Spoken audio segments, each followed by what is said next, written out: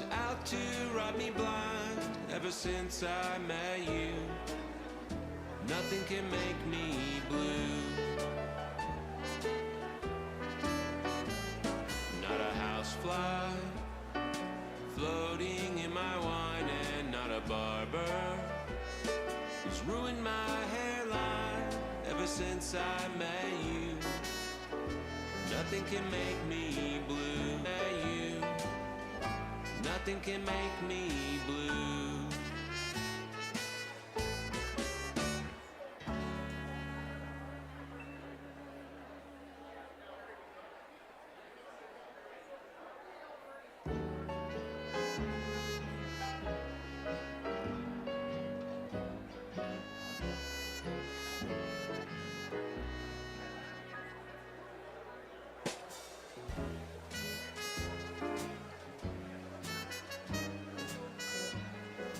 And a democracy is only good. It's the last voter. And a democracy is only good. Democracy is only good. The last voter. The last voter to come out of the ballot box, voter standing or whatever, right? A democracy is healthy when there's civic engagement. The degree to which civic engagement goes down, so does your democracy. So we're going to have to get far, far more involved if we're going to save this nation. There's got to be ongoing civic engagement.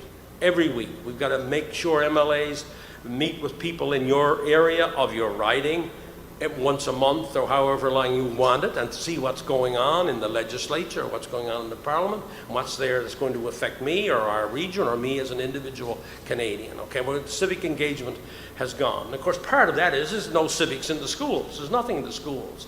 The students come out of grade 12 and they don't know a darn thing about how the municipal council works, let alone the provincial government works or how the federal government works, right? And so we have become, I guess, a complacent society. You know, Plato talked about this. He said, you know, democracy is not going to work for very long, right? It's just not going to work for very long because you need this incessant engagement all the time in order for, it's a fragile thing. The majority of people in the world don't live in a democracy, for example. Never did. That's how fragile it is. That's what we're talking about, trying to save something that's very, very unique, very fragile, but worth fighting for and worth keeping so that there's freedom and liberty in our nation and that part of the globe where we live. That's why it's so important.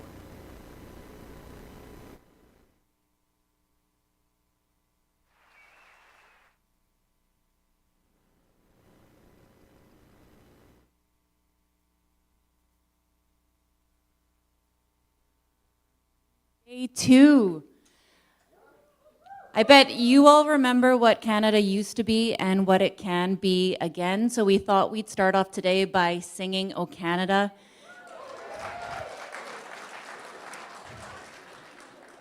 Yeah, please sing with me. Jonathan asked me to sing this to you, but I'm actually a terrible singer, so if you guys could drown me out, that would be much appreciated.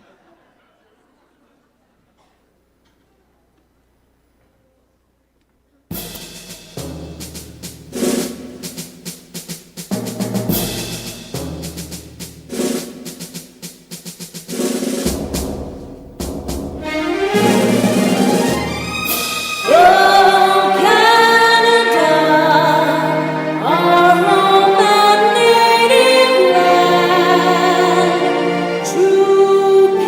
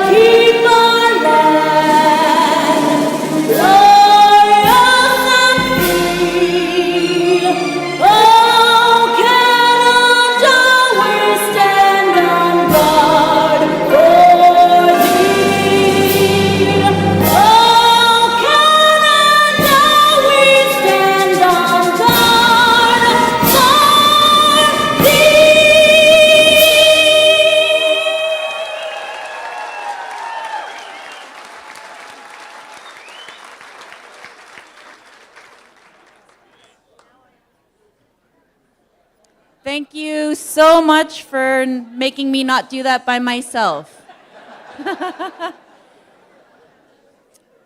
Everybody, welcome ZUBY back to the stage.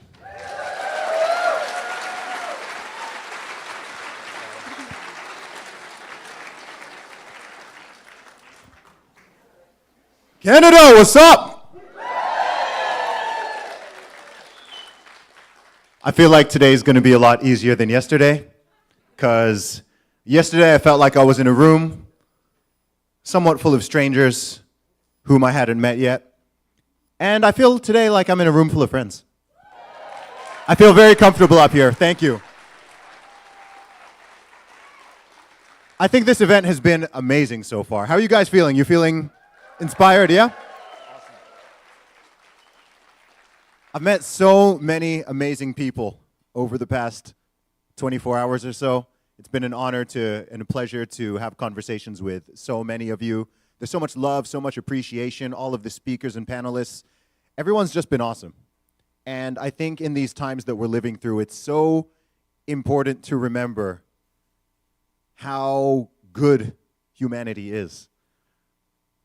I think, unfortunately, just due to the way that the media and social media and even just the human mind works, we're so trained and prone to focus on the negative all the time, to focus on the evil and the darkness and the negative anomalies and situations that make us put our guards up, that make us put our warning up. And in light of that, we can lose sight of the fact that most people are good and decent, or at least doing their best to be, because that doesn't make the news, that doesn't go viral. That's just basic human decency. And this is just a very powerful reminder of how real and true that is in this nation and elsewhere.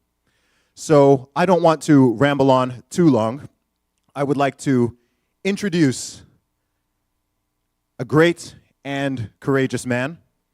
I remember discovering him a couple of years ago during this whole scamdemic situation.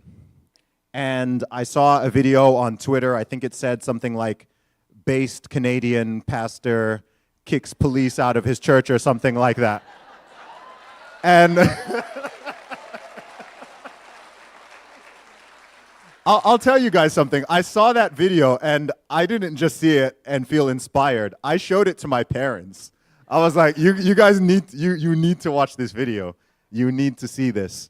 I'm a man of faith myself, and I wish that, thank you. Give it up to God. Big shout out to God. Shout out to God. Honestly, so many beautiful souls in this room. And one thing that I did notice across the world that I was personally quite disappointed in was the absence of leadership and courage from churches, pastors, priests.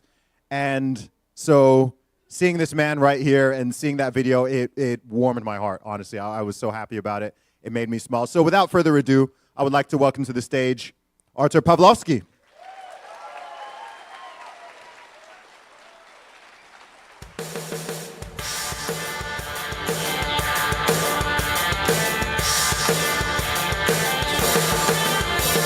Something wrong with Canada, there's trouble in the land. The government is rolling with their genocidal plan. They sent the Nazis to the cave of land, but they ran into a pastor willing to take a stand. He told them, get out, go away, leave our house to pray. We will take communion and worship it every way. I tell you, get out of my church, you Nazi scum. God is with us, it is over, we've already won. Like a dog on a bone, please phone the pastor's home. And like a common criminal, the book's been thrown. Trick or treat was denied, Stephen Johnston lied. He forgot the pastor had the good Lord on his side. So today is the day, through the blood of Christ we pray. Prosecutor Johnston was an agent of the crown, a wicked little minion trying to burn the country down. He prosecutes the boys and goods and keeps them in remand, while he puts Pawlowski's sermon on the witness stand. The pastor preached to be free, His solidarity, Stephen Johnston called it mischief in the first degree. Judge that naughty Polish pastor when the son told the truth, so I'm gonna rail to put him in jail, along with the boys from KUNTZ. They're like a dog on a bone, they stole the truckers' homes, and like some common criminals, the book's being thrown. And while the trial is denied, cause Stephen Johnston lied, he forgot the truckers had the good Lord on their side. So if today is a day through the blood of Christ we pray. 50 days was just a taste of Lord Pawlowski's prison days, cause prosecutor Johnston's gone insane. He knows the judge will be a crook like Gordon Cricky and John Brooke, or even David Gates and Adam Tremaine. Crooked judges won't obey the laws, but God has never lost. He's the judge of judges, watching every single line they cross. Pastor Arthur is a man of God, standing in their way. The Father, Son, and Holy Ghost, for the crooked souls we pray. A pastor gives a sermon to a persecuted crowd. He's the only one who did his job when truth was not allowed. And for the crime of preaching to every Canadian, prosecutor Johnston seeking 10 years in the pen. Because he cheats and he lies, we will not comply. We stand on God for Canada no matter what we try. This is it, it's a war, we've seen it all before. The communists are coming and they're banging down the door. They're like a dog on a bone, they'll storm into your home. And like a common criminal, the book will be thrown. During your trial, you'll deny while the prosecutors lie. So don't forget the pastors, keep the good Lord on your side. And if today is a day through the blood of Christ we pray. If the pastors are in prison, there's trouble in the land. Once they grab the pastors, they come for the common man. If the pastors are in prison, there's trouble in the land. Once they grab the pastors, they come for the common man. If the pastors are in prison, there's trouble in the land. Once they grab the pastors, they come for the common man. If the pastors are in prison, there's trouble in the land. Once they grab the pastors, they come for the common man. Praise God.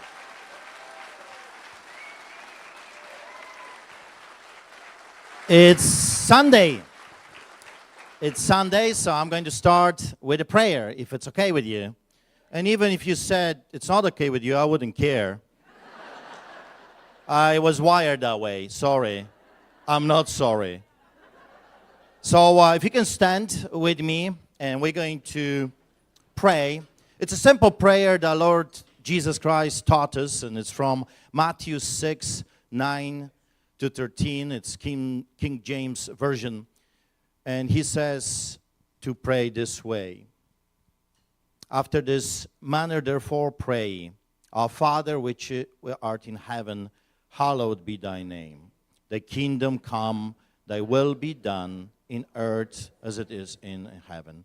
Give us this day our daily bread, and forgive our debts, as we forgive our trespass against us. And lead us into temptation, but deliver us from evil. For thine is the kingdom, and the power, and glory, forever. Amen. Well, you memorized a different version. That's okay.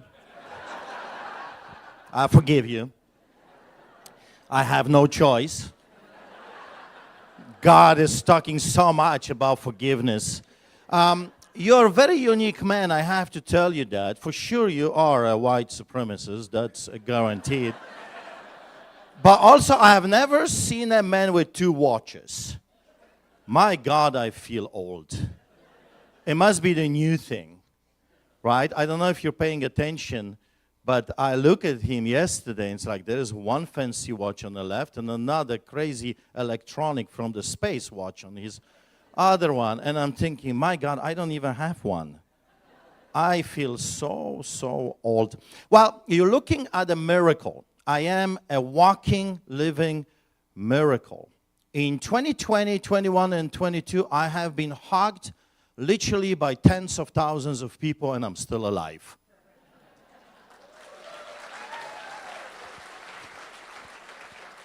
It must be a miracle, because we were told that having a coffee with your brother is going to take down the entire city. Also, I am a survivor. I have survived a Christmas of 2020. Canadian government declared that if you dare to have Christmas during that time, I don't know if you remember, but they canceled Christmas, and they've told us that if you're going to have Christmas with your family, then you're going to kill the entire city. I remember the Calgary chief of police sent officers to monitor our driveways. If anyone is caught having extra family for a Christmas dinner, that's it. Break the door, arrest them. And when I was hearing those crazy things from behind the Iron Curtain, like I remember growing up under the boots of the Soviets, I thought to myself, like, my God, those people are insane. I think they think they're Grinches of some sort. They're going to steal Christmas. So what I did, I mean, I was always the same. What I do is always the opposite, what Satan is telling me to do. So when they were telling us cancel Christmas, I went on television and I invited people to the biggest Christmas celebration in the land. When they were telling us to cancel our family dinners, I invited my friends, my entire family. I took a picture and I sent it to them, and I told them, come and get me. So eventually they did. But if it comes to Christmas, I'm a survivor. I survived Christmas of 2020. We had thousands of people showing up. We were doing unthinkable. And I know I'm guilty as charged. I was told that if you dare to sing, the whole neighborhood is going to collapse. Singing was outlawed, so I hired carolers. And I told them, just you keep singing. If we all drop dead, then we see Jesus like right away. That's a bonus. Also, what I did, I fed the poor. That's what I do for the past 25 years. I don't know if you know that my story started not because I wanted to keep the church's doors open, but because I fed the poor. I became the first a blessed Canadian to get a COVID ticket at the beginning of 2020, not for keeping the church's doors open, but for feeding the poor. I run a soup kitchen. We feed thousands of people every week since 1999, 25 years, and the Canadian government has not been happy about me. So I received over 350 citations, over 120 court cases, 16 arrests so far, and many times I was detained. Actually, the truth is, we were just in Detroit, Michigan, and we were coming back with my wife and my son from a big rally, and my son was detained again. That's the 5th time the Canadian authorities arrested my son because he dared to speak to the European Parliament just a few years ago in my behalf when I was still under house arrest. So this journey, if you will, continues for my family. But we also, during the 2020 of the Christmas celebration, we fed the poor, we had AAA steaks. And I think that's what enrages them the most, that we dare to feed the poor with Alberta's best AAA steaks. I think, when I'm thinking about it, I think that's where my guilt lies. Because they cannot understand how a little guy from Poland with a broken English, that sometimes I'm thinking, God, did I say the right English word? Or it's Paul English? And I'm just inventing stuff up. I'm not sure sometimes. So they think and they look at me and they say, how come? I had police officers, I had politicians. I mean, I was offered $2 million to shut my mouth. I'll never forget, my mom calls me and she said, well, I see you're still yapping. Yes, Mom, I'm still yapping. Well, you're kind of good at it, so keep yapping. And if you know your Bible, you know that you are to obey your parents, right? Honor your mother and your father. So I'm just simply doing my job, obeying my parents. I'm still yapping. But I didn't know that my yapping is so dangerous until I was offered a guaranteed seat at the legislature by the Premier Daniel Smith just last year. I didn't know that my yapping is so dangerous that I was offered $2 million to keep my mouth shut. I was offered a government job. I was offered all kinds of different things. And finally, after 8 months, about 10 months of coming to me and offering this and offering that, they realize I'm not for sale. And I'll tell you why ARTUR PAWLOWSKI and my family, why we're not for sale, because we have already been bought by the precious blood of Jesus. You cannot sell something that you don't own.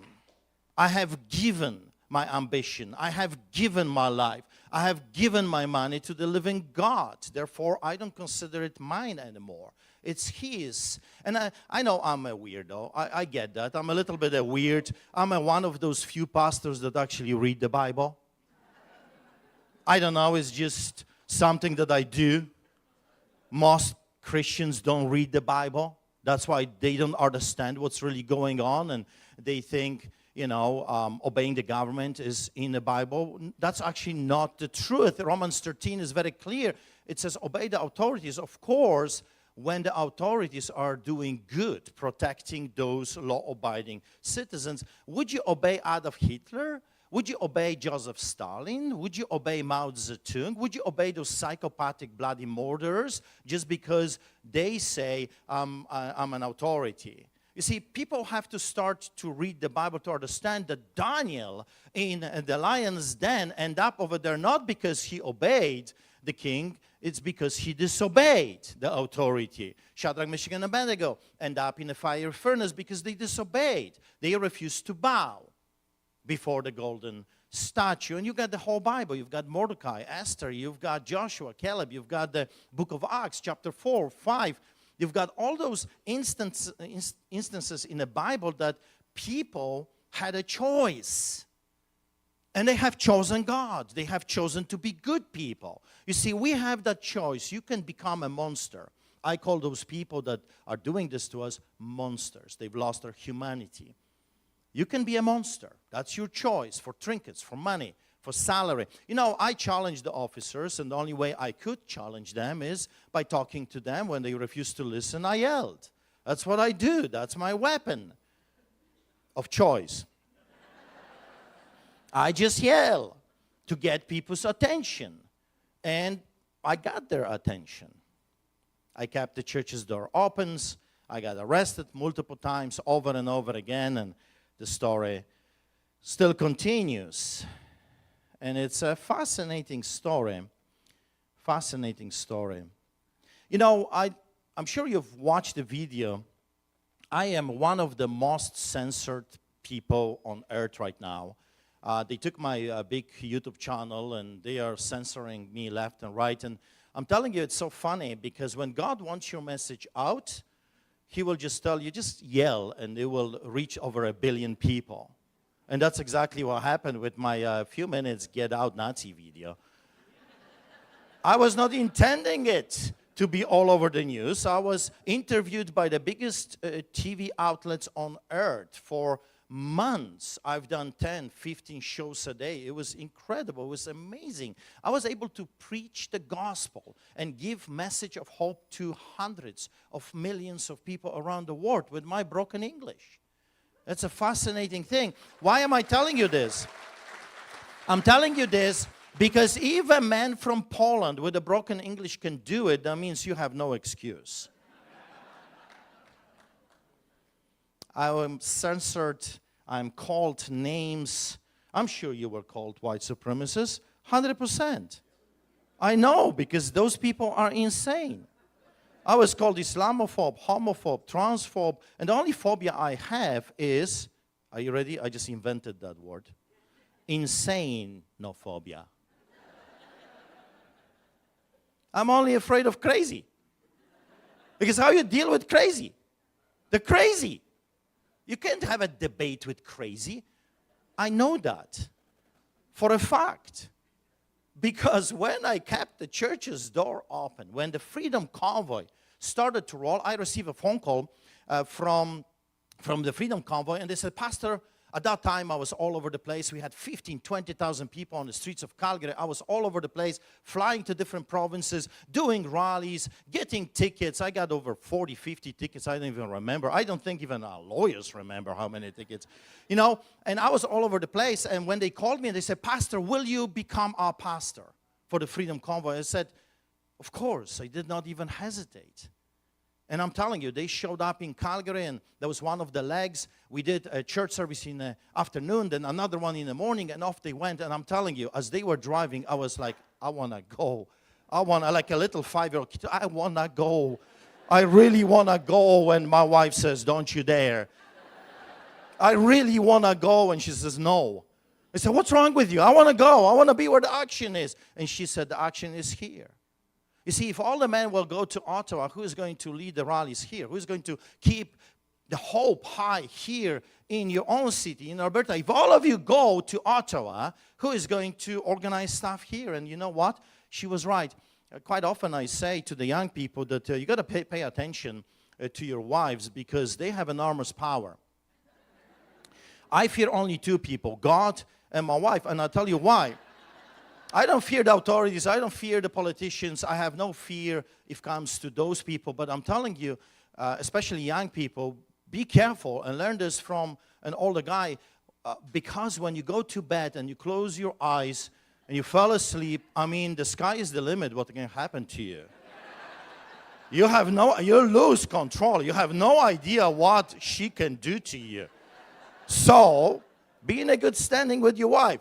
God first. Wife second, everything else will follow. So I listened, I stayed behind, and oh God, if I knew that the action would be actually in KUNTZ, Alberta, in the smallest little town with a few hundred people, I would not believe you.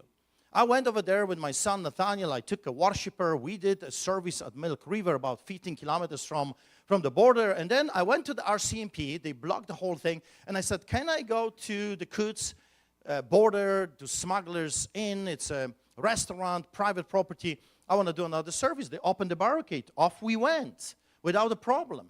And I did 90 minutes mini sermon that I don't really like myself. You know, lots of emotion. I was telling them about the solidarity movement that I witnessed when I was growing up, the power of the people, stand for God and state-given rights, do it peacefully. 3 times I told the people to do it peacefully. No guns, no swords. Apparently it was good because they're talking about this to this day. Apparently it was very good because a few days later, I was arrested by every force in the land. It was the greatest takedown of Al Capone of Calgary.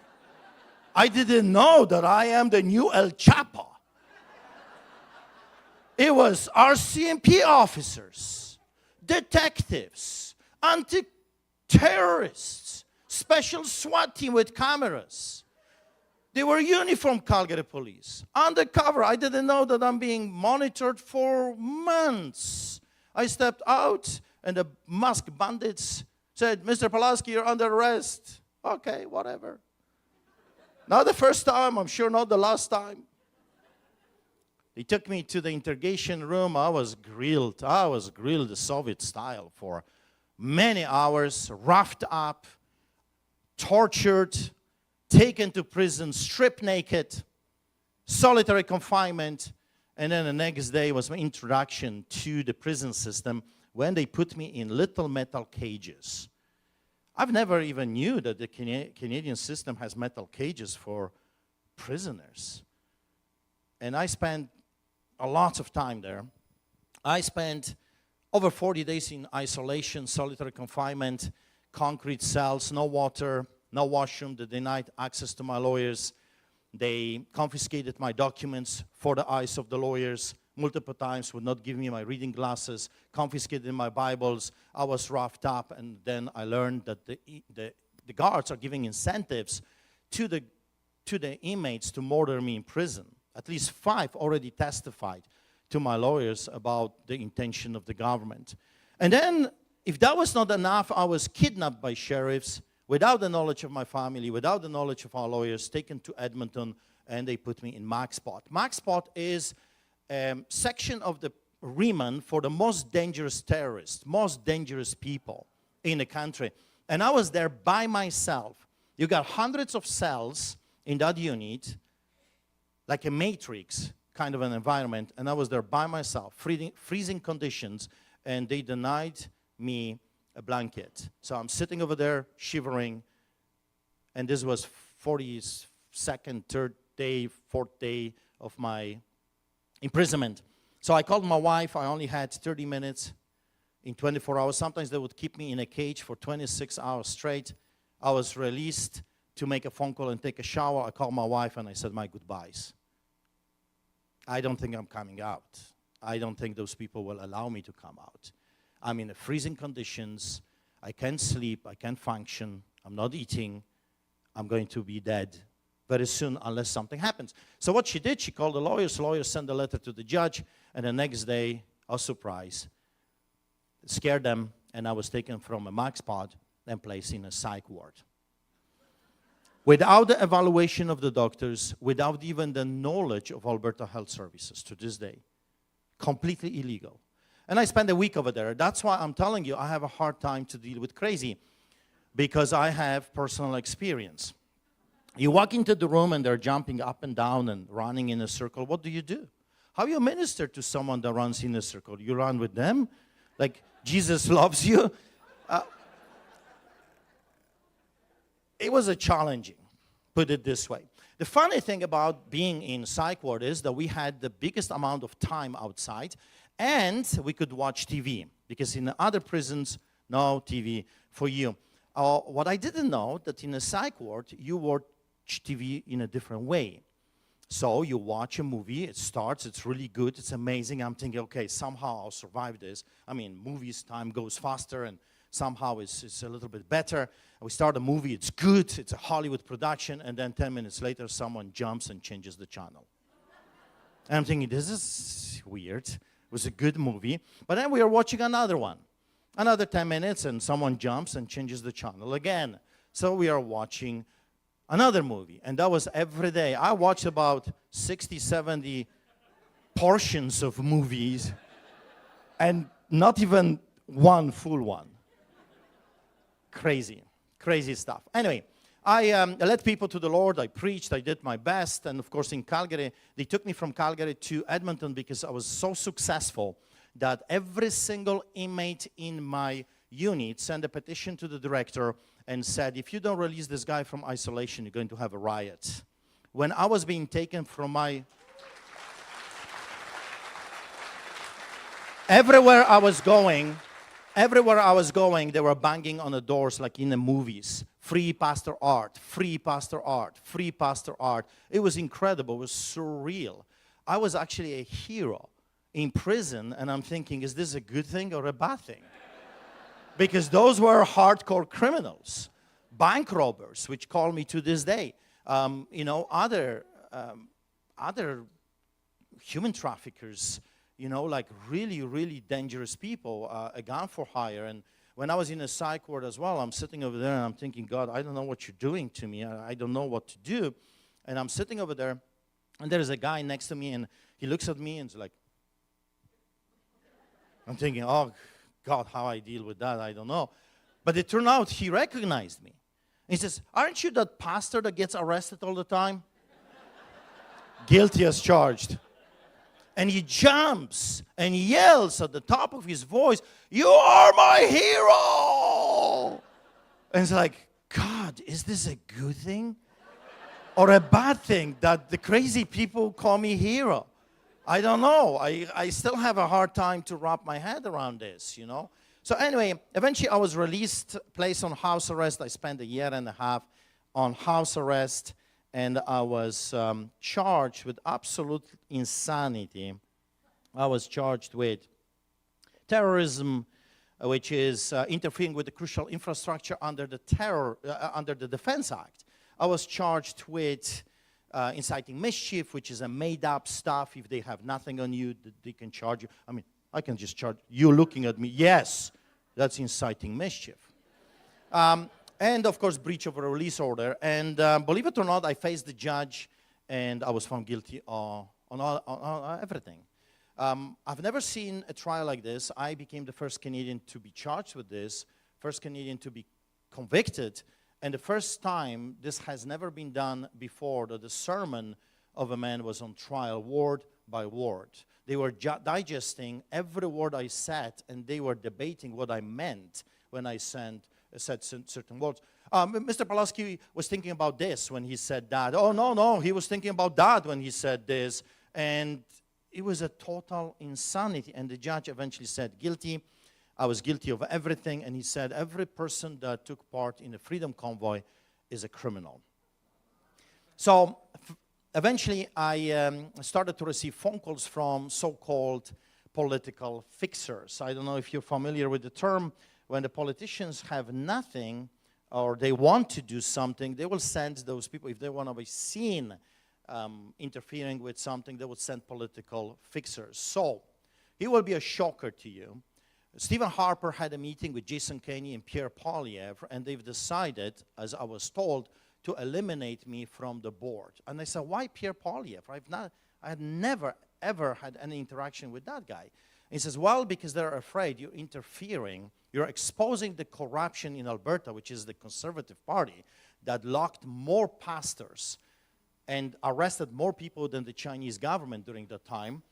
And you're talking about this, therefore you're jeopardizing our federal election. You need to be eliminated because we offered you money, we offered you job, we offered you a guaranteed seat at the legislature, and you're not buying it. Therefore, we need to eliminate you. So the threats, they put my house on fire, they put our church on fire, they destroyed our children's bus, my tires of my pickup truck, they unscrewed the tires, and the tire just took off in the middle of the road. I was physically attacked, I was threatened, I had Antifa in my home, jumping, dressed in black. I mean, everywhere I went, I was either followed by the crazy people or the crazy people from the government. And it was a dangerous situation for sure. And then the blackmail started to come. The Canadian government said that if you don't keep your mouth shut, we will assassinate you. We will, the judge is bought and paid for, and you're not coming out. Pack your bags, you're going to prison, it has been decided, you're not coming out. And I had a choice to make, just like everybody else, and I said, I'm sticking with Jesus, no matter what, because in the end of the day, you can sell your soul for trinkets, you can sell your soul because of fear, but in the end, you will become a victim no matter what. And that's why I used to say to the people, lions do not bow before the hyenas. We eat them for breakfast.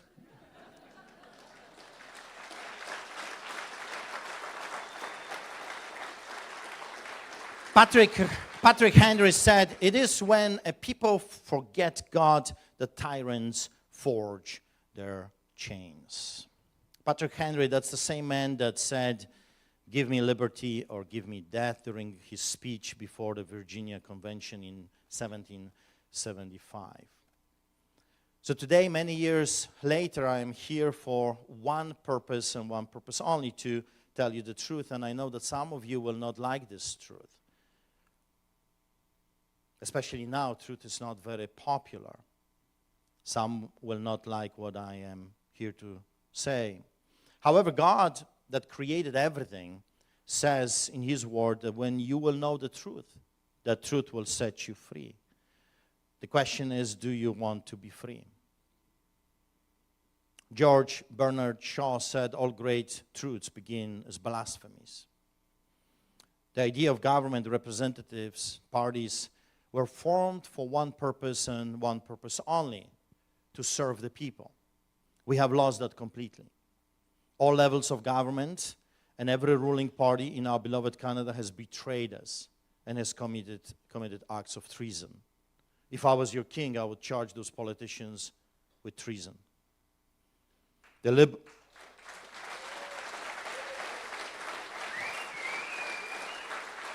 This has nothing to do with forgiveness. This has nothing to do with our Christian faith. Actually, maybe it has everything to do with our Christian faith, because justice demands restitution. We have to do something with the evil that they unleashed on us. You see, I believe in Nuremberg trial. I believe that it was important. It was symbolic. Yes, I understand that out of 50,000 SS Officers, only few were charged, but it was still important. The whole world came together and said, what we have seen was wrong. I'm looking forward to Nuremberg number 2.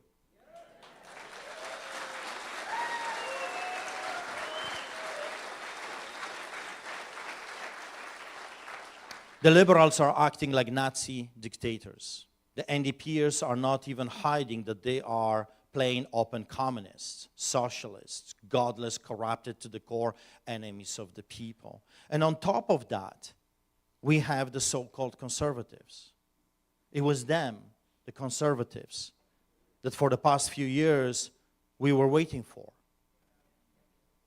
to fight for us, to defend us from this unbelievable attack on our families, children, our rights and freedoms that we witnessed in the past few years.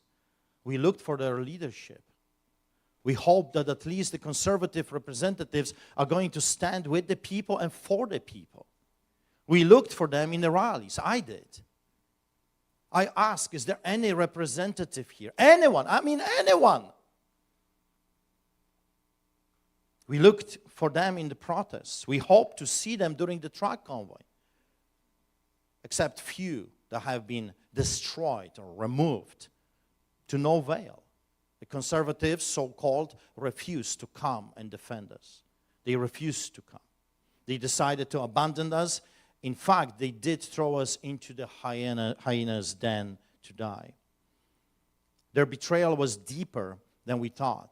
They benefited greatly from our hardship. They did not miss a paycheck. They got bonuses and they gave themselves raises. When we were being destroyed, ticketed, arrested, hunted down, they were being protected and well paid. You don't believe me? Well, here it is. I'll do my best to read this because I don't even know how long I have. Club of Rome, brought to Canada by Pierre Trudeau, April 1971. Bilderberg Group, another globalist organization attended by liberals and conservative prime ministers, Pierre Trudeau, Lester Pearson, Stephen Harper, Jean Chrétien, Paul Martin, as well as premiers, Jason Kenney, Alison Redford, Brad Wall, Mike Harris, Gordon Campbell, Bernard Lord, Frank McKenna. World Economic Forum, over the years attended by Justin Trudeau, Stephen Harper, Michelle Rumpel, Chrystia Freeland.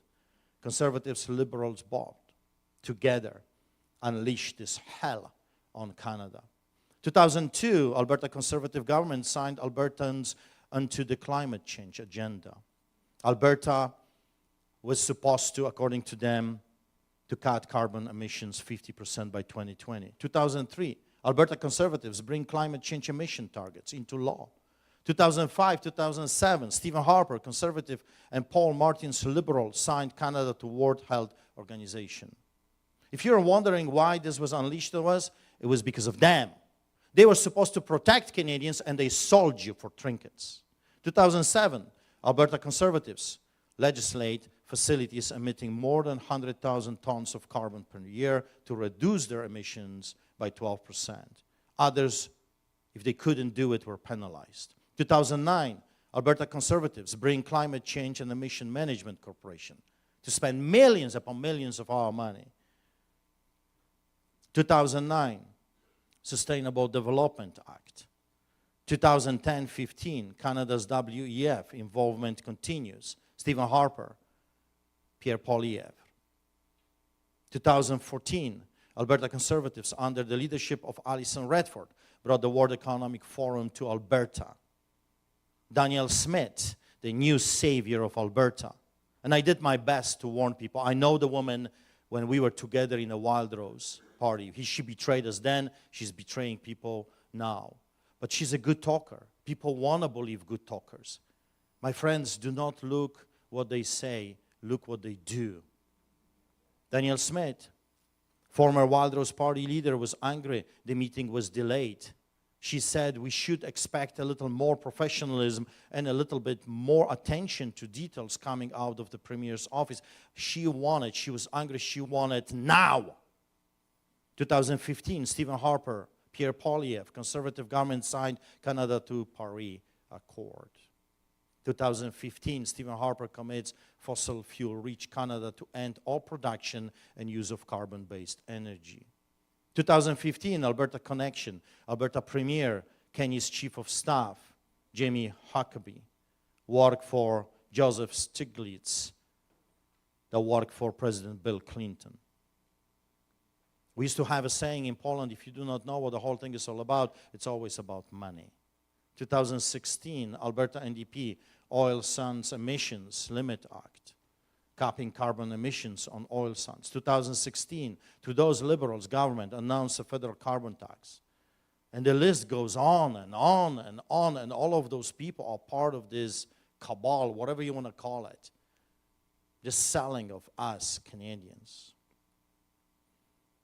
2021, Alberta UCP, the saviors of Alberta, are asking Ottawa to commit $30 billion in spending or tax incentives over the next decade to spur the building of large-scale industrial carbon capture projects.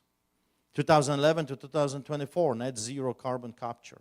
Alberta gives almost $2 billion to that. 2020, World Health Organization. COVID-19 tyrannical pandemic begins. All parties involved. 2020 to 2022, tyranny, pain, devastation inflicted on Albertans and Canadians, millions forced vaccinated, loss of jobs, families, human life, communities, country destroyed, all because of WHO. 2022, an Emergencies Act imposed by Trudeau's Liberal government. 2022, digital ID. Remember when the Premier Danielle Smith said there will be no digital ID, then she went, had a meeting with the federal cabinet minister, comes back with $2 billion, and right now in the province of Alberta, in a health system, there's already digital ID implemented. Look what they do, not what they say, please. Canada has fallen. Economy is falling down. My background is business, and I'm telling you, the housing market is such a big bubble, the whole thing is crumbling. 2008 will be nothing in comparison to what's coming. Do not spend your money on foolish things. Prepare yourself. Get silver, gold if you can. Do something outside of their system because their system is coming down. Commercial real estate is coming down. When that happens, residential real estate will follow. It will be a disaster only comparable to Great Depression. 2024, Danielle Smith, UCP government, amend Public Health Act, falling to remove medical tyranny. Do you know in Alberta, during a declared state of public health emergency, medical officers of health, including the chief medical officer of health, retain final decision-making authority for orders impacting a specific person or persons or a specific public place. You see, they're all the same, traitors to the Canadian people. Todd Wagner said, truth sounds like hate to those who hate the truth. I'm a pastor. I'm here to tell you the truth. I see the enemy of time standing at my right.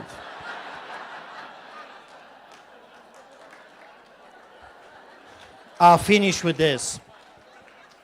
I don't want you to be in despair. I have filed the biggest lawsuit in the history of Canada. I'm suing Attorney General. I'm going after the Chief of Police. I'm suing the prison.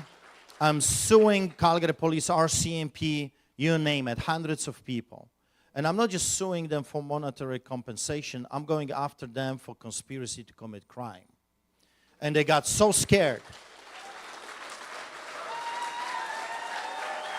They committed a crime. I'm not interested in money. If God wants me to have money, He's going to give me money. I'm here for justice. Canadians deserve justice. Canadians deserve to know who did this to them and why was done to them, because they got money. Because you were suffering, they got in and reached themselves. So we're going hard. I already got contacted by the government telling me that this will take forever, 10 years, that they're going to bleed me with money, millions of dollars. And I said, listen, tell your bosses that you're dealing with Artur Pawlowski, and I am more stubborn than all the donkeys combined together.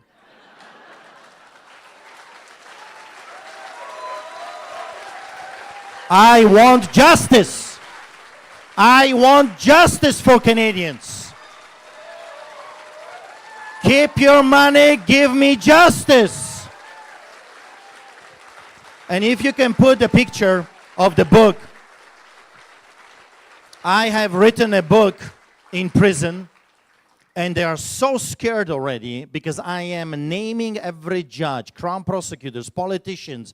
I'm going to tell you in the book. Can you put the book up, please? The slide. I am telling you, the fixers, what Premier said, the phone calls, all the background story of Get Out video, why I said what I said, all the arrests, the conversations, the whole 9 yards. You will be able to see it and hear it, and it scares them so much that I had to hire an American publisher, brave enough, that would be willing to publish this. So what I want you to understand, and I'm ending, I know you're going to tackle me in a second. What I want you to take, there's so much more if you're interested in this corruption within all the levels of government, all the parties. We need a new set of people. We need a new political parties. My dog would do a better job than all of those politicians right now. Because my dog doesn't want to hurt you. My dog wants to love you. Give him a trinket and he's a happy camper. Those people are never satisfied, like beasts that keep stealing, keep eating. We already pay 55% in taxes. This morning I read that in BC, 30% of people from BC want to move outside of BC. We are being hunted down by our own government. But what I want to end with this, look at me. A Polish immigrant with a broken accent, without the political power, without money, standing in front of you, even though the government unleashed every weapon at their disposal, the mainstream propaganda, crooked judges, crooked crown prosecutors, crooked police, and yet I'm still standing in front of you, unmoved, unshakable, unbroken. And I'm telling you, I know how the story ends. We win. The enemy just doesn't know it yet.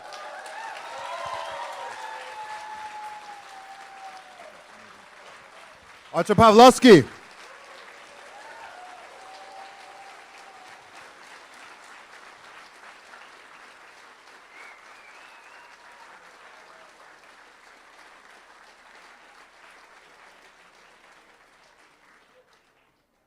Praise God. Okay, our next speaker is a Canadian journalist, filmmaker, content creator, social and cultural and political commentator. I'd like to welcome to the stage Lauren Southern.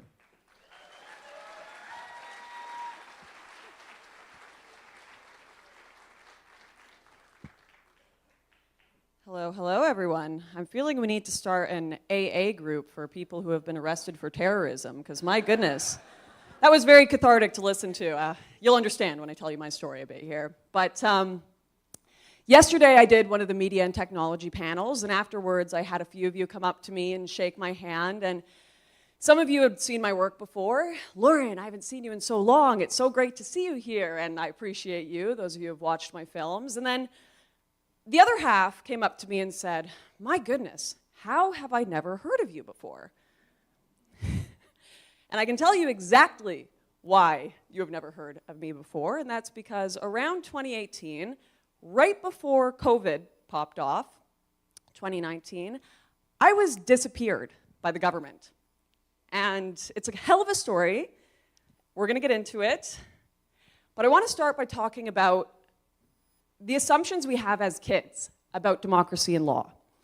Because this is all about democracy and law, and I think we all believed that the liberal countries we lived in were always going to have this freedom. I did. I'm the last of the millennial generation, and I always thought, you know, I'm always going to have a right to vote. I'm always going to have freedom of speech. These are kind of a given. I only got into the culture war because I grew up in Surrey, so I was dealing with mass immigration. They had just introduced social justice 12 courses to my high school, and I'll never forget them separating us by gender, by race, by sexuality. And I had a friend of mine, actually, who was put on the oppressed side of the lockers, or privileged side of the lockers, who I knew came from a really horrific family, and they told him, you are an oppressor, you're a privileged individual because you are white and male. And then I had some of the kids on the other side who came from very wealthy Chinese families that were told they were oppressed. None of it quite added up to me. But I didn't get involved in political activism because I thought that liberal democracy was going to disappear overnight or anything. I had a general assumption that this was just the nature of things. We've got these rights. Bad assumption. Anyways, got involved in the culture war, went off. I started working for Rebel Media for a bit and went out into the world. And my first kind of inkling that the world is not all that it seems was when I decided to go and do some reporting in the UK. Now, Vice Media had just published an article saying, Jesus Christ is a transgender man. I don't know if any of you saw those pieces. You probably remember there was kind of this thing, definitely in the early 2000s, where people thought it was very cool, very edgy to create art pieces like Piss Jesus and all these things. Wow, you're criticizing Christianity, brave. And I kind of figured, do you guys think they would do this about Allah? Do you think Vice would ever criticize Islam in this way? I didn't. I mean, Charlie Hebdo tried that. We all saw what happened there. So I figured I'd do a little bit of a YouTuber social experiment where I was going to hold a pride parade. We all love pride parades, certainly Progressive Canada, Progressive UK. Why not? I decided to hold it in Luton. There's a few people here that know about Luton. Luton is a very, very, very high Muslim demographic population in the UK. So we set up our little stand, and we had these lovely, gorgeous pride flags with signs that said, Allah is gay.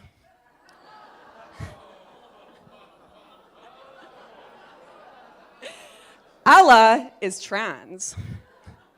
Allah is love. Allah is all of us, right? I thought it was a nice message. I will never get the image of my producer walking up to women in full niqab and handing them these pride pieces of paper, inviting them to come to our pride march. I am not joking. Within 20 seconds, there was nearly a riot. We were surrounded by people spitting on us, screaming in Arabic, and within a minute, the police trucks had shown up. Now, one would think these brave police would come to help the poor LGBTQ protesters being attacked here, right? No. Instead, I was told that I would be arrested immediately if I didn't take down the stand. Of course, I look at them and I'm like, we are just a gay rights group being attacked here. What's the issue? Didn't care. They said we were inciting hatred by doing it in this area. So personally, I felt we had kind of proved the point, right? Is it really that edgy to criticize Christianity, or are Christians rather peaceful people who aren't going to do anything to you, and so you get to pretend to be fake edgy by doing that while avoiding the actual religions that are operating in oppressive ways? I thought I made my point. I was arrested after that for terrorism. Schedule 7 of the Terrorism Act in the UK. They pulled me in, and I was held for 10 hours in a little cell. They gave me a Quran, gave me a Bible to read, some food, and then they brought me into a little room where they have the two-way mirror, very movie-like, 4 cops surrounding me. They put the giant tape recorder in the middle, asked me my name, everything. And, you know, no one prepares you for being arrested for terrorism. And this is where that belief I had as a kid that, you know, generally the Western world, you have rights, you have freedoms, our democracy, our law, they function as they should, started to crack. Because I learned very quickly after being handed a little pamphlet that I did not have a right to remain silent. Did you guys know that there are laws that take away your right to remain silent? I could be charged for not speaking under Schedule 7. So without a lawyer, I was forced to sit down and talk to these people. And we talked for ages and ages, and they got nothing on me. They threatened me to take my phone, all of that. And, you know, I'm like, I'm just a 20-year-old girl making YouTube videos, okay? Don't you have bigger issues to deal with here? I'm pretty sure there's, like, refugees pouring over your border every second. I don't know what you're doing with me here, but anyways, didn't matter. Eventually, 10, 11 hours later, I got a form saying I had been banned from the UK entirely, not allowed to come back. And I was banned for racism. To this day, I'm trying to work out how holding a pride parade in a Muslim neighborhood has anything to do with race, but I think they just came up with something and we're like, we've had enough with her. She's questioning our orthodoxy. That's very problematic. And once again, people don't prepare you for being banned from a country either. Like, what does that look like? How does that work? They walked me to the border wall. I was in Calais, the British part of Calais, and they opened the gate to France, asked me to step out, closed the door, and said au revoir. I was in the middle of nowhere with a suitcase. I had to walk hours to find a McDonald's, sat outside it until it opened and charged my phone and found a way to get out of there. But yeah, that was my first kind of inclination that, maybe the world I thought existed when I was younger isn't quite, maybe there's something up with our governments here. Then I started doing a little bigger projects, journalism, and I went to Turkey. And I was reporting on the mass migration crisis going on into Europe, and I figured I wanted to see, where it was all starting. What were these human traffickers doing? And we knew that going to Turkey was going to be quite contentious. They jail more journalists than they do in North Korea and Turkey, so we were taking SD cards, hiding them in the bra and the socks, and going through. We're just here as tourists. And we got to actually wait on the shorelines of Turkey and follow human traffickers bringing migrants to the boats in the middle of the night while gendarme helicopters went above us with lights and these olive groves. And when you're like a kid, I know you probably look at me and think I'm a kid, but listen, it was like 8, 9 years ago and I felt like a kid. And you feel invincible. I felt invincible, especially after that. I'm like, let's keep going. Let's go all the way to the border of Bulgaria. Let's jump in one of these cars with traffickers. Let's document the entire thing. So we went all the way up to Kirklareli, and we split up our team, and we were filming along the border, just getting some shots of the border wall between Bulgaria and Turkey. And we see a little car in the distance, starts driving towards us, and I realize it's a military truck. As it gets closer, we see it's armed military, and we're like, oh geez, this is gonna be a situation. They start yelling at us in Turkish. We get out of the vehicle after we've hidden all of our equipment, and on the ground, at these kind of moments, I kind of disassociate. I'm like, I'm watching a movie right now. This is Midnight Express. This isn't my life. And they're yelling at us in Turkish. It's gonna be bad. I remember my Australian, it was an Australian commando. He's looking at me and he's like, okay, as long as we don't get handed over to the gendarme, we're gonna be just fine. It's gonna be good, all right? They can't charge us with anything. They take us to a Turkish military base and feed us, do all the papers, all that, and we think we're gonna be good. And then 2 hours later, a gendarme truck comes by to pick us up. We get taken to the headquarters in Kirklareli, and this is still, it's a little bit middle of nowhere. You go to the washroom and it's got a swinging lamp and a hole in the ground, dirt, and they got a giant painting of Ataturk in the room and everyone's chain smoking, you can hardly breathe. And we get told that we are facing 5 years in Turkish prison. And once again, it still hasn't fully processed. Okay, 5 years in prison. I don't even know. They're telling us it's for trespassing on military territory, but it's probably because we're journalists and they want to be able to use us as a political asset. And then we have this moment of salvation where they say, we've got these papers you can fill out to notify your embassy that you are here and under arrest and possibly going to prison.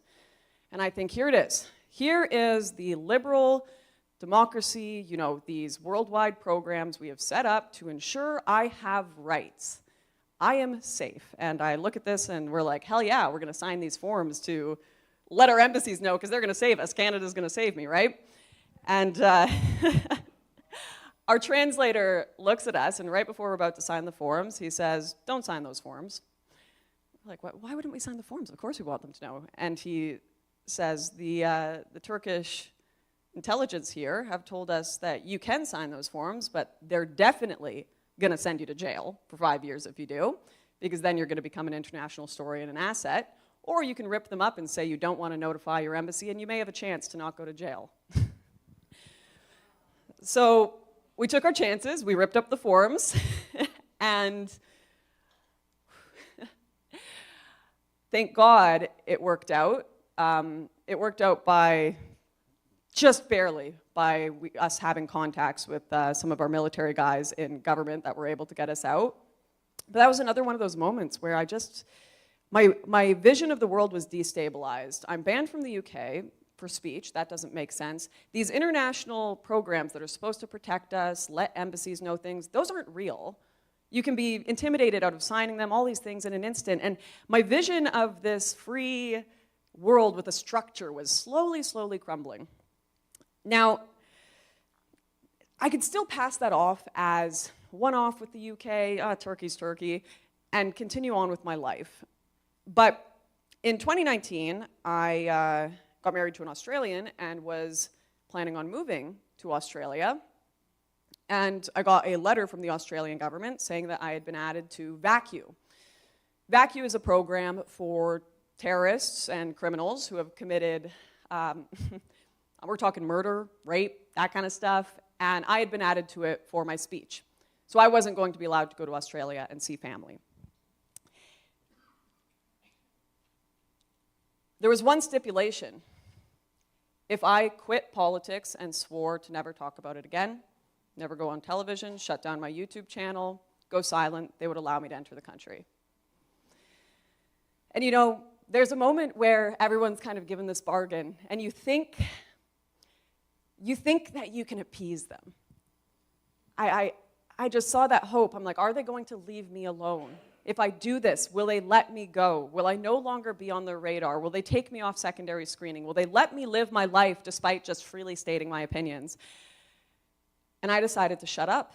And I know some of you will judge me for that, but you know, when family's on the line, some of us make those decisions. I decided to shut up because I thought maybe I could go and live a normal life. Stepped away from politics, they allowed me in the country, and not long after that, COVID pops off. Australia goes into one of the toughest lockdowns around the world. And I can't say a damn word about it. I can't tell my story. I can't go and speak up the way I used to. I can't fight for my country. I'm trapped in a country that literally is having concentration camps for people that may be COVID infected. And I still had family in Canada that I wanted to go visit, so I'm trying to fly back and forth. And I'm sure any of you who tried flying during that period know they had shut down most of the flight routes between a lot of these countries, except one flight route between LAX and Vancouver for a while. So if I wanted to see my family, I had to take that route. I was able to get through once, and then when I decided to go back to Australia, the American government pulled me in and told me that I was being detained. This was when I had quit. I had given it up. I thought I had appeased the government. And they questioned me for 8 hours, made me miss my flight, and I was banned from the US for my political opinions. So I wasn't able to travel there. I had already given up and appeased the government, I thought. Apparently not. I was able to get back to Canada through Japan after multiple attempts to go through the US, or back to Australia through Japan, and then I was stuck. They took me in the military truck, had to go into the camps for 2 weeks, all that kind of stuff, horrific stuff. And I was stuck in Australia for a year without being able to visit my family in Canada. And I got news that my grandmother was dying, and I know that many of you will have stories like this. And she had maybe a month left to live. And she was a very, very important woman to me, one of the most amazing women I've ever known. And I was desperate to get out of Australia just to see her one last time. I contacted every government outlet I could. I tried, I booked flights, and I kept getting rejected and rejected until the government told me in order to go see her, I was going to have to provide a death certificate. I had to prove that she died before they would let me see her. So I had to wait for my grandmother to die. I got her death certificate, was able to give that to the government. They still wouldn't let me leave the country. I was able to get a friend in government because we're living in, this is like Soviet Russia stuff. You got to have connections if you want to get anywhere during COVID. I had a friend in government push through my documents, and I was able to get home for the funeral. But there was one last test. I show up at the airport, and they look at me and they say, okay, you haven't seen your family in a year. You want to go to this funeral? You need to give us every single one of your hard drives, computers, your phone. Give us all the passwords. Let us download everything, and then we'll let you see your family. And, you know, I've never felt so violated in my life, but what was I going to say? I was a broken person. They had broken me at that point. And I was able to get home, and I still have, like many people, I think, a lot of PTSD around everything that happened through COVID, the violation of our rights, all of that. But, you know, there was someone that mentioned post-traumatic growth here. And even listening to Artur's story here, one thing I realized with COVID, as crazy as this is going to sound, it was one of the most cathartic things I experienced in my life. Because I felt like I was losing my mind. I had this version of reality in the world that I had experienced where my government was violating my rights just for my speech. I was banned from countries. I was being pulled in for questioning sessions.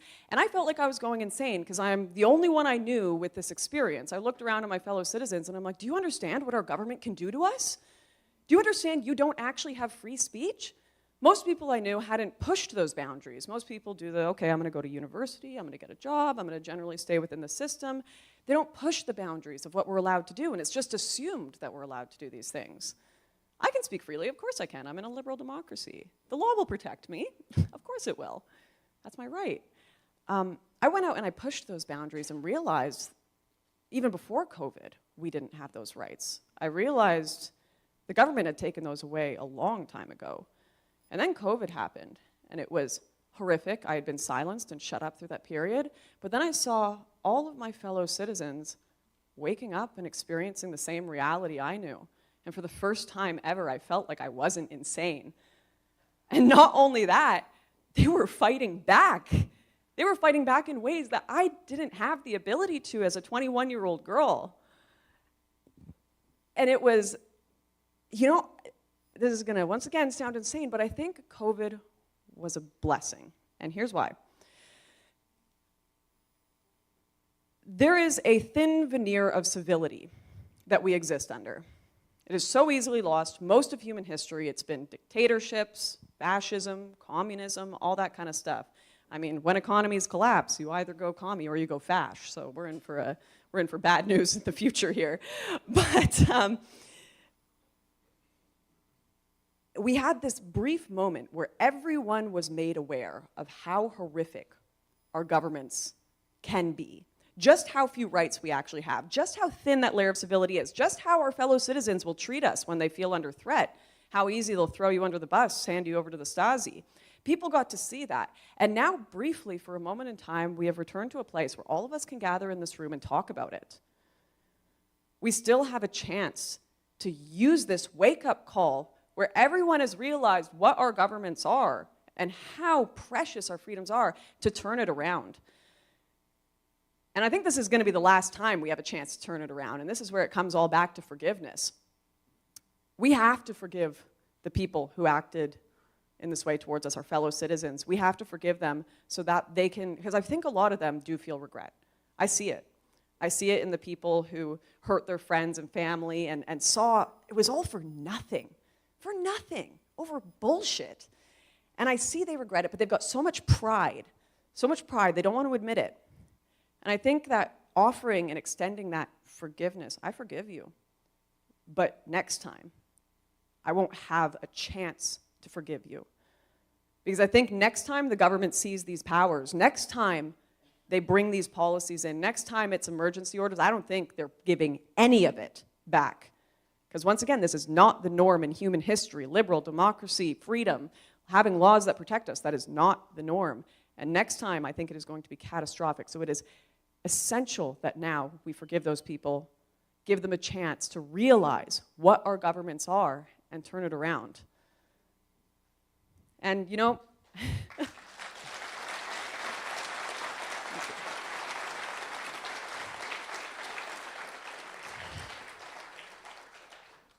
yeah, I just want to, once again, just thank all of you tonight for this catharsis, this AA for people who have been arrested as terrorists, this, for the first time in my life, I don't feel insane. For the first time in my life, I feel like,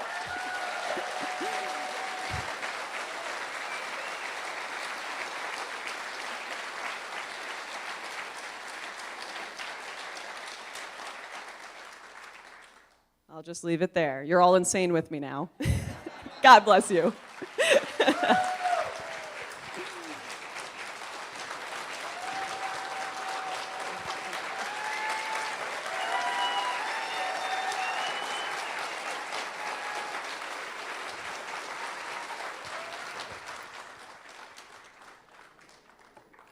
One more time for Lauren Southern.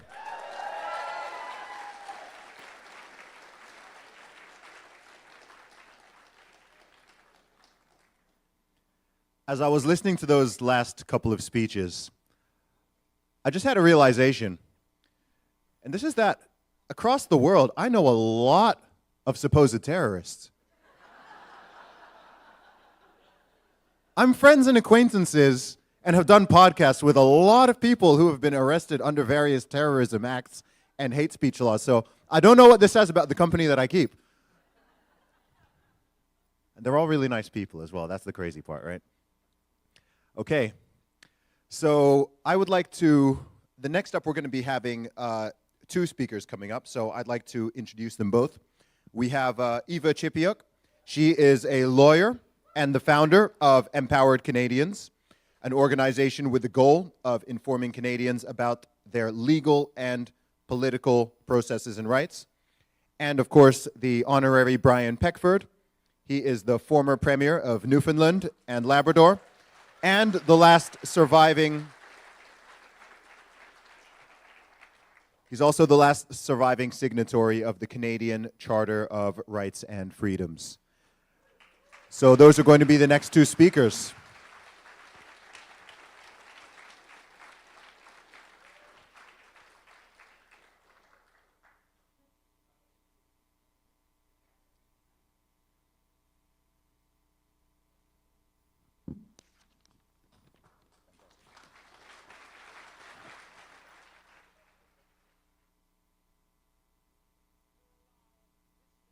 In the northern part of North America to go down the drain because we have people who've gotten hungry for power and have discarded the individual freedoms that you and I own. They are ours. There's none two of us the same. That's why individual rights and freedoms are so important, right? Because it's you as a person, you as an individual, not you as a family, not you as a group, okay? Not you as part of some other organization, not you as part of the province. It's you as an individual Canadian. Possess these rights. That's what's important.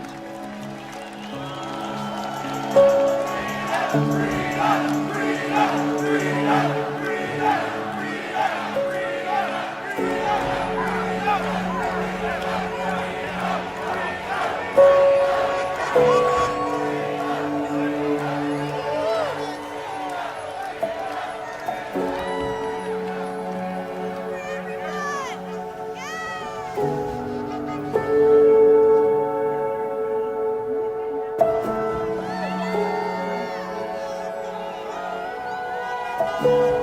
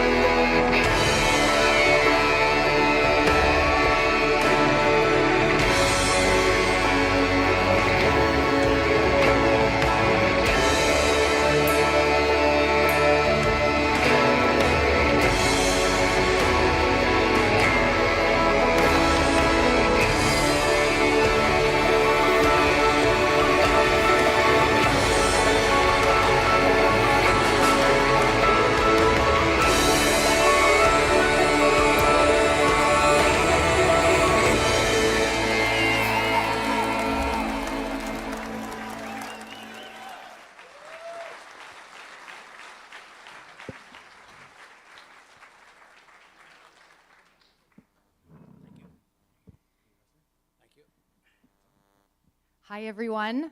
Welcome. Brian and I just figured out what we were doing 10 seconds before we were getting on, so here we go. I'm going first. I want to impart one piece of information on all of you. If you leave remembering something I said, is if you don't understand the systems governing you, you have already lost. I'm going to repeat it. If you don't understand the systems governing you, you have already lost.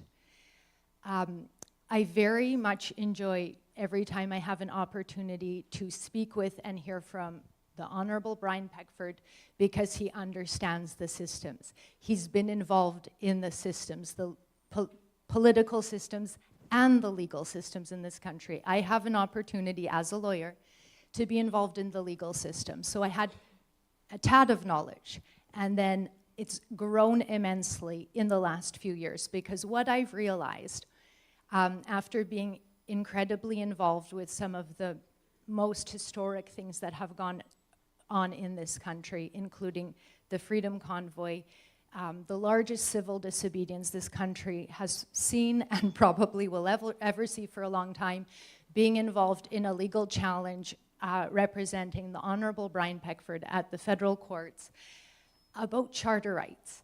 The man who was at the table that wrote the charter is going to court challenging the charter, and I had an opportunity to witness that firsthand. And I had my understanding of the legal systems, not so much the political system, again, learning that. But what I've seen after that is that, unfortunately, in Canada, the level of discourse on these topics, I hate to say it, is here, down here. And that goes on our side, whichever is this one side, and the other side.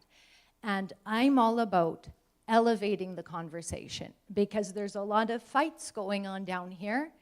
And guess what? Both of you are wrong sometimes. And I'm watching this, and then I'm challenged here. What about this? What about that? How many times I've heard the charter is just Swiss cheese, and I'm like, have you even read it, people? And so this is where I think that, for me, I'm all about, we need to educate. Because I think we've also been waiting for a hero to come along, for somebody else to solve the problem. We're looking for solutions, and I'm looking at all of you. You're the solution. So elevating the conversation is, I think, where we have to go. I've heard a lot about the system.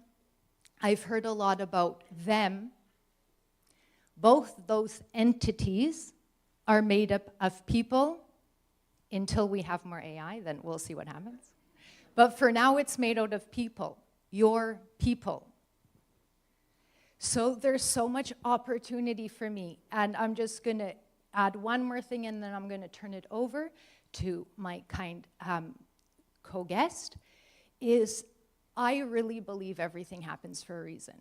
I don't think a lot of us would be this involved if this didn't happen. I think let's use this as an opportunity. I think people like Brian Peckford saw this coming because he has been so involved, because he had the knowledge to see it. He saw the problems. But we've been quietly, eyes closed, going along, and I think that is on us. So I turn it to you, and I will always turn it to you, because I think the solution, the power is with the people. With that,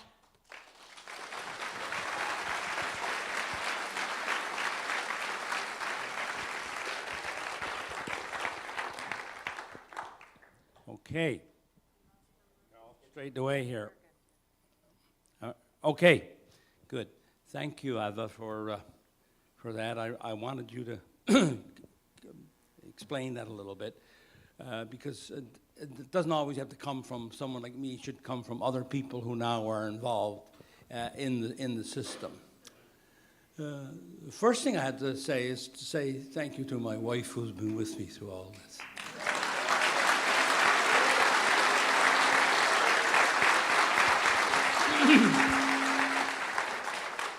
And it's really funny, right in front of me here is Tamara, who I met in Ottawa, part of the convoy and stuff, and her board, and her husband, and her group, and Chris right behind her. And right next to Tamara is John CARPAY, whose organization it was, that came forward to assist me in being able to launch the lawsuit that's still ongoing. And without people like the Constitutional Center, I would not have been able to do it.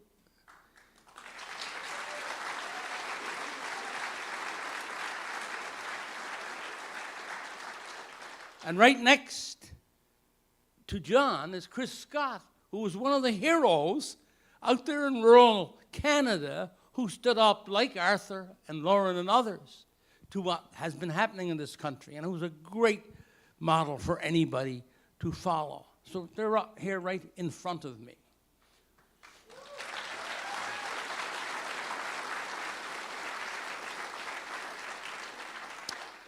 Ever finish with the people?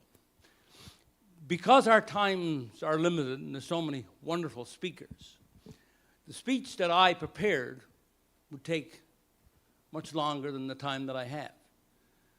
But I have just put it on my blog because I think it's one of the best ones I've ever written. Which tries to encapsulate all of it. And so therefore, when you get a chance, and if you're on the computer, go to PECKFORD42.wordpress.com and read the full speech. I'm going to go on for the next 10 or 15 minutes and stop, and hopefully it'll give you a flavor for what the whole speech is about. And I'll try to summarize it the best I can here. So I entitled it, "We the People of the US and Canada have got to save our democracy." That's the title of it. It comes back to the people. The people. And there's the lady I met last night, just 4 or 5 rows back. I see her now. I told her I might reference her in my speech. I got to speak to her at the table. Just happened to sit down having dinner last night here in the facility. She told me about her story and about Hungary, coming from Hungary. And I was telling her how Carol and I had visited Hungary. And we were going to stay there 3 or 4 days, and I ended up 3 weeks there, going all over Hungary. And she's one of those people like Arthur who gets it, because they have seen when freedom and liberty is eroded or is not there, how pleased she was to come to Canada and then suddenly to see what has happened. One of the friends we first met in Parksville on the freedom movement was a lady from Romania. Same kind of thing, right? So it comes back down, as the U.S. Constitution talks about, we the people. Now, I want to say to you, I'm a historian, I always loved history. Loved history. English literature and history, besides later political science, are my great things that I love. And I want a lot of Canadians to know, because they don't know, like Eva said about the Constitution. Many Canadians were fighting before Confederation. And in the United States, the same way. The first representative assembly was in Virginia in 1619. 1619. Nova Scotia had its first representative assembly in 1758. 1758. There were people, reformers, attempting to get representative democracy long before the United States existed, long before Canada existed. And by the way, in Canada's case, because the two countries took different forms of democracy, you have to understand, that's why they had a Bill of Rights in 1791 and we didn't until 1982, because we took two different forms of democracy. And I'll get into that in a little bit. But even before 1867, not only did the colonies in British North America, in what later became Canada, like Upper and Lower Canada, Ontario and Quebec, Nova Scotia, PEI, New Brunswick, PEI, and Newfoundland, they all had responsible governments before Confederation. What do I mean by responsible? This is different than the United States, where all of the cabinet had to be representatives in the legislature. They had to sit in the parliament. You couldn't be a minister or on the executive side of government without being elected. And that was true in Newfoundland, that was true in Nova Scotia, that was true in New Brunswick, PEI, and Quebec and Ontario, the colonies that weren't then existent under the British Crown. They had representative and responsible government before Confederation. So when we talk about trying to save our democracy now, don't forget those people. We have ancestors who were fighting for freedom and representative and responsible government before our countries even existed. And we owe it to them if to nobody else.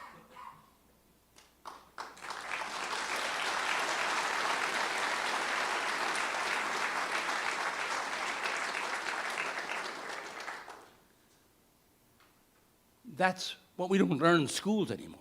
That's what Canadians don't know. How important is that? So history is extremely important, and recognizing from whence we came, and there were others before us who had the same kind of ideas that we're now trying to protect today. And so as we move forward, make sure we keep that in mind, that that's really part of us in fighting for this. I never ever thought in my wildest dreams that I'd be sitting on this stage in 2024, you know, looking forward to my 82nd birthday in August, having to fight for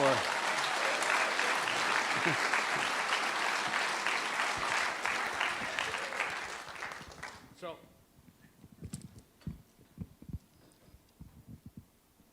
I always come back to that because in reading history, it always strikes me then. I wake up almost every day now. I was lucky enough to have an education when you learn something in school and you learn something in university. And I was very early introduced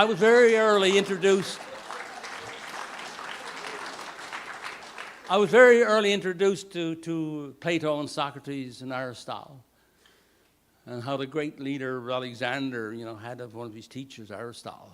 Right? And used to carry his library around with him on his conquests. Imagine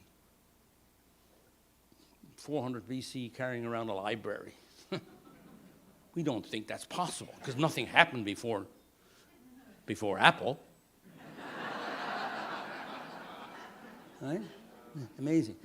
So almost every week now, I go back to Plato and to the Apology and read Socrates' defense in front of several hundred people who were his jury and who had already more or less decided he was gone. Because he was what? Like Lauren and Arthur, a danger to the establishment.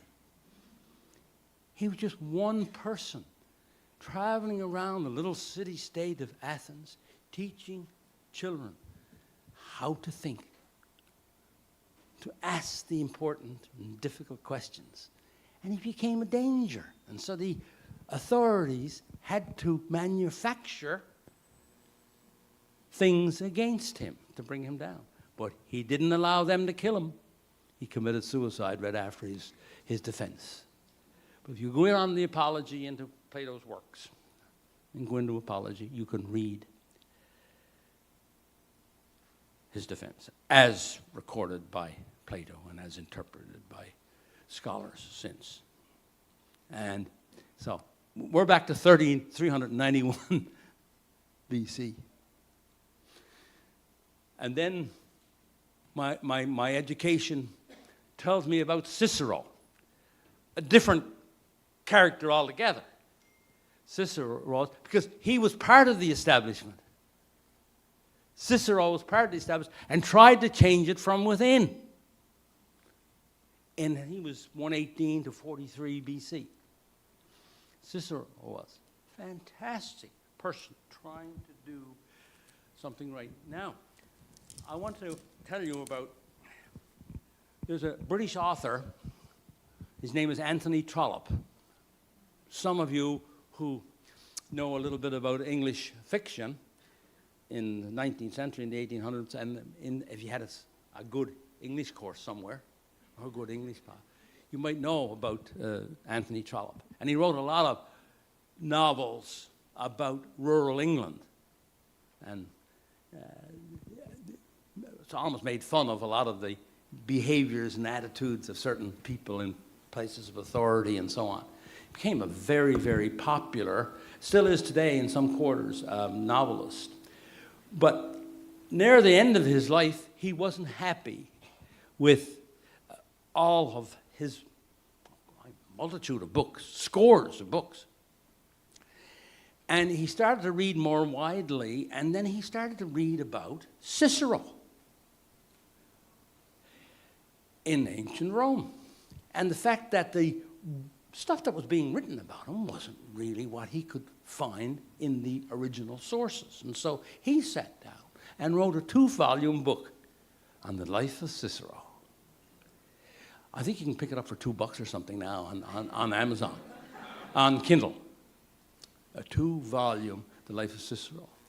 And here was a man who was trying to keep the Senate as part of the governance system so that the people had some representation in a very authoritarian society. Right? And he was trying to do it from within. It's a wonder he wasn't killed many, many times. But you know why? Very often. Because he came from a very wealthy family. And that saved him, but it also helped us by, strangely enough, ironically enough, to now admire somebody who worked so hard. As a matter of fact, he went as governor to Sicily. What a story. He went as governor to Sicily back in those days, appointed by the government of Rome, by the dictators of Rome. And he found that the previous governor had raped the people, almost completely, left them impoverished. They taxed them and did everything that was possible, and Sicily was a destitute jurisdiction. Some of you might know of Cicero defending people before the Senate. He was an unbelievable lawyer, unbelievable lawyer. He, by the way, traveled very widely. He went to Alexandria when there was still in Alexandria, one of the great places in the world, and one of the great libraries of the world were still existent, right, in Alexandria. So he traveled widely and learned from the Greeks and so on. But you know what? You know what he did? After he finished and reestablished some sense of fairness in the jurisdiction of Sicily, he went back to Rome and took the former governor to court and succeeded in getting some of the monies back to the people of Sicily. That's what Cicero did. 1644, Areopagitica, John Milton, stood before the United Kingdom Parliament to defend free speech and free press. If you get a chance, and you've now finished Trollope, you can get into the Areopagitica and read again of individuals defending and advancing liberty and free speech. One of the saddest things, I think, and then you can get into the Federalist Papers and a whole bunch of things. You can get into Montesquieu, you can get into a lot. I just point those three out primarily because how long ago it was. We might be able to communicate pretty fast on computer, and we might be able to go on your SpaceX or whatever. But fundamentally, as human beings, outside of that technical side, we haven't advanced very far. Where is there a Aristotle or a Plato or Socrates today? There's no person since their time that even comes up to their shoulders. That's a telling statement, isn't it? Now, there's something very subtle going on, too. Pawlowski's and Southern's stories are very blatant, open, and sort of physical. It happened. What is going on simultaneously with that, Eva, is more subtle and more treacherous and more evil.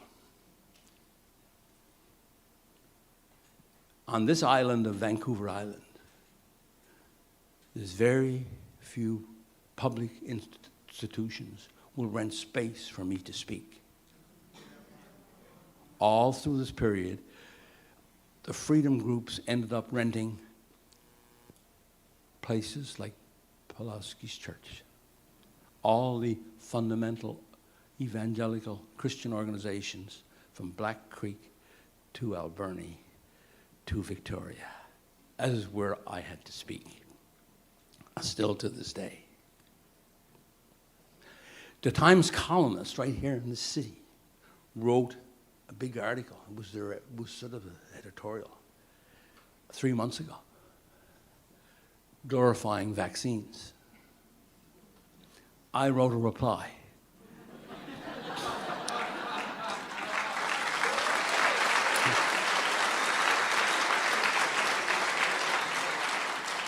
But tragically, they haven't had the guts to publish it and even acknowledge it. Before COVID, I would write them, and they'd get back to me right away and say, you know, can we shorten this paragraph a little bit, but we don't want to lose the meaning, and publish just the whole thing verbatim. After COVID, see you around, Joe. And that's happening through all of that's happening in CBC.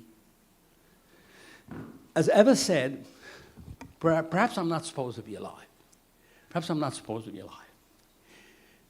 I was on the board of CBC for 5 years. Exactly. I turned it down 2 or 3 times. They were looking for somebody from Eastern Canada, and I was finished politics. I was out in working, Carol and I, in our own little consulting company. And I agreed. And now I'm glad I did, because as Eva said, I've seen the inside. And I've seen the inside of our public broadcaster, too, as well as the political parties of this nation. Okay. And I don't like what I saw.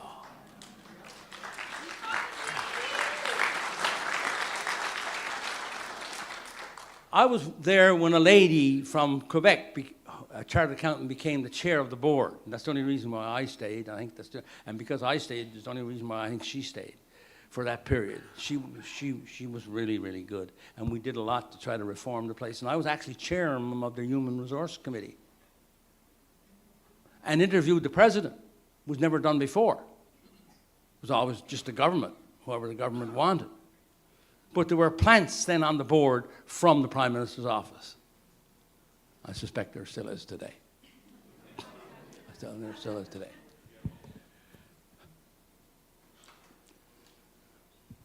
The company that operates most of the local newspapers on Vancouver Island and in rural parts of British Columbia and Alberta, whose headquarters I think are not too far from here, I think out on the Sandwich Peninsula. You all know what I'm talking about. Halfway through COVID, I want to give you how subtle this all is.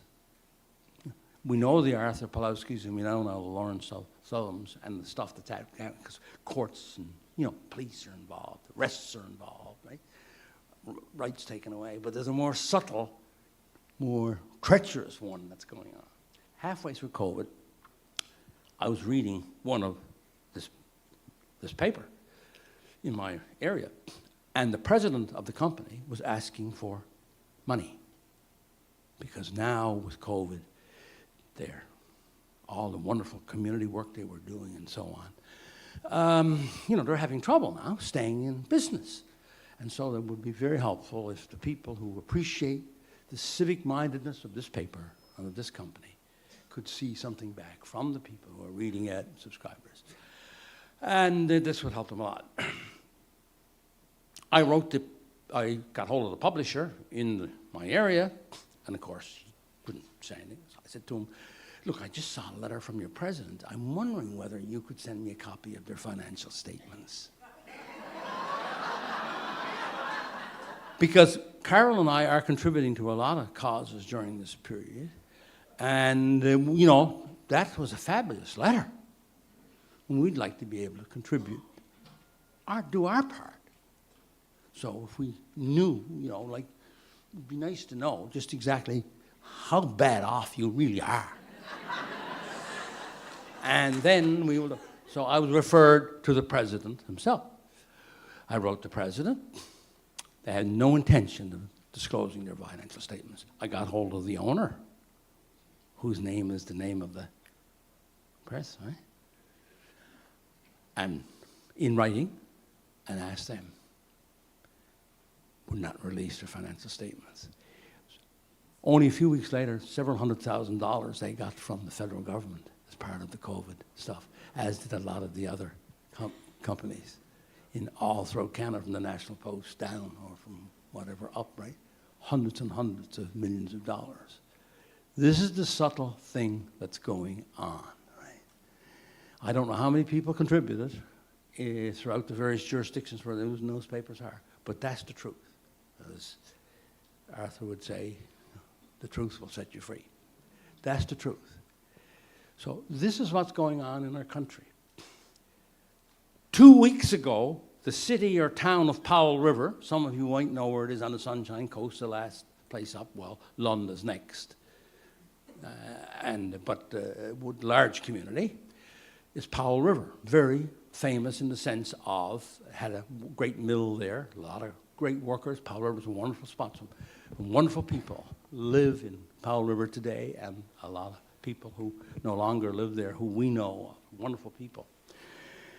And I spoke there. Matter of fact, Powell River was the only place 2 years ago where the Freedom Group could rent a space from the council for me to speak. Of all the places, this was the only place. So the Freedom Group had a real, good influence there, and the council were enlightened enough to allow this thing to go ahead, which it didn't. Had, I guess, almost as many people likely in the room as we got here right now. A big turnout in Powell River.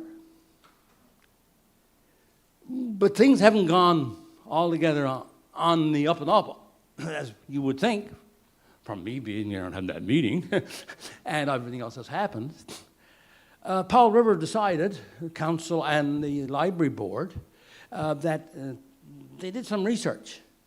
And this name, Powell, is the name of a man who was involved with the federal government years ago. And he may have had something to do with residential schools. Don't know for sure. But anyway, he was of that period, and he was with the government at that time. And our community's called after him. And this is a disaster and got to be changed. So a group got together who wanted to see the name change. This is all in the last month, last couple of weeks. So a group got together and rented space in the library. The library had a couple of extra rooms that they could rent out to citizens for meetings and stuff and pay your rent, to forcibly argue to have the name changed.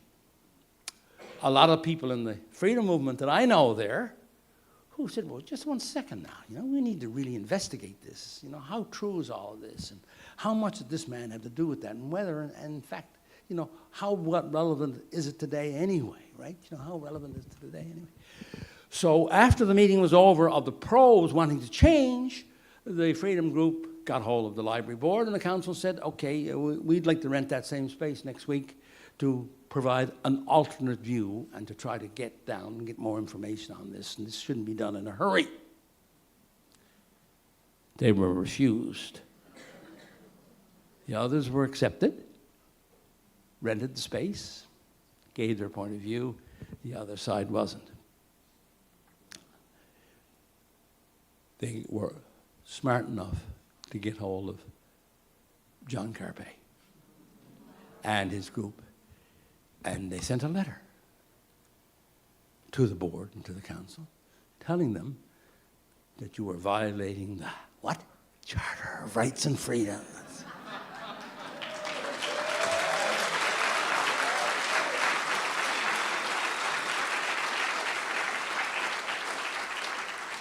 And guess what? They backed down. But that happened in the last month. So if things are changing, there may be more people coming on side. But there's still a real problem. And it gets real subtle, and it gets right down into the sinews of the municipality, in case it gets on that level. When I ride my bike every day on the beach in Parksville, I make it a point of stopping and talking to people. So I'm talking to people, retired people, I'm talking to people who are visiting there as tourists, I'm talking to people who just moved there, I'm talking to people who lived all their lives there. And I'm talking to ordinary people.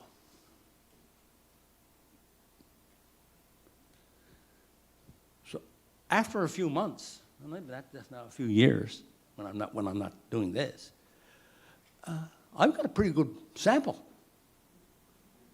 of one area of Canada, and I got to tell you, there's an awful lot of work to be done.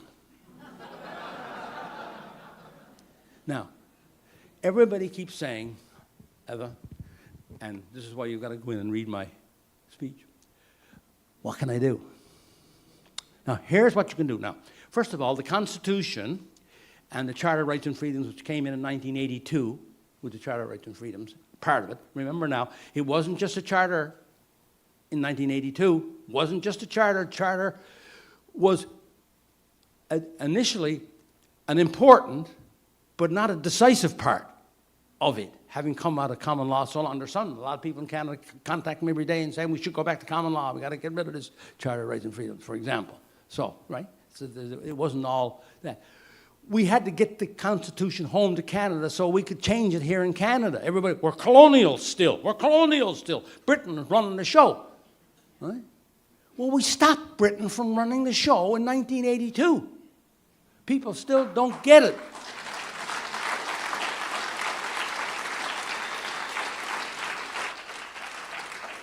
Please understand that. Please understand that we are now totally masters of our own house, if we want to be. Now, given the way, and that, so we patriate the Constitution, which means now we can change it, and there's an amending formula. But at this time, given the divisive nature of our country, in order to amend our Constitution, which we now can do on our own, it will be very, very difficult, given the nature of what we've come through, okay, in the provinces. And the leaderless nature of our provinces as well as the federal government. There's no more Peter Lougheeds around. There's no more Bill Bennett's around. There are no more Alan Blakeney's around. There are no more Angus MacLean's, a great farmer out of PEI who was premier when I was there. They're not there anymore. They're not willing to stand up for the nation. There's no national stuff at the present moment. And the prime ministers, as Arthur has so eloquently articulated, right, have been capitulated and are not doing what they should be doing. But there's a lot of things we can do now without changing the Constitution, which will make it easier to change it later. Okay? I mentioned this 2 years ago. I've sent it to all the leaders. Nobody will do a darn thing about it. So I'm a pretty sad guy today, because my first one, outside of holding people accountable for what's happened through COVID, my second one was this. We got our political parties. Now, when everybody talked in the last day or 2 days and talked about, the Institute of Health or FDA or NIH or here in Canada, right, the Public Health Officer of Canada, Public Health Officer of the provinces and all of that, and all the other things that are going on, it all was created by parliaments. It all comes out of politics. And if you hate politics, I'm sorry, but that's the only way we're going to change it, is if we reform the politics. Okay? You've got to reform the politics first.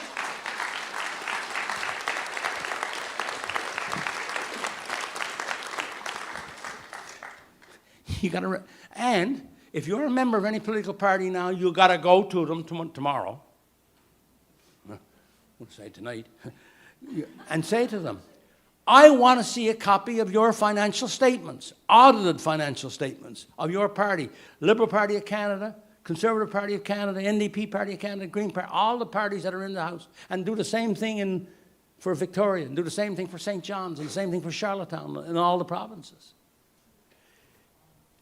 Because if we don't know how they manage their parties, why in the hell are we even involved with them in managing our governments? Please answer me that question. And guess what? None of them will do it. Can you believe that? Today, they won't do it. You go in on the websites in the next day or two to all these parties and see if you can find their financial statements, let alone their audited financial statements. When I was in consulting, the first thing I do when people, small business would come by, because it was mostly small business I was dealing with, come by and ask me questions. First time I say, let me see your financial statements. Oh, well, we're bookkeepers getting them done up or whatever, And I say, well, when you're ready, go get your financial statements done, get them audited, and then you can come back and talk to me. We'll see what we can do. See what we can do. So we are very guilty. Every Canadian is very guilty because we have allowed our political parties to exist in a situation where they could take money and spend money, and you haven't got a clue where it's going. Remember, one of the key people who will be a part of the new government if the polls hold in Ottawa will be Andrew Scheer. Who is Andrew Scheer? Andrew Scheer was leader of the Conservative Party of Canada and lost his position. Pourquoi? Why did he lose his position? Because he took money from the party to help put his children in private school. You remember that? Let's not collectively forget. Let's collectively remember. He's going to be one of the key people. He's the head of the House, Conservatives in the House. He's one of Poilievre's key people. That can't be. We can't. That's wrong. That's not right. 2. So the first thing you can do, get involved in a political party. Either a new one, quite likely a new one, as Arthur talks. It's highly likely we're gone so far that it's not going to be possible to do it through the existing parties. We're going to have to start from scratch. We the people. That's what I talk about when I speak. I'll just say the second one. I got another 8 or 10 to go, but and you'll read my speech and find out the rest. But the first 2, right? They bring integrity and honesty back to our governance system. As long as this is the type of governance system we're going to have, unless we want to bring in a benevolent dictator or we want to bring in some other form of democratic governance. I don't know what it would look like, but as long as we have the system we have, then we should try to make it work as well as it can. Right?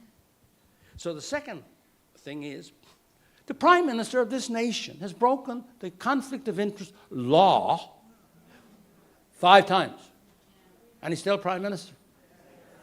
Why? Because there's a loophole in the conflict of interest legislation, which I've asked Poilievre and NDP leader and the Bloc leader and the Green leader to bring in, stand up in the House of Commons tomorrow and say, Mr. Speaker, on behalf of the Conservative Party of Canada, on behalf of the NDP Party of Canada, or whatever, on behalf of my caucus or whatever, right, I'm proposing an amendment to the conflict of interest law, whereby any MP who breaks the conflict of interest legislation presently on the books cannot serve in the Parliament of Canada.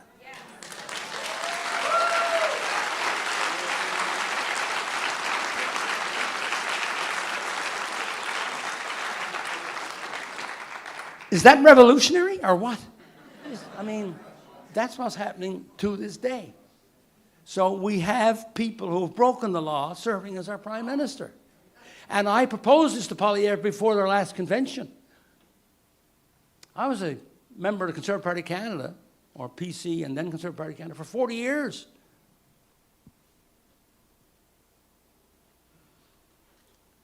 We contributed to the party. Carol and I contributed to the party up till a few years ago. And campaigned for them. I mean campaign, get out and actually knock on doors.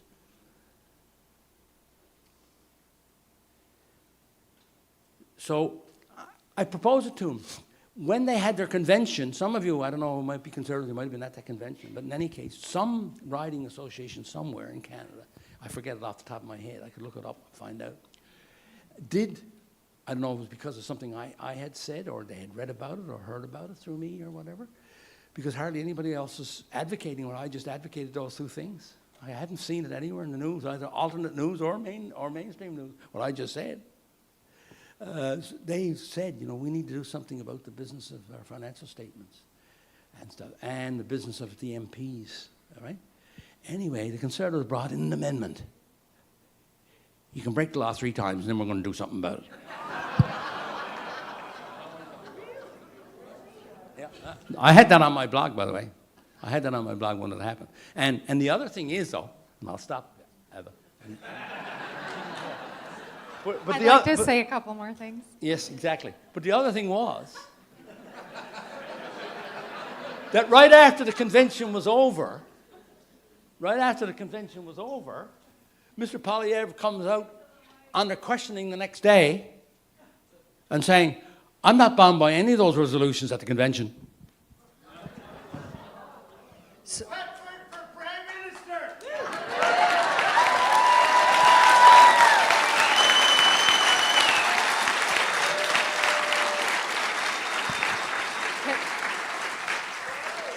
Merci beaucoup.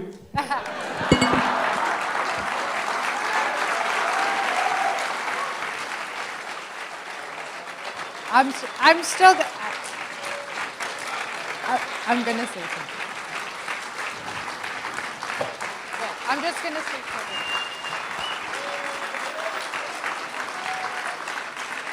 I'm going to say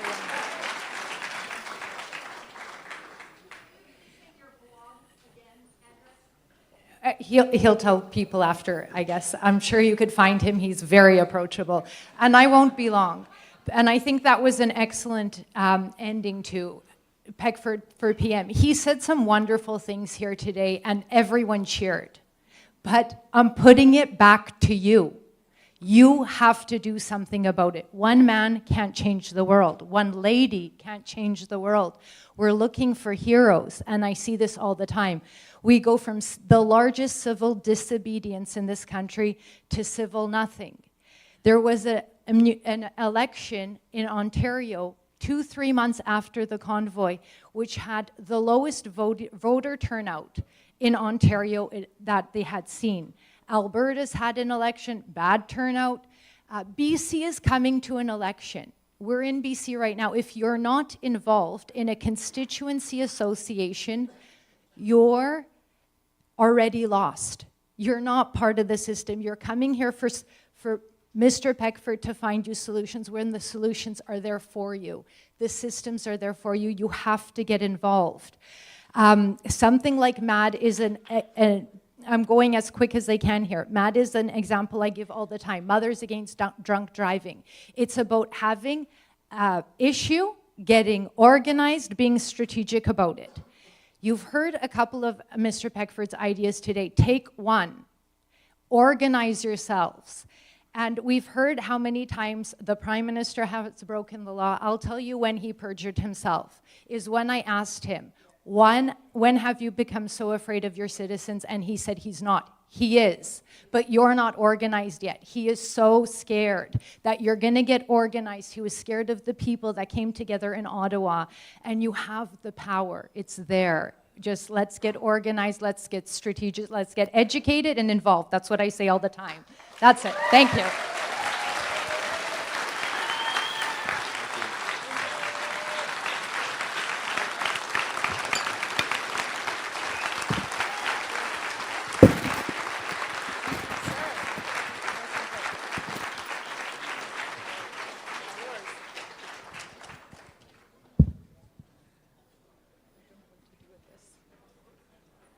That was fantastic. Mic check. There we go. Okay, ladies and gentlemen, there's going to be, it's not break time just yet. We've got one more speaker, and then we'll have the quick break before the panel. So please welcome to the stage, lawyer UMAR SHEIKH.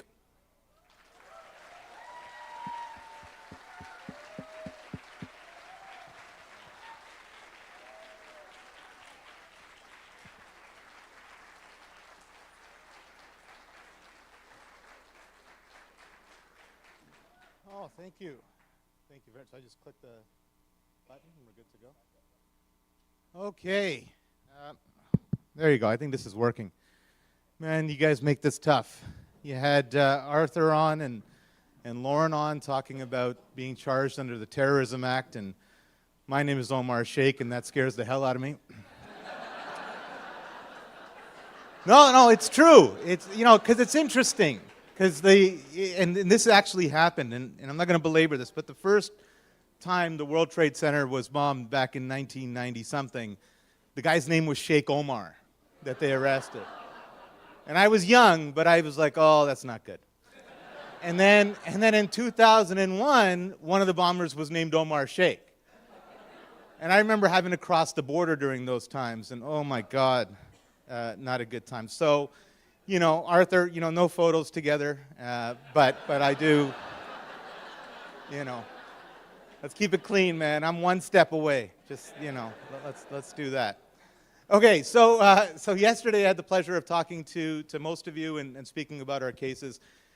Today I'm going to be going through some very specific acts that I think are very important for us to all understand. We have to know kind of what's coming down the pipe in the next little while. One of the most significant things that the Canadian government has done, and this is a uniparty platform, so it's not really being contested by the Conservatives, certainly not the NDP, and it's proposed by the Liberals, and it's currently in process of being passed. It's called the Online Harms Act. This is a very dangerous piece of legislation, right? So remember, freedom of speech is probably the most important right that you can have in any free democracy. Freedom of speech is so important that I always say that even if I detest what you're saying or don't agree with it, I'll still stand and fight for your right to say it. That is the basis for our democracy, and that is exactly what the government is now coming after. We're institutionalizing norms based on not a totalitarian government saying we're going to do this, but this comes from the citizenry, a citizenry that's in fear, that's been told to be afraid of each other, that is fighting for the government to pass these reforms and limit their own speech. Let's just look outside. Yesterday we had all of these protesters. I think today we had one. But yesterday we had a number of protesters. These are people who traditionally wanted freedom of speech to advance their cause. They wanted the right to protest, the right to assemble. And now they're coming after somebody else's right to freedom of speech. And if they were successful, they don't think through what are the impacts on them when it's their turn to try and have that speech. And that's where this vigilance is ever required. So I'm going to try and see if this works. So there's a lot to go over with the Online Harms Act. I'm going to focus on a few things that I think are just extremely troubling.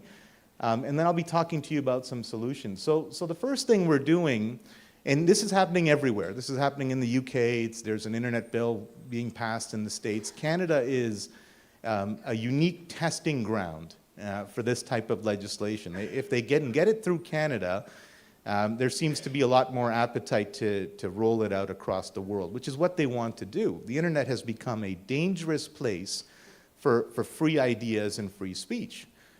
Yes, it causes some division at times, and there's a lot of anger online. But at the end of the day, at least opinions can be expressed freely, and you can feel free to agree or disagree with them. Well, now, what we're moving to, as soon as this act passes, is a basis where the government controls the internet service providers and those who provide the platforms for speech. One of the things that the government can now do is appoint essentially an autocratic body, which is the Office of the Ombudsman and the Superintendent of the Digital Office. These are government appointees who will determine what is hate speech, right? Now remember, in traditional constitutional law, whether you're in the States or you're in Canada, there's very few limitations on free speech. One is inciting violence, right? And inciting violence, it doesn't mean if you're standing in a field and you say go and kill a bunch of people, that's not inciting violence. If you're in a city center and there's a lot of actionable people around, then maybe that's inciting violence, but it's a very narrow exception. So now we're adding hate speech to that, and we're not adding any definitions of what that hate speech is. So we're going to appoint this ombudsperson, we're going to create this digital office, and now we're going to have, or the government will have broad search powers over your electronic data through the internet service providers, absent a warrant. right? In the past, of course, you'd have to go to court, show probable cause, get a warrant, and be able to access your data. So this applies to people who post anonymously, or perhaps they use pseudonyms to post online. They're now going to be able to track back through your internet service provider and see who that is, right? So that's a very dangerous power for a government to have. They're going to be having massive amounts of audits and penalties for these companies who don't comply with them. And so very quickly, if they haven't already, you'll see the Facebooks, the X's, and others start to come in line with this. One of the most dangerous powers that exists within this law, something that boggles the mind as a lawyer, is that courts can now impose a peace bond. So this is a proactive order, right? So if anybody's ever seen Minority Report, that Tom Cruise movie where they go out and they predict crime, these precogs, and then you get arrested for a crime you didn't yet commit. That's what this is. This is precog monitoring of free speech. And so you can run to court as this ombudsperson, and you can say, I think that individual is going to post something or do something that's hate speech. And the court can actually issue an order before you've done it to censor that speech. So this is a very, very significant step that's taking place. And of course, with this comes the amendment of the criminal code, which is quite significant. And so you will face criminal penalties. The internet companies will face criminal penalties. And yet you don't hear, even within the traditional conservative media or conservative parties, the media, you hear some about it, but there's not a heck of a lot of opposition. And the reason is they frame this in a very different way. This is all framed at protecting children, right? So the frame of the Online Harms Act, the majority of the language within the act or the proposed act is around pedophilia, child sexual abuse, child bullying. And of course, these are universal truths that everyone can agree with and say, well, we don't want that, right? And then in there's one line, which I've highlighted for you, right? So we've got the sexually victimizing a child, that induces a child to harm themselves. Yeah, so far so good. And then we've got this, content that foments hatred. What the hell is that? Right? How do you foment hatred? And it's not defined as what hatred is. So does that mean that it's a Twitter like? Is that fomenting hatred? Is it a post? Could that also foment hatred? Is it telling people to go to Chris Barber's protest, which I'm sure he's going to hold many more? Is that fomenting hatred? Right? And as you post these things and do these things online, you can now be criminally charged and penalized, right? So we no longer have to come up with these wild notions of what the existing law means to be able to charge Tamara or charge Chris with ridiculous crimes around inciting mischief. We no longer have to do that, right? Now we can just say, well, look, you fomented hatred. And I, as the government, the autocrat in the Ombudsman's office and the Digital Safety Office, I decided what hatred was, right? That's hatred today. And I want to give you an example of this, and none of this is meant to be controversial, but take it as you will. There's currently a lot of discourse around this chant that's going on in these protests out there, right? And that chant is something called the river to the sea. It's a chant that people are using. And again, I'm not making any comment to whether I agree or disagree. I'm just saying that's a chant. So, okay, now prior to 2 years ago, or a year and a half ago, was that statement a hate crime? I had never even heard of that statement prior to a year ago, and I suspect many people had, right? But now we're going to amend the legislation, or this person's going to come up as the ombudsman and say, well, that is anti-Semitic. And maybe it is. I don't have a commentary on what it is. The point is we're adding language that we just previously didn't even know or understand. And so this is a very slippery slope, right? And it doesn't happen in the vacuum of government control. It happens with the help and the assistance of a divided citizenry, right? So I want to just give you a few examples while I have a few moments with you, right? So all of this has happened before, and all of this will happen again, right? If you look past in history at the rise and falls of democracy, the rise and falls of civilizations and governments, you have this exact cyclical cycle taking place, right? And a lot of it is, how do I divide a citizenry? Because if the citizenry is united, even if they don't agree with each other, they're united in participating in that democracy that Mr. Peckford and Eva were just talking about, it's very difficult for any kind of representative government to do anything. But you see, they've been using, at least for the last 4 years, very effectively, they've been instituting this culture of fear, right? Now, fear is that tool that helps those totalitarian governments rise. And I'm not just talking about a domestic government, right? There's a ruling class behind a lot of this stuff. And a lot of that is because a ruling class needs subjects. You have to have subjugation. And in order to do that, these people can't have those rights to speak up. And so we looked at COVID as an example, right? You were either pro-lockdown, you were anti-lockdown, right? And the two sides were on opposite ends of the street, and now it's time to fight. And so you're bickering and fighting at each other. And then we said, okay, well, COVID's done, and now it's the vaccines. You're pro-vax or you're an anti-vaxxer. And you're on opposite sides of that, and those anti-vaxxers are dirty, and you guys say, well, those other people are stupid, right? And then the citizenry is once again engaged in this distracted discourse of fighting each other, right? And then we went into the wars, right? You're either pro-Ukraine or maybe you're pro-Russia. Now there's the two sides. It's time to fight. It's like a Mortal Kombat game, right? You put your hand down and say, okay, fight now. Take your position. And then we went to Palestine and Israel. And it was the exact same thing. You have to pick a side and fight. And part of that is that the easiest thing to do for anybody who wants to gain control over you, and biblically they call this the enemy, but anybody who wants to control you, the easiest thing to do is put hate in your heart. That's the absolute easiest emotion to manipulate. It's so difficult even to self-reflect and say, you know, how do I get rid of that hate? But they know how to use that. And so you create this hatred, right? Yesterday I was seeing a protest. There's people angry at the protesters. Well, protesters are angry at the people. The government's passing the bloody Online Harms Act. Nobody's talking about it, right? That's the design that's instituted, right? And I'll tell you a story of how I combat this in my own house, because it comes up so much when you're trying to raise your children. You know, my son really hates it when I talk about him on stage or at any kind of event. But this is why I do it, because I know he's going to be irritated by it.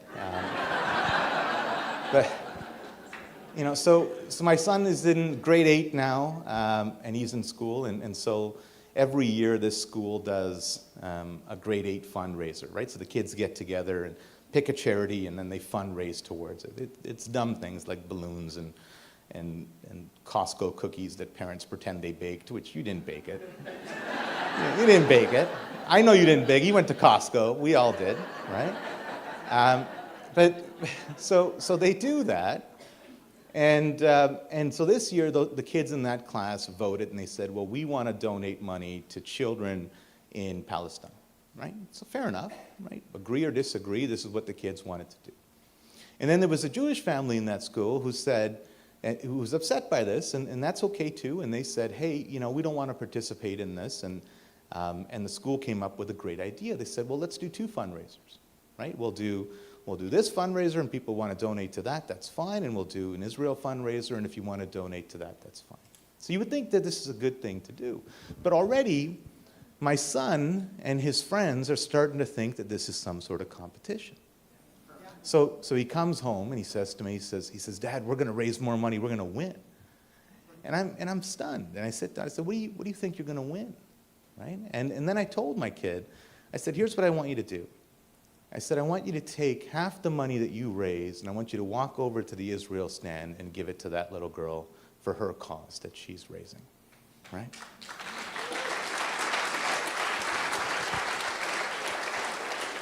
And you know, kids, they don't really understand. He goes, why would I do that? And I said, because if you stand on opposite sides of the street and yell at each other, you'll never come together. You'll never understand each other. You'll never develop the compassion, but you will work into this agenda, this global agenda that wants to breed hate in your heart for other people. And that's not what we want to do, and that's certainly not what we're about as a family. And it's not what we should be about as a country. All too often on Twitter and Facebooks or whatever these social media platforms are, people are angry, right? I mean, these hate, hate, hate, hate. Great. They're passing the Online Harms Act, right? I mean, nobody's angry about that. You barely hear about these things. And so British Columbia is the left of the left, right? So, well, no, it really is. It's a very interesting place to try and be a conservative. Although I might agree we might need a new political party. But, yeah. But, so British Columbia, so now I want to show you this theme of what's going on in the world right now, and this is going to roll out everywhere. So now you've seen, okay, so the government is appointing these autocrats, these ombudsmen, these people, they're criminalizing speech, they're not defining what that speech is, warrants are being thrown out the window, and people are going to be thrown in jail for sure, right? This is going to happen. There's going to be test cases, and we're certainly ready to take those cases when they come.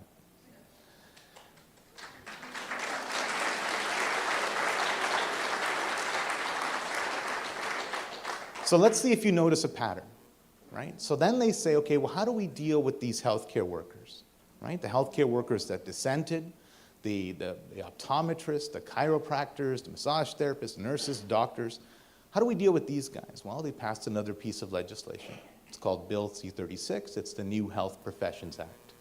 And what this says is we no longer need a public health emergency. We don't need a public health order. We can now take over the regulation of your profession, right? So it's no longer regulated by those groups. That was the traditional way to do it. They voted their own people up. We now take over that regulation, and by the way, if we say you need the vaccine through that, you must take it or you will lose your license, right? You don't need a public health order anymore. Bonnie Henry or any public health officer will never have to be sued anymore. We just are going to take over your colleges. We're going to take over the independence. And here's the thematic part. We're going to appoint a superintendent, appointed by the government, who will control who goes on your board, who will control what those rules are, and who will control what you have to comply with. And so we've already passed this, right? The New Health Professions Act has already been passed and is readily being implemented, right? So that's another piece, and you go, okay, so they're doing the online thing, they're now going after professionals, and I figured we were okay thus far. And then they started looking at, well, how do we deal with these lawyers? And so they started to pass Bill 21. And so this is now taking over the legal professionals colleges or our law societies, putting government control over that, which will dictate the type of work we can do. There is no way it will not. I mean, you have to strip the ability to have proper advocacy away from people. Now, to the credit of the BC Law Society, we are challenging that as a group of lawyers.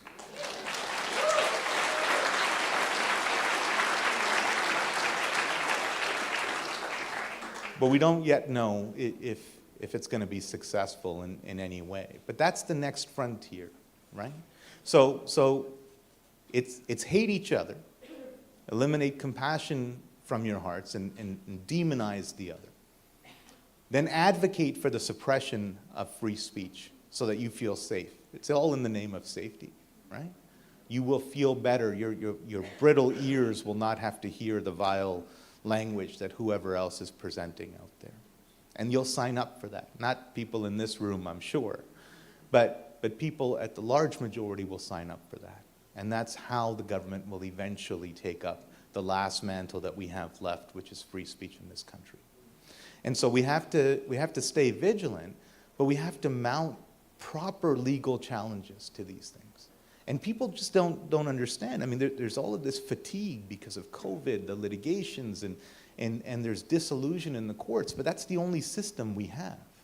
That's the only place we can go, whether we believe that they're corrupt or not corrupt. It doesn't matter. But we have to get together to be able to do it. All too often, what we see in my business is a lot of people that are angry with these laws, but are unwilling to put their name out there. They're unwilling to fund these litigations. We go up against opponents every day with unlimited money, with unlimited resources, and we stand relatively alone to try and fight that battle. Right? And if you take any message away from engagement out of this talk, it's to come together around these issues, get that litigation going, and fight back, and stand for everyone's right to free speech, whether you agree with it or not. Thank you very much.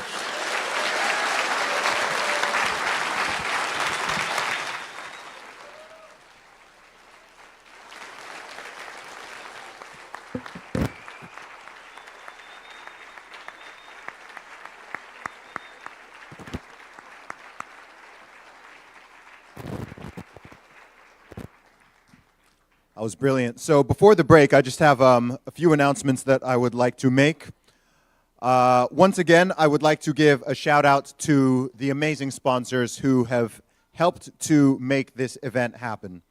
So we have Mindshift Studios,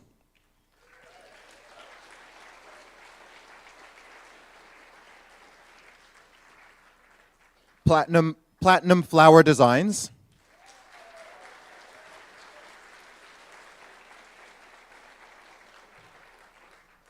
New World Precious Metals,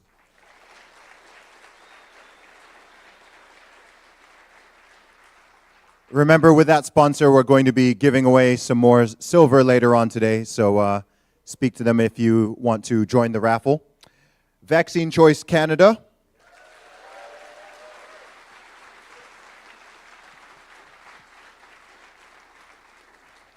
Rebel News,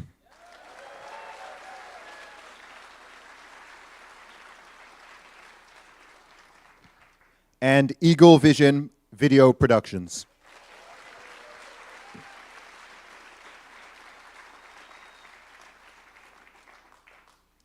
Okay, to make sure I stay on track, I'm just going to very quickly share a couple more points from my list of 20 things learned about humanity during the pandemic. I'm not going to explain these ones, I'm just going to read them out so that we can get on this break. So, point number 11, people who are dismissed as conspiracy theorists are often well-researched and simply ahead of the mainstream narrative. I've personally run out of all my conspiracy theories because they're all just called facts now. Number 12, most people value safety and security more than freedom and liberty, even if said safety is merely an illusion. Point number 13 is hedonic adaptation occurs in both directions. Once inertia sets in and people get comfortable, it can be difficult to get them back to normal. Point 14, and I don't understand this one, but it's true. A significant percentage of people thoroughly enjoy being subjugated. And the last one for now, number 15, the science, that's capital T and capital S, has evolved into a secular pseudo-religion for millions of people across the West. This religion has little to do with science itself.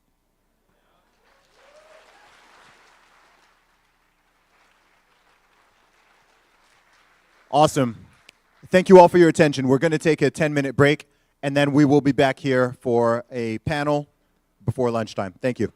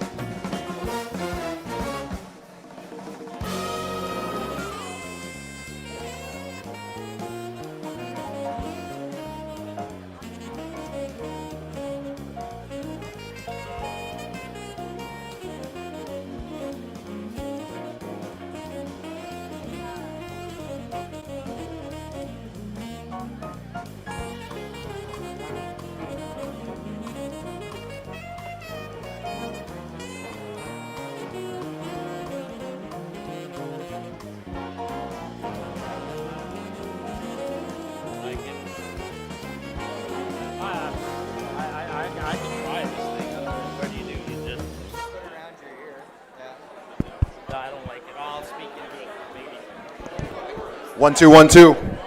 Ladies and gentlemen, please, can you quieten down and take your seats if you have not already?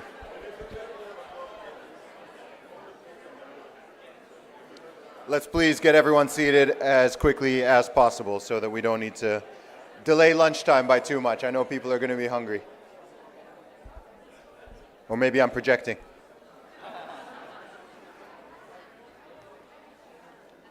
Okay, now we are about to have the panel on democracy and law. So right now on the stage we have Chris Scott, Marty up north, EVA CHIPIUK, UMAR SHEIKH, and CLYDE Do Something. Let's have a round of applause for them.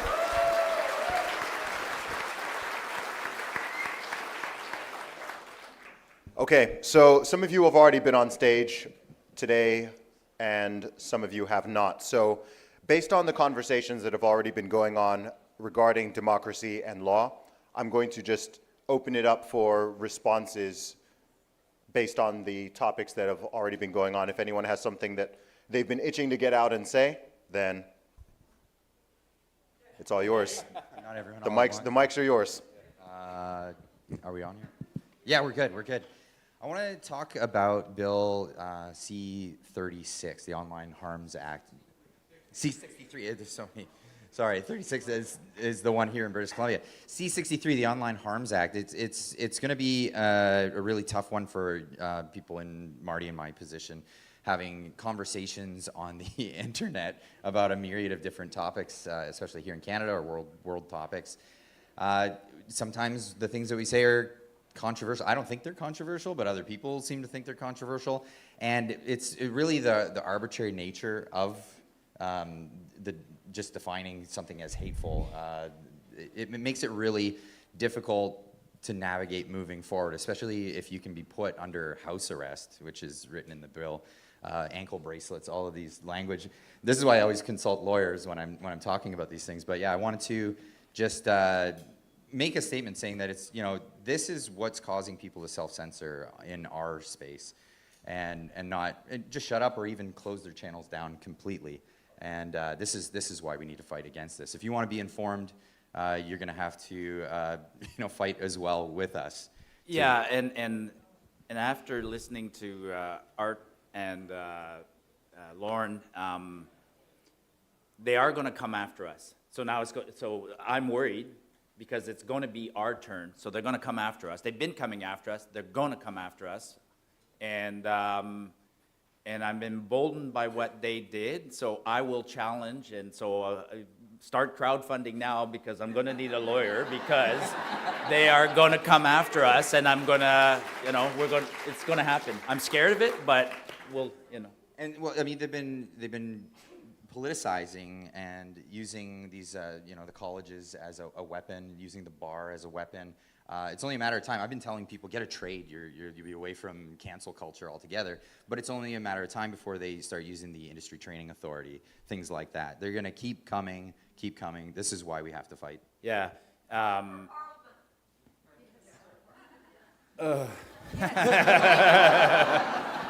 If I run for parliament, I will have the world's biggest hidden agenda. I do think about it. I do honestly think about it.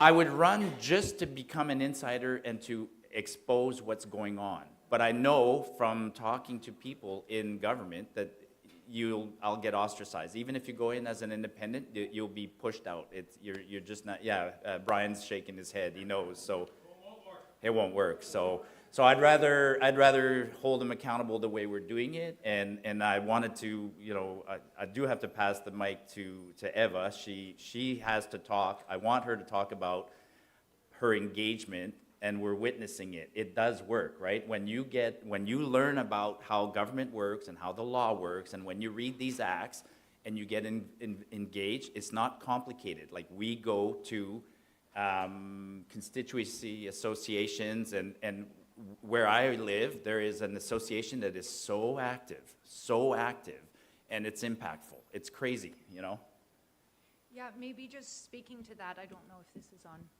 Oh, Yep. It is.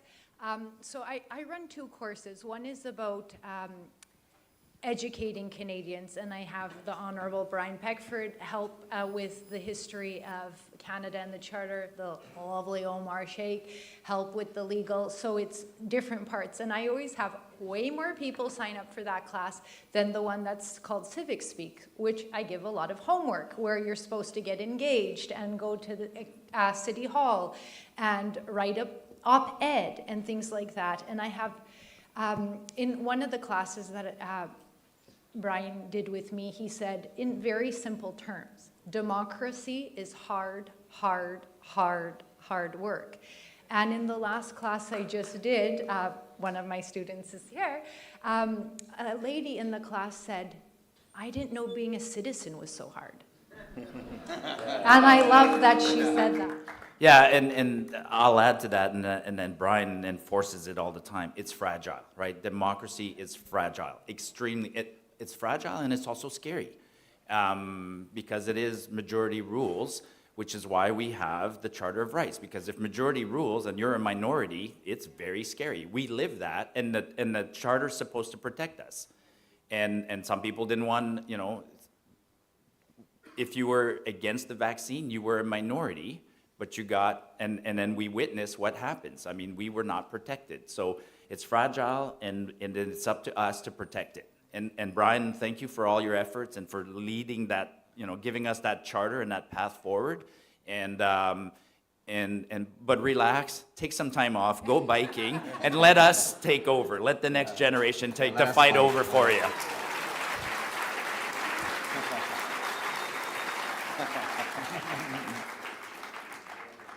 But sorry, I wanted to add, it's unfortunate that it is a fight, though. And it's a question I've been asked by a lot of people. Why are you still fighting? Because my kids, I'm an empty nester now. I mean, my oldest is 30, my youngest is 19 and in university. And why do I have to fight? Because the system is on the edge of, on the verge of collapsing, and we need to fight. And our children, the next generation, they just went through, imagine being a young adult now, you know, who went through COVID. That's a tough start. So I'm like Brian. I'd like to just go ride my bike and go hiking, but we got to keep fighting. So, sorry, Chris. I didn't want to cut you off. No, that's okay. I just knew if I didn't try and get a word in now, I'd never have it. we sort of do this to panels, don't we? Okay. So speaking of fighting, how many service people and veterans do we have in the room today? Can you raise your hands? So we're talking about democracy.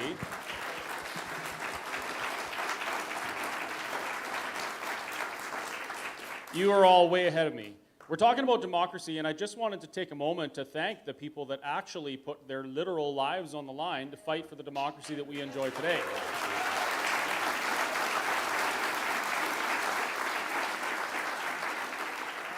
So the reason I bring that up is that word fight, right? I'm Irish, so I think it's in my blood. I might enjoy it or something, but this fight that we have this idea, this false narrative that the veterans and our ancestors fought and died for our freedom so that we wouldn't have to, and that's a lie. Do you know why they fought and did what they did? It's so that we would have the opportunity to continue fighting and maintain that fragile democracy that we have. That's the reality. So I was excited to be on the democracy and law panel, not because I really know anything about law. Well, I mean, I do now because I've been dragged through it. But more importantly, our democracy is what allows us to shape the laws around us, right? If we don't like a law, we use the democratic process that people fought for, that we fight for, in order to change the laws so that we can accomplish the goals or have the protections that we want, right? That's how it's supposed to work. If we don't like the idea of being thrown in jail for potentially saying something that hurts somebody's feelings, we must use democracy to ensure that that doesn't happen. If we don't like the fact that our politicians can advocate for medical interventions that harm us and kill us and be immune from any type of accountability because of the legislation, we have to use democracy to change those. You want accountability? You want to start showing these politicians and these bureaucrats that, no, you can't harm us without being held accountable? We need to change some laws. Because right now, the law specifically says, I know this because I looked at it, the Public Health Act of Alberta says the Minister of Health or anyone acting under their direction in fulfilling their duty as minister, as long as they do it in good faith, you cannot sue them. So I cannot sue, what was her name? Dina Hinshaw, whoever it was, for what she did to me. I can't sue him or her for seizing my building because somebody might get sick unless we change that law. So number one, democracy is work. We had to fight to get it. We have to fight to keep it. And regarding the law, democracy is the tool that we have to change it. So if we don't participate and we just sit on our laurels watching TV, if you're going to watch TV, by the way, watch these guys. They're pretty good. Then we really can't complain. But I think the people in this room, I don't think you're just about complaining. I think you want to act. So thank you for being here and hearing these things, because I think once more people hear it, we can start to change things.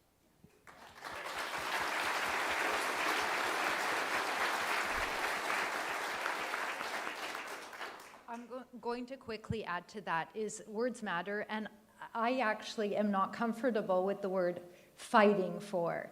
Not because I'm scared, obviously I love advocating and I'm a lawyer, but I think that we've allowed those words to be overused. Chris Barber isn't listening, but I'm talking about him right now, he's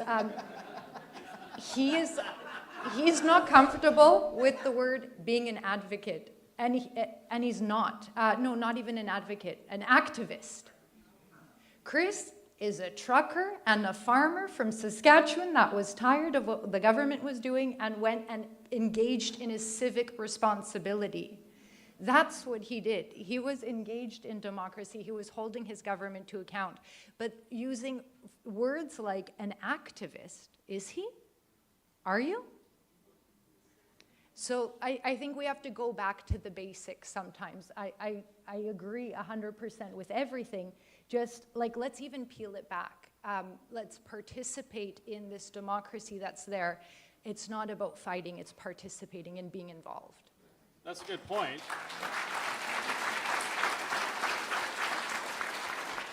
And if I think about that, I realize that when it comes to engaging in democracy, the biggest fight that I face is with myself, right? And I think that might be true for all of us. The biggest enemy we have in accomplishing the things we want to accomplish is ourselves. We convince ourselves that, oh, you know, I don't matter. Oh, one vote doesn't matter. What difference am I going to make? So maybe, yeah, I like that. We're not fighting for democracy. We have to fight our own instinct to not engage and become engaged to do it. I'm going to talk one more time. Sorry. All good. You are fighting, though, in another regard. So one thing I didn't get an opportunity to talk about, and I'll just go straight to it right now, is there have been harms that have occurred throughout the COVID pandemic. Businesses were shut down, like Chris Scott's here and others.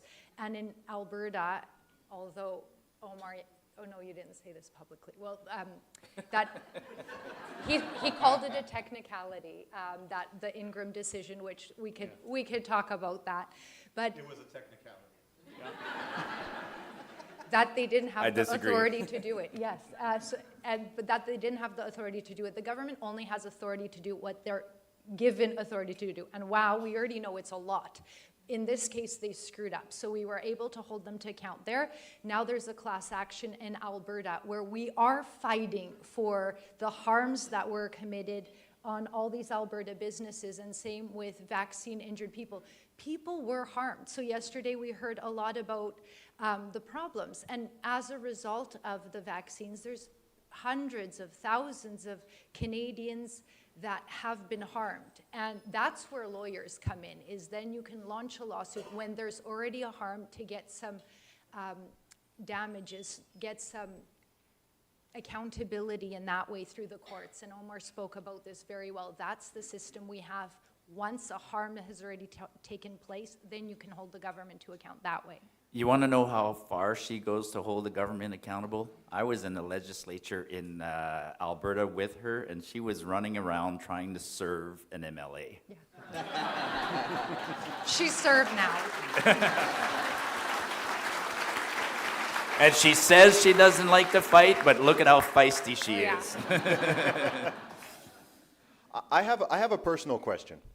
So, over the last couple of years, I have traveled to and done events in many countries, but including the UK, the USA, Australia, and now Canada. I've done events like this in all these countries. And all of these Anglosphere nations have their similarities, but they also have some interesting quirks and differences. And one thing I certainly noticed during, right now, but certainly during the COVID era, was just the range of responses across these places. And that brought up a lot of questions for me. So I don't know if you guys are able to answer this, because you may not know yourself, but I was wondering why, for example, what was it that caused Canada and Australia's responses to be so much more extreme and tyrannical than it was, for example, in the UK or in most parts of the US? Is there something about Canada, Canadians, the political system, the cultural system that just made it more authoritarian in that regard?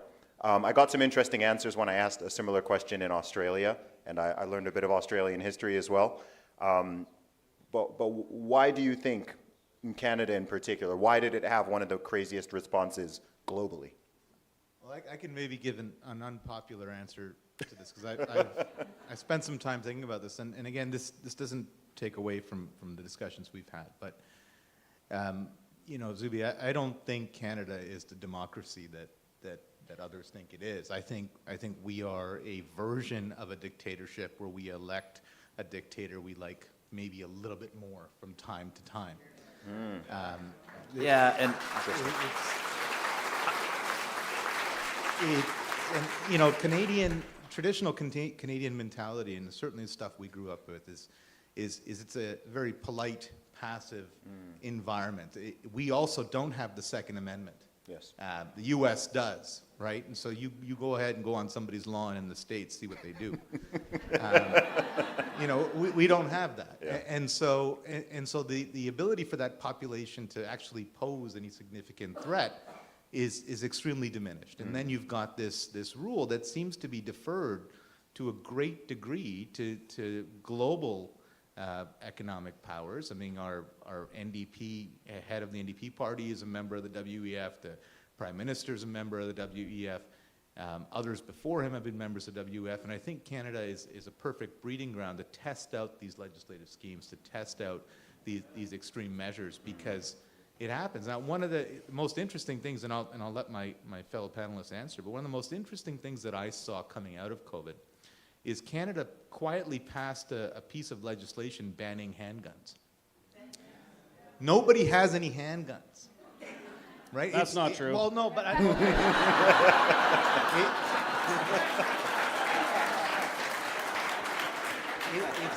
it's extremely difficult to get a handgun in this country, and there are very restrictive rules. So it's not like the States where a lot of people have guns. We don't have a proliferation of them, is my point. And so the fact that we had to pass legislation, and then you see these draconian measures starting to come in with different acts and restricting freedoms, I think it all kind of ties into that. So I think that might be the reason we are who we are.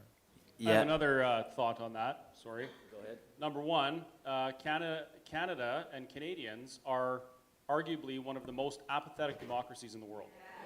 We have some of the lowest civic engagement of any democracy. In Canada, I believe the stat is less than 4% of Canadians have memberships in political parties. That is absolutely pathetic, and it allows the lunatics to run the asylum. The other part of it is, most other places in the world, in particular Europe and UK and that, they've experienced tyranny, like horrendous things have happened there, and they have literally, their recent history shows them that if they don't be involved and hold their governments to account, they're going to tyrannize them in brutal ways, right? So Canada's never seen that. We're a very young country. We're very inexperienced when it comes to that sort of thing, and that coupled with the apathy really allows those who have any kind of power just to do what they want without us rising up. Interesting. I just want to speak to what Umar said about being a test case. It's not like a conspiracy to say that that was the plan. It was written in a book by Klaus Schwab, the global, or was it COVID-19, the Great Reset. It's a novel that he wrote. Yeah. Subtle.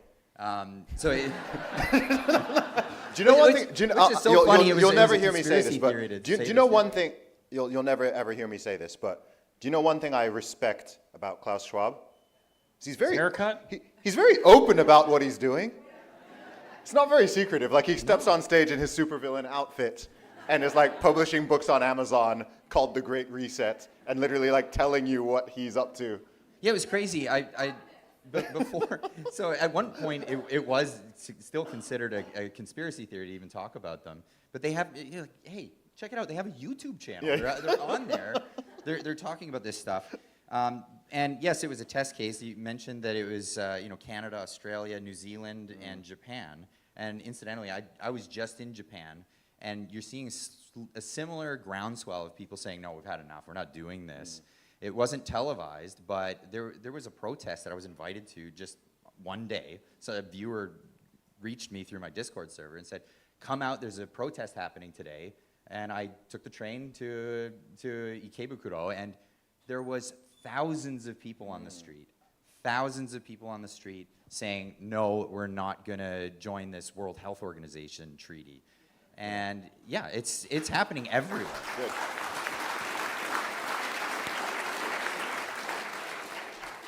Yeah, it's really fascinating to understand the differences between nations. It's kind of like a worldwide project of mine, and so I've been intrigued by that. Can I give you one quick difference? Please do. Go ahead. Because I thought about this a lot too. I think one of the differences is, like we asked the question, who fought for our freedom? And yes, there was a battle in World War II and one in World War I, but the real battle for our freedom, we never fought it here. We had our freedoms sort of given to us by the monarchy, and we acquired them sort of gently, and as Brian said, we're still getting our controls as early ago as, in the 1980s. Whereas you guys, or the Americans, they fought for their freedom. They had a real fight. And and we were looking to the Americans to come save us, but you were too busy and you didn't come save us. But you guys cherish your... I'm a Brit. Don't get confused by the accent. Yeah, so the Americans cherished their freedom, and I think we don't quite cherish it as much. We didn't fight for it. Yeah, out of the Anglosphere countries, the USA definitely values freedom and fights for it the hardest. I think the UK is second. One thing I do notice about my home country is like, we're really good at getting rid of politicians. Like the UK has had what, 6 prime ministers in the past 7 or 8 years, something like that. So yeah, one thing that I don't know exactly how it's done, but one thing that the British public does is they don't put politicians on a massive pedestal. And if they hold their feet to the fire. So if someone is like massively underperforming or is being massively hypocritical or something, like they get pushed out. And I think other nations, including the USA is terrible at getting rid of bad politicians as well. We do the same thing in Alberta with premiers, but unfortunately the talent pool is so shallow, we keep kicking them out and re-electing bad ones. Yeah. Okay, we're gonna go to lunch soon, but I just have one question, because I actually had I've got questions from multiple people, and they both actually are on a similar topic. And this is uniquely Canadian, so I'm just going to ask the question even though I don't totally understand the structure. And this is about the Governor General. So I have 2 separate questions about there being a Governor General in addition to the PM, and apparently a Governor General can get rid of a Prime Minister if they break the law or something like that. So I'm out of my depth here. But someone can jump in and save me about this. Yeah, so again, we're very divided in this country on the role of the monarchy.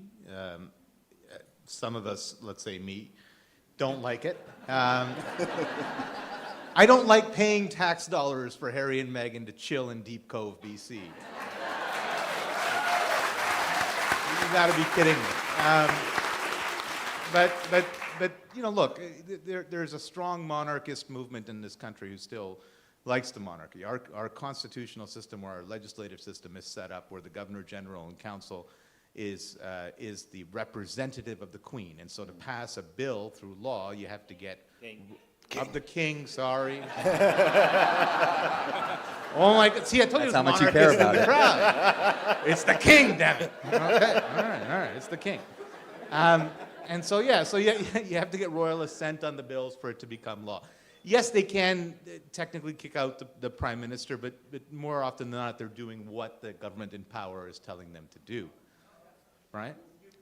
One of the things everybody misses in this debate, and lawyers do too, you've got to remember the Supreme Court of Canada decision in 1981. I was 2 years old, Brian. What kind of lawyer? I'm sorry. I'm sorry.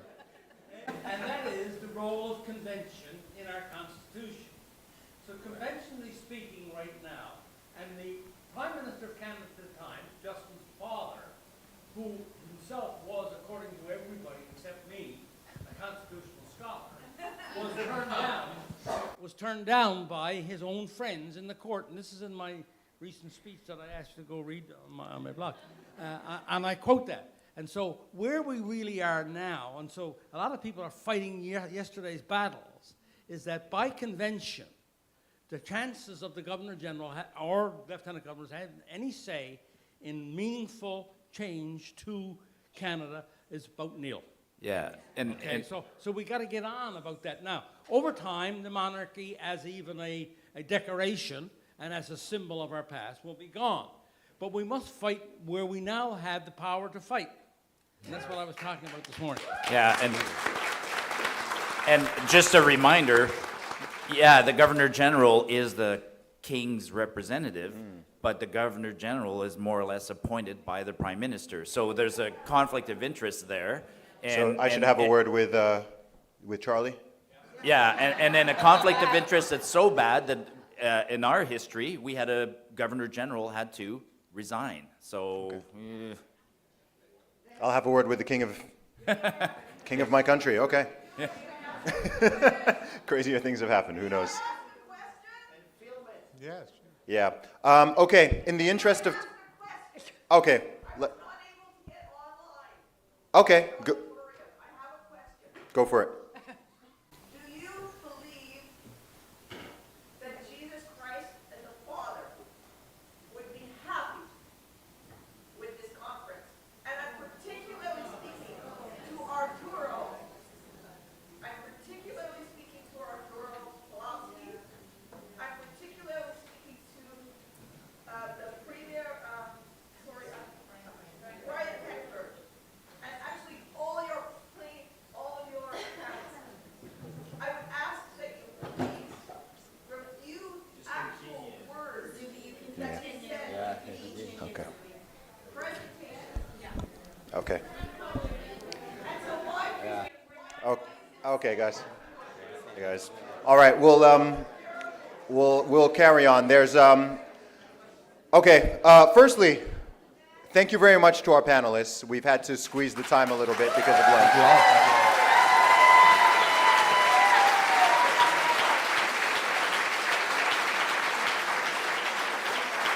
Just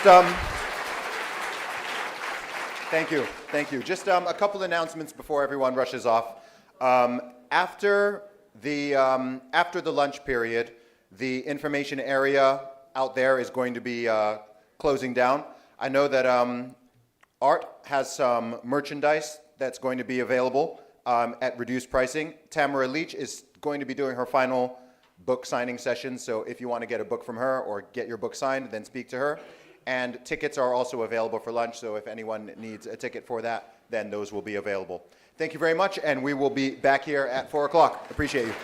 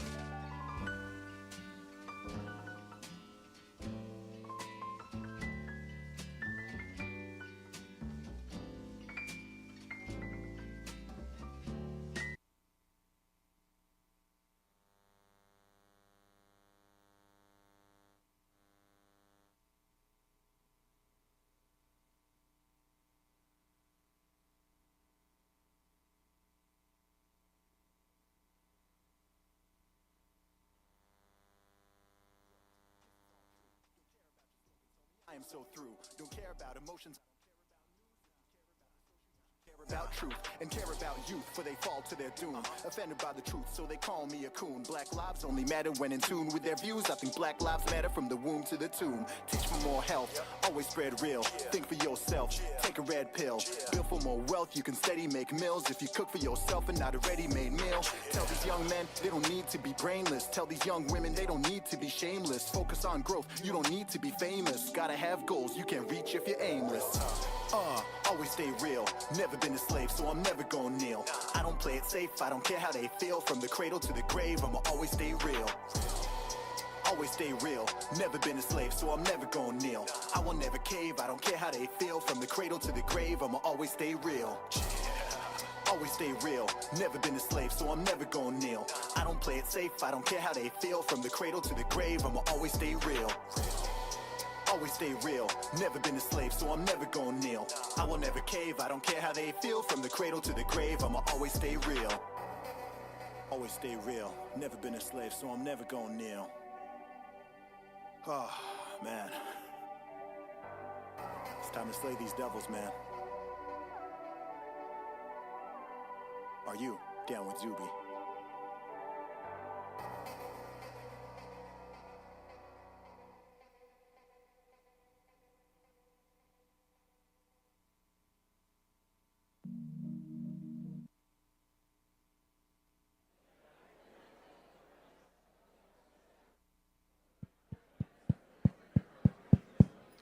Okay, ladies and gentlemen, welcome back. If we can please quieten down, we are about to get into the next session.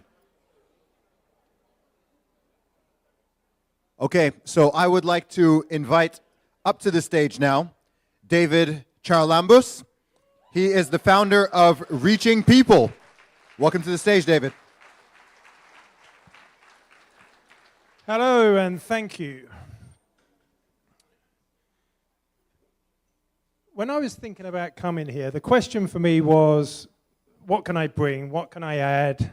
What can I share? I really didn't have any idea what I would gain. I cried yesterday, and when I was explaining the story to Paul and Lynn, who are my wonderful hosts, I was welling up again. And I'm not a crier. And then today, I cried again. And it really struck me that just the power of an experience. And that's really what's going to make the difference.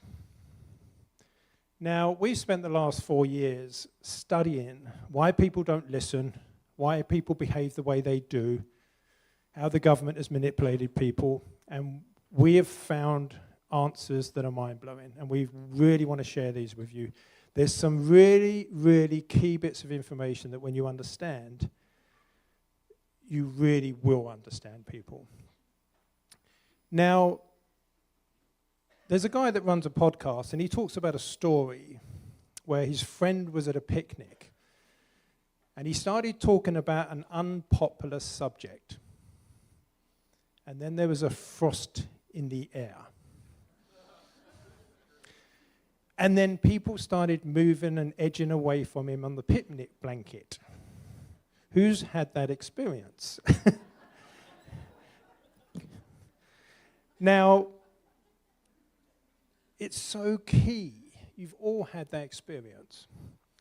And Drea said something yesterday that was quite profound, and many people were saying things that were really quite profound related to the work that we do. Now, self-censor is something that you'll likely do after that experience. You're human beings, okay? And if you don't, you probably destroy every relationship you had with anyone that believes a narrative. But self-censorship is a real problem. It's one of the biggest problems. And it will lead to apathy. So I've got something, everyone knows you've got something that you need someone to know. But when you don't tell them, you're then stuck. And that's apathy. You've got no way out. And this is what this project is about, is to give you a way out to then communicate with those people that really don't want to listen. But if they did know, They would want to listen. There's a lot of stuff that we go through, but really I want to share 3 key points for today. And what I'm going to do first is start with a couple of studies, and we're going to ask a question, kind of quiz-like. Now, I got all of these wrong, okay, as a proviso. What percentage of nurses would administer a drug under these conditions? The prescription was transmitted over the phone, violating hospital policy. The drug estrogen was actually a fake drug created, so no one had heard of it. Was fictitious and not approved for use. The prescribed dosage was twice the maximum daily dose, what was printed on this fake drug, and 4, the nurse had never met or spoken to the physician. Okay, by the way, any of those numbers are shocking.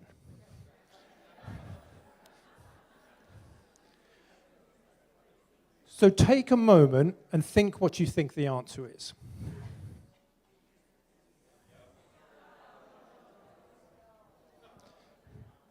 If you're wondering why everyone went along, because they understand behavior. They understand how to create the situation to get the outcome that they want. There's about, and the numbers really keep coming up same time and time again, there's about 10 or 20%, depending on the context, that you can't manipulate in the same way. It's probably this room. Right. And by the way, Cialdini, who wrote the sort of Bible on influence, said that was the scariest study he'd ever seen. And they ran that. It's funny, actually, why they ran that study, because a doctor had written out a prescription saying, ear, okay, and the nurse administered it as a suppository.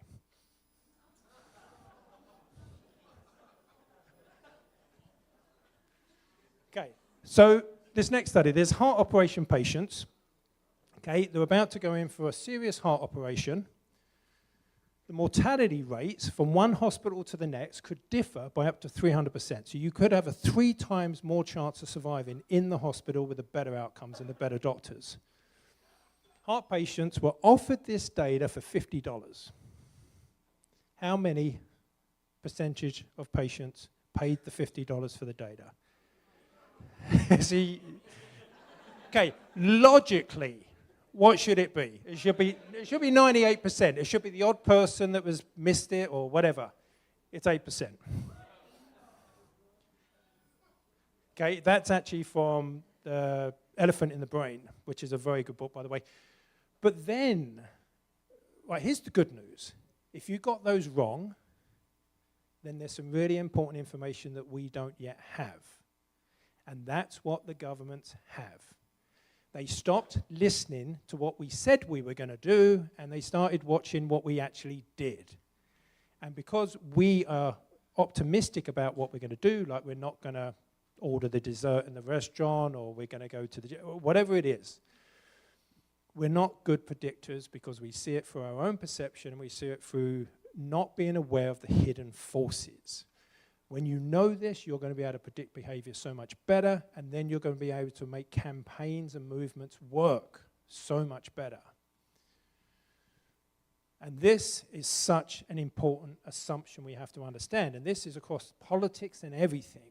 Whether at work or at home, our instinct is, if we have something important to convey, the other person will want to know. This instinct is wrong. Now, this has been known by many large corporations. Virgin, for instance, embraced this. Their safety video, no one wanted to watch.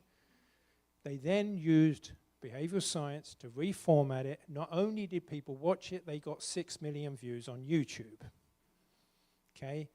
And this, from this book, really discusses how to make information in such a way that people will want to engage. The information itself is more important, but when it comes to conveying it, how you say it becomes more important, because if you can't get it into someone's head, then it's of no value.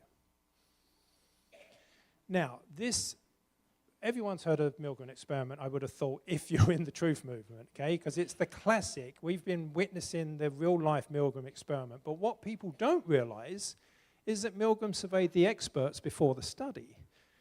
1% of psychology students predicted 1 out of 100 people would push the button. By the way, it was 67% of people would push the button to potentially electrocute another human being because someone in the authority said so. The psychiatrists fared much worse. They said 1 in 1,000. Now, why are people, even experts, so bad at predicting behavior? Now, this is fascinating. The Ash conformity studies, probably everyone's seen this about the line lengths. Ash ran those studies to prove it wasn't true. Okay? Because Sharif had run studies a couple of decades before, and Ash was finding holes saying, oh, it's because the answer was ambiguous. That's why people complied. But when the answer is clear, they won't comply. So Ash stumbled across something profound. And it's this. Imagine that you go sailing for the first time and you do not take into consideration the wind or the current. How are you going to fare? Not very well. Okay? We have to understand behavior because it leads to better leading. And the point is that behavior has lots of unseen forces, like the wind and like the currents. And they're unseen because it's efficient for our brain to not have them there. If you had to work out how much percentage weight to shift from step to step, every step, that's so laborious. Your brain takes care of that for you. The problem is that all that unconscious processing, it can be influenced, and the governments now know how to do that. And because it's unconscious, you would not know. And John Barr, who's one of the social scientists who really was a pioneer in this field, he tells a very telling story. He's in his log cabin with his brother-in-law. His brother-in-law is a rocket scientist. He says, John, what's social science doing nowadays? And he goes, it's getting crazy. We now think that 90% of our decisions are largely unconscious. The rocket scientist turns around and says, that can't be. I can't think of a single time I've made a decision unconsciously. Okay? How would you know? Okay, I'm going to touch on this. I mean, this is a 5-hour presentation if you go into this in detail. But this is what's going on, okay? This is our BBC. I'm sure you've heard of it. You've got your own equivalent, the state broadcaster. But basically, media is detached from reality, okay? And this is such a key quote. Those who can make you believe absurdities can make you commit atrocities. And that is what we've seen the last 4 years. There are so many people believe that what they're doing is for the greater good. And if you can make them believe that, they will do anything. Just ask any of the guys here. Now, I'm just going to touch on this slide because it's so important. The blue square on the top right is my consciousness, my awareness, what I'm thinking about. So if I say safe and effective, that's an output. That's like saying 2 + 2 = 5.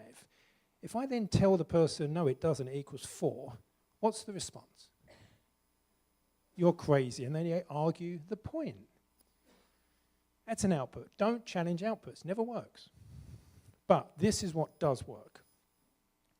That all of that output is coming from an engine of your mind, which are the inputs. You get a stimulus, and then you have all of these variables.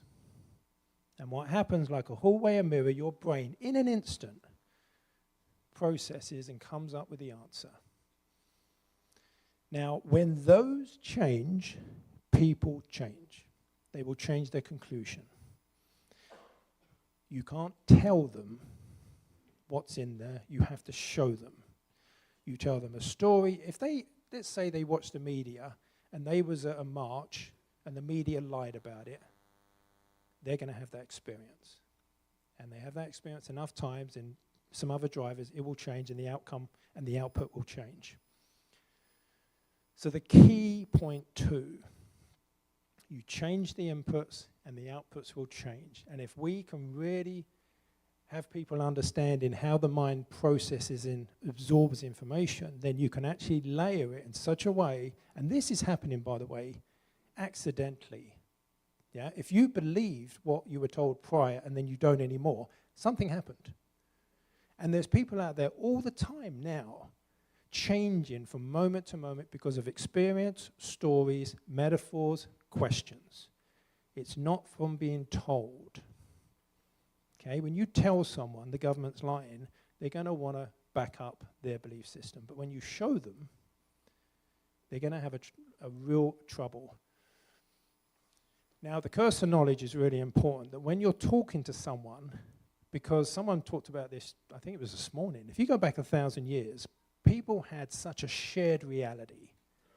Okay, you knew tigers, you knew all these things. You had a shared reality. Now we can live in different realities. Okay? You can have someone live in a completely different reality by just watching CNN, BBC, anything like this. Now, just to touch on the curse of knowledge, we're going to assume that when we're talking that they can access a lot of the information that we can access in our mind, and it's not true. So you have to be very conscious that if you know things they don't know, you've got to find a way of sharing that. Now, this is one of the real, anyone that studies psychology, this is one of the conundrums in psychology, and it's the person versus the situation. Now, all it means is, when I'm in a situation, what dictates my behavior more? Is it the situation or is it my personality? Now, we assume it's a person's personality, but only for about 10% of the population.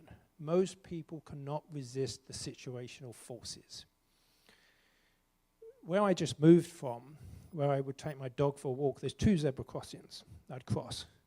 One of them, I almost got run over 100 times. Okay? Of all the shitty drivers just driving in that way, why not the other zebra crossing? Because of the situation, because of the way it's situated, because of the angle of the roads. So one day I'm getting annoyed. Why? Another arsehole. Okay? And then I realized it's the way it's designed. It's designed, and our systems are designed in such a way that we're breeding bad behavior, we're breeding corruption. It's literally, there's 65% of the population that can literally have their moral compass moved under certain conditions. And this is one of the most important things to know, because we should be designing our systems so they don't contain those conditions. It's so key. Wells Fargo, they created an incentive that if their staff opened up a new account for customers, they would pretty much keep their job, because it was the kind of, you had to perform to a certain level. What happened? 5,000 staff committed fraud. 5,000. This is one of the funniest studies I've ever heard, by the way. Okay, let me just explain it. So if you flip a coin, it's generally going to come 50-50 over large numbers. So they created this to then give it to people, and they could go into a room, flip the coin, come back, tell them how many times it was heads, and they say, oh, every heads we give you $10. So they were incentivizing people to cheat. And then obviously they can measure the averages to know who's cheating the most. Now, with the bank employees, and this is what's so funny about this, if they did not remind them that they worked in a bank, they did not cheat. But when they reminded them, and it's called priming, it brings something to the forefront. When they reminded them they worked in a bank, not only did they cheat, but they cheated more than prison inmates. The culture of banking, the situation of banking is to cheat.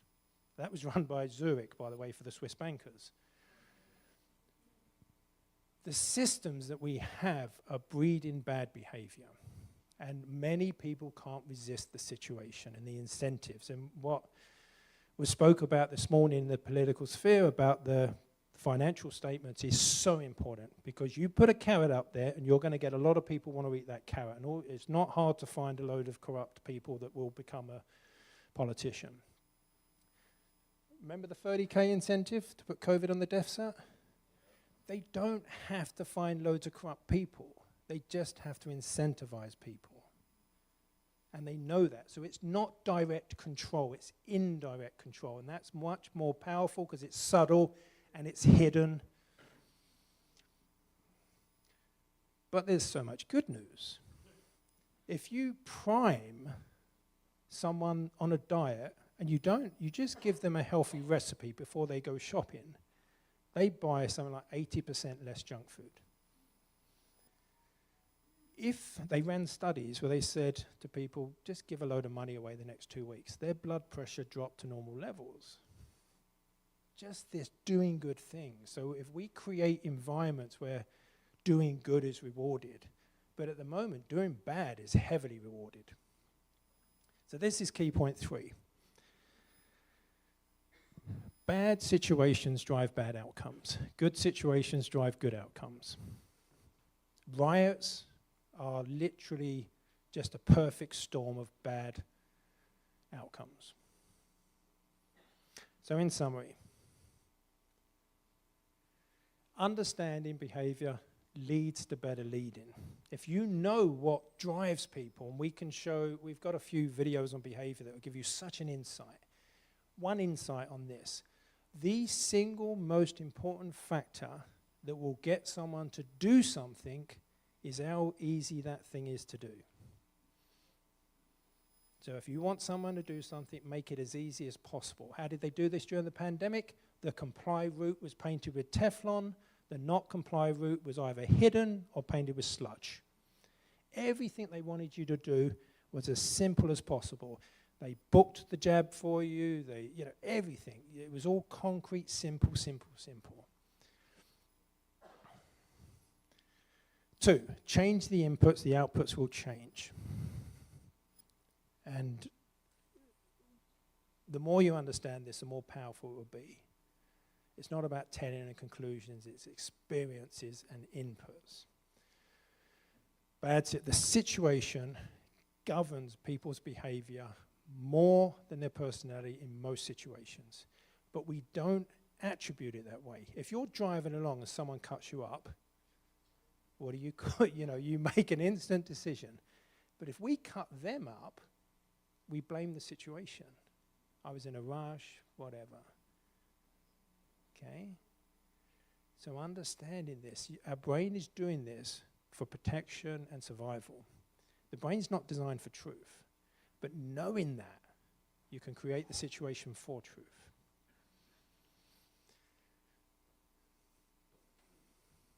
So conclusion and solutions. So we've got a bunch of things that we do, and I was just presenting, and all of this is going to be freely available on the website. A lot of it already is. We've got the do's and don'ts in conversation, and this is what's going to trigger people, what's going to shut them down, what's going to make them not listen to you, and then what do you do where you can really get them to listen. We have a message template on the right, which is a PowerPoint presentation to ask you all the good questions. What's going to make this go viral? What's going to make people want to talk about this? What's going to make people want to share this? What are the things I need to avoid? And then we've got this thing on the left here, which is just understanding behavior. And it looks a little bit complex, but it's really easy. This is by B.J. Fogg, by the way, is one of the experts on behavior. Behavior happens when motivation meets ability meets prompt. So the prompt might be, we need to do something, okay? If that behavior is above that curve, so if it's above this line, it's probably going to happen.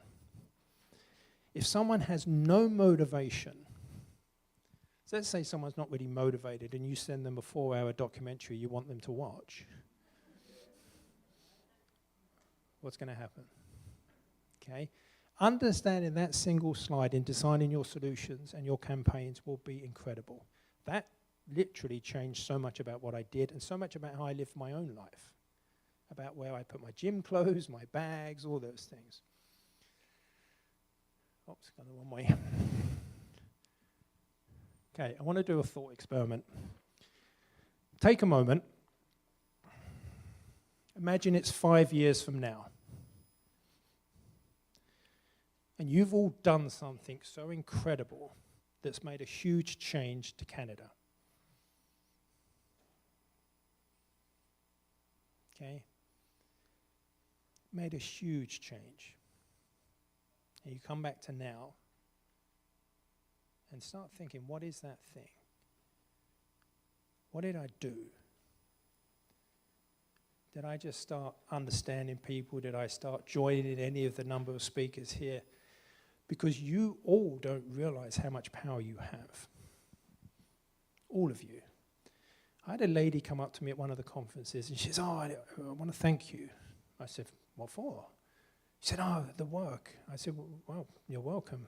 She goes, it gave me confidence to go to one of the major supermarket retailers in the UK, and she got the mask mandates overturned in 24 hours. One person. Okay? And how did you feel hearing that story? Inspired. We're wired for story. We trigger each other. I cried a few times the last few days because I've been inspired beyond what I thought was possible.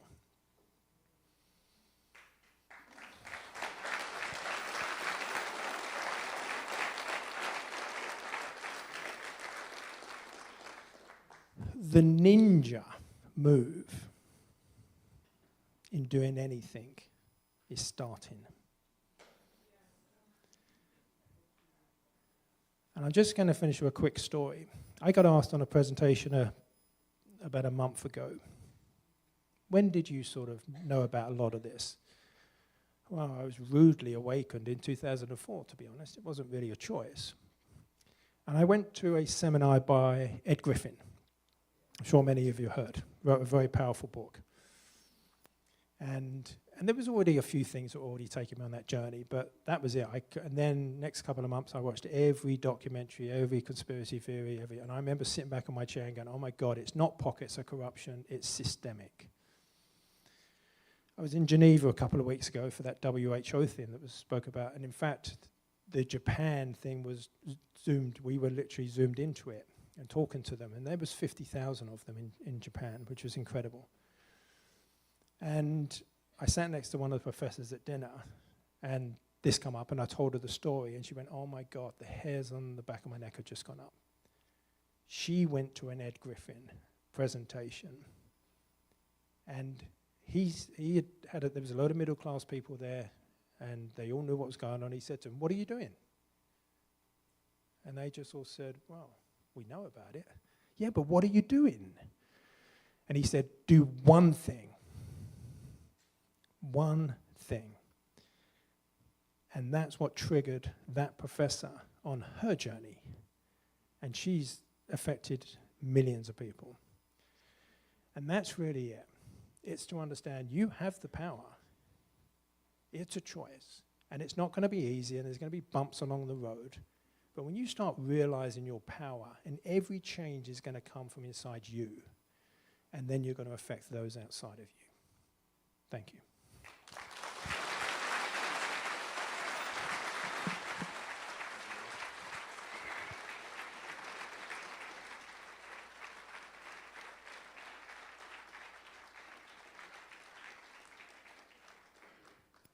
Thank you very much, David.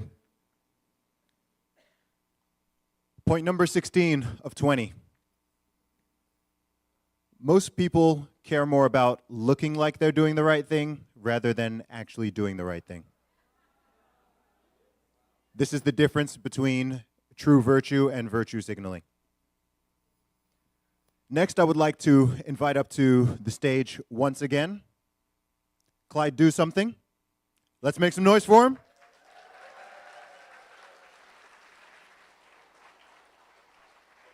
YouTuber and commentator.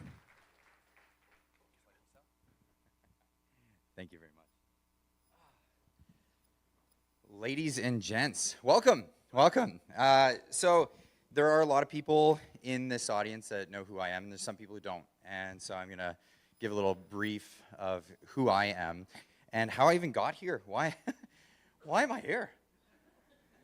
How did this happen? I'm a dyslexic mechanic from Squamish, British Columbia, and I read the news to people on the internet. Amazingly enough. So we all went through the whole COVID scamdemic, people want to call it. And it was not easy for a lot of us, but a lot of us didn't really do something when that time, I think we all should have spoken up. Now,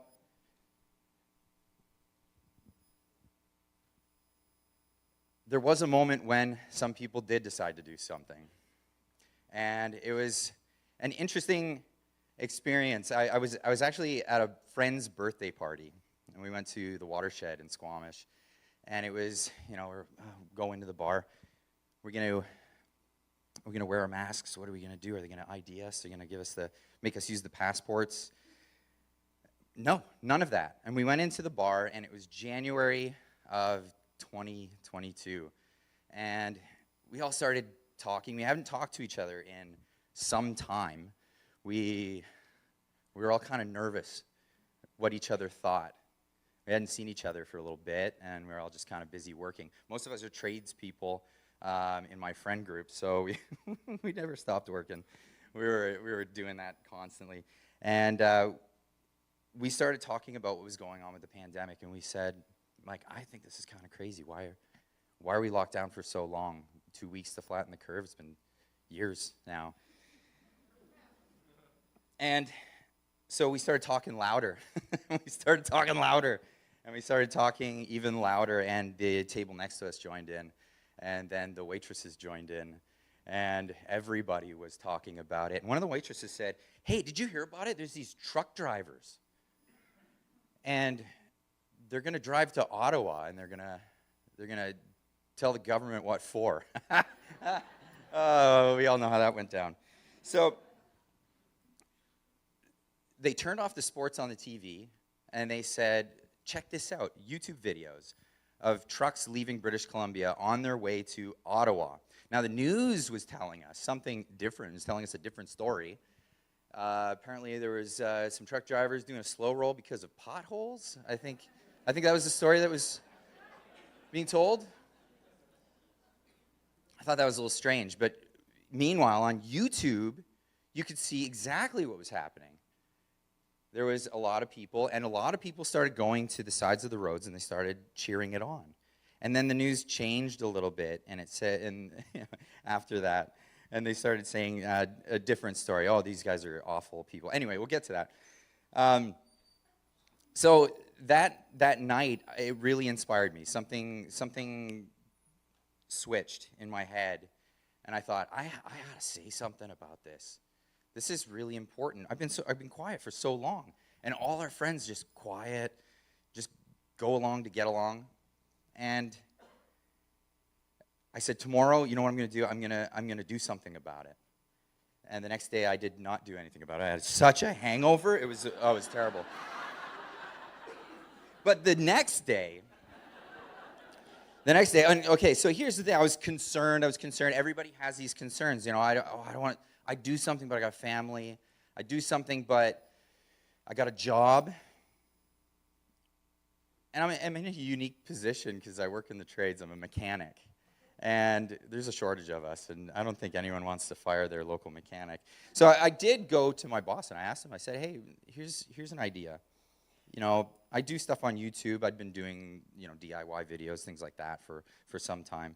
And I said, what do you think if I told my political opinion on the internet? Are you cool with that?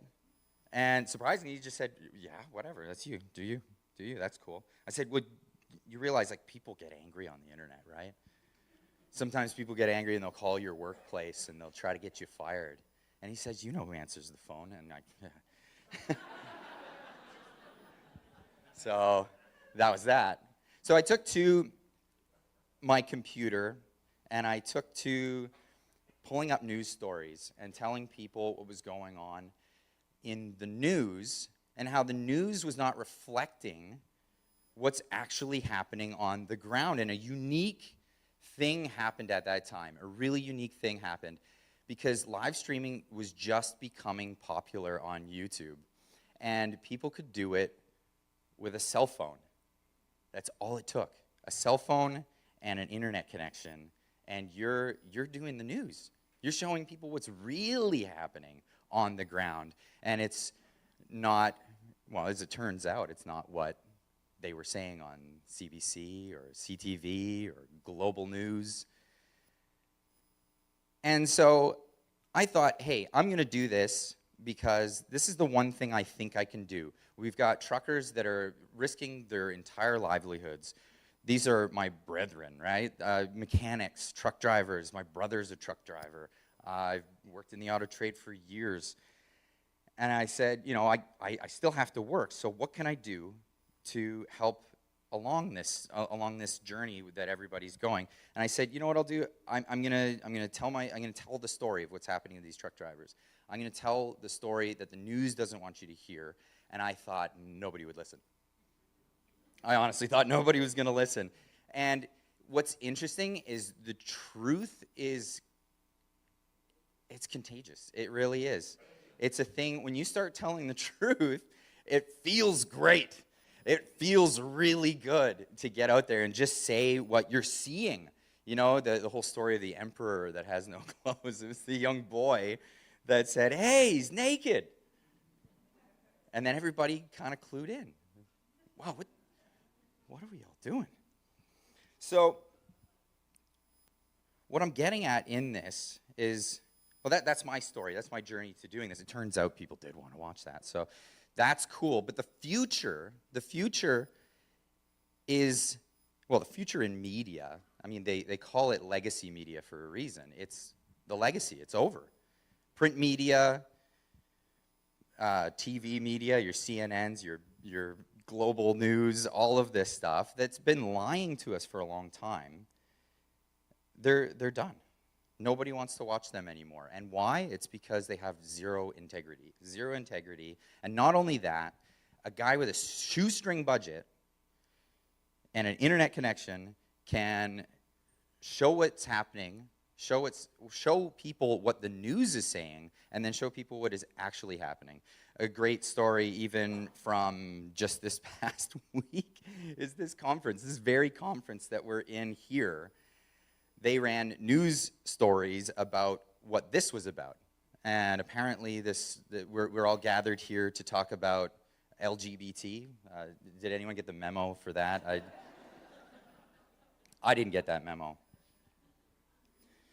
No, it was not about that. But yet Czech News wrote an article about a week and a half ago saying just that.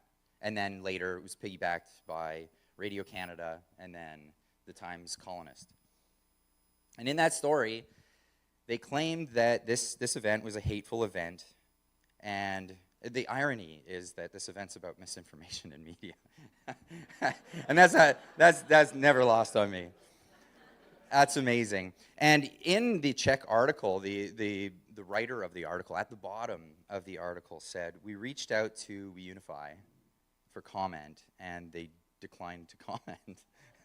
So immediately I got in touch with them because I got a line of dialogue here. So, hey, Jonathan, did they actually reach out to you, and did you not? Because that wouldn't have been a great move. Don't even comment. Oh no, absolutely he did. He did, and he gave me receipts for that. So I contacted the journalist and I said, hey, I'm a media watchdog YouTuber, and you just wrote an article labeling this event as an anti-LGBT event. Incidentally, it's about disinformation in media and censorship. And in your article, you wrote a bunch of things that weren't true. And one of the things, especially at the end, was that you said that it wasn't, that they didn't respond to you. So I wrote the author this letter asking for a response, and I also gave a deadline saying, hey, I would love to hear your response, and I'll be making a video about it. Please respond by this deadline. Of course, I got no response, but I did do a video about it, and incidentally, after I wrote this, author an email, I asked, after I did do the video, but just before I did the video, I double-checked on the website to see if there had been any changes to the article, and of course that line changed. That line changed, but fortunately there's, and again, talking about the future, technology is great. If you find an article that sounds like it's BS to you, archive it. Anybody can do it, and once it's been archived, anybody can then access it. And this is something that we can do as watchdogs, and anybody can do this. Nothing that I do is special. Nothing that I do is special. Nothing that I do is particularly brave, I thought. A lot of people are throwing that bravery around. I just turned a camera on and I started talking. Now, the article, yeah, they changed it afterwards, and it's astonishing to me. But yes, moving forward, the future being this internet realm, anybody can do this. Anybody can pick up a camera and talk to a massive audience out there. Anybody really can. And I do it, well, every morning, and it really is a stress reliever. It really is. So I know I'm finishing a bit early, and we're going to wrap it up here, but I just want to encourage everyone moving forward to pay attention to what's happening in media. Media is where where they're going to change your, they're gonna try to influence you in that way. And what's great is, like I said, anybody can do this. All you gotta do is do something. That's it.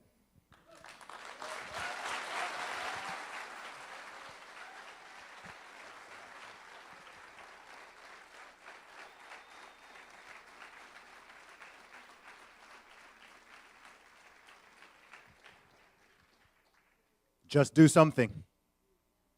That's a powerful motto when you think about it. Okay. What was my next point on my list? Ooh. We know this one. We've been talking about this one all weekend. Point number 17. Politics, the media, science, and the healthcare industries are all corrupt to varying degrees. Scientists and doctors can be bought just as easily as politicians.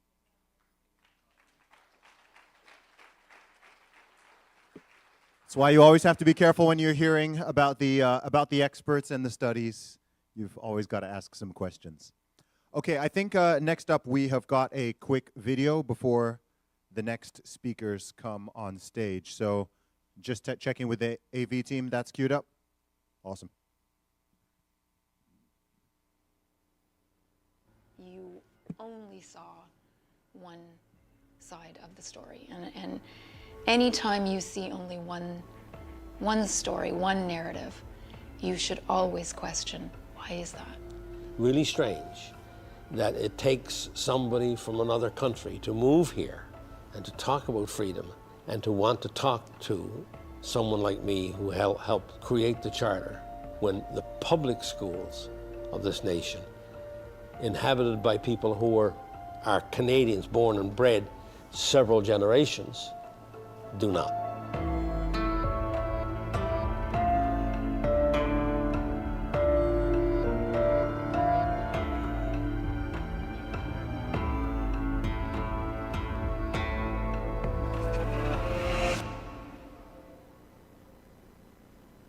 And now I'd like to welcome to the stage Chris Barber and Tamara Leach. Let's go.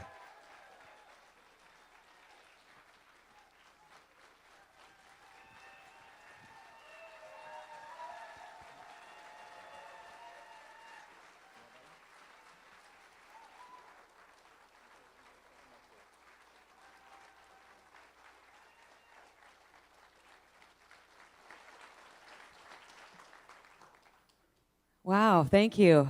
lawyers and doctors and premiers and psychotherapists. We're going to have to use our big words today, Chris. We've seen it all in the last little while. Yes, we sure have. Wow, how are you guys doing? Yeah, great. Thank you so much for having us. What a treat to be here, and just an honor to be, like I said, sharing a stage with real heroes, real heroes. It's been quite the weekend here. Amazing group of people that we've met and spoke to throughout the weekend here, and I can't be prouder to take part in this. As most people are aware, Tamara and I are actually legally able to sit on the same stage together now. Yes.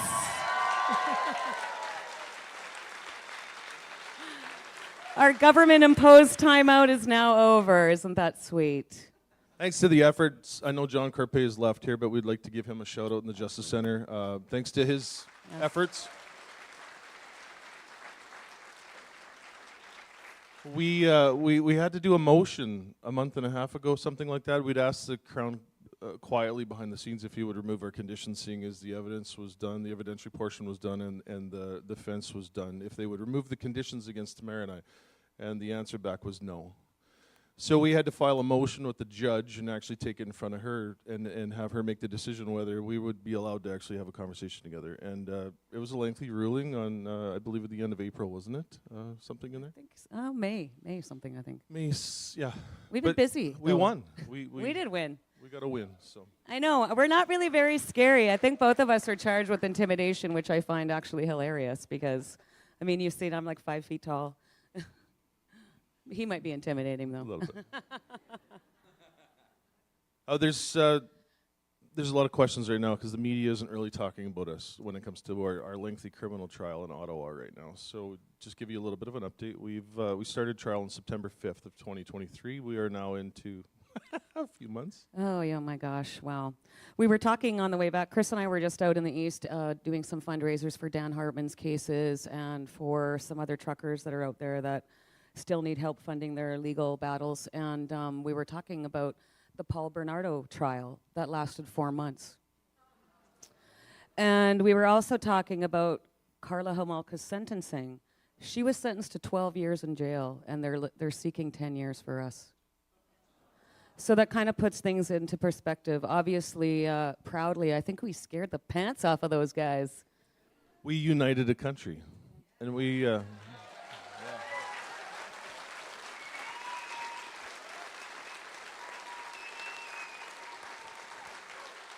And that was quite literally, I think, the most beautiful thing about it. And I was speaking to somebody about this earlier, but, you know, for a time, all of the labels were dropped. It didn't matter what color your skin was. It didn't matter what God you worshipped. It didn't matter what your income bracket was or your geographical location. We were Canadians, period. We realized that over the course of our lives, we've been divided by color, by race, by a geographical placement, I guess.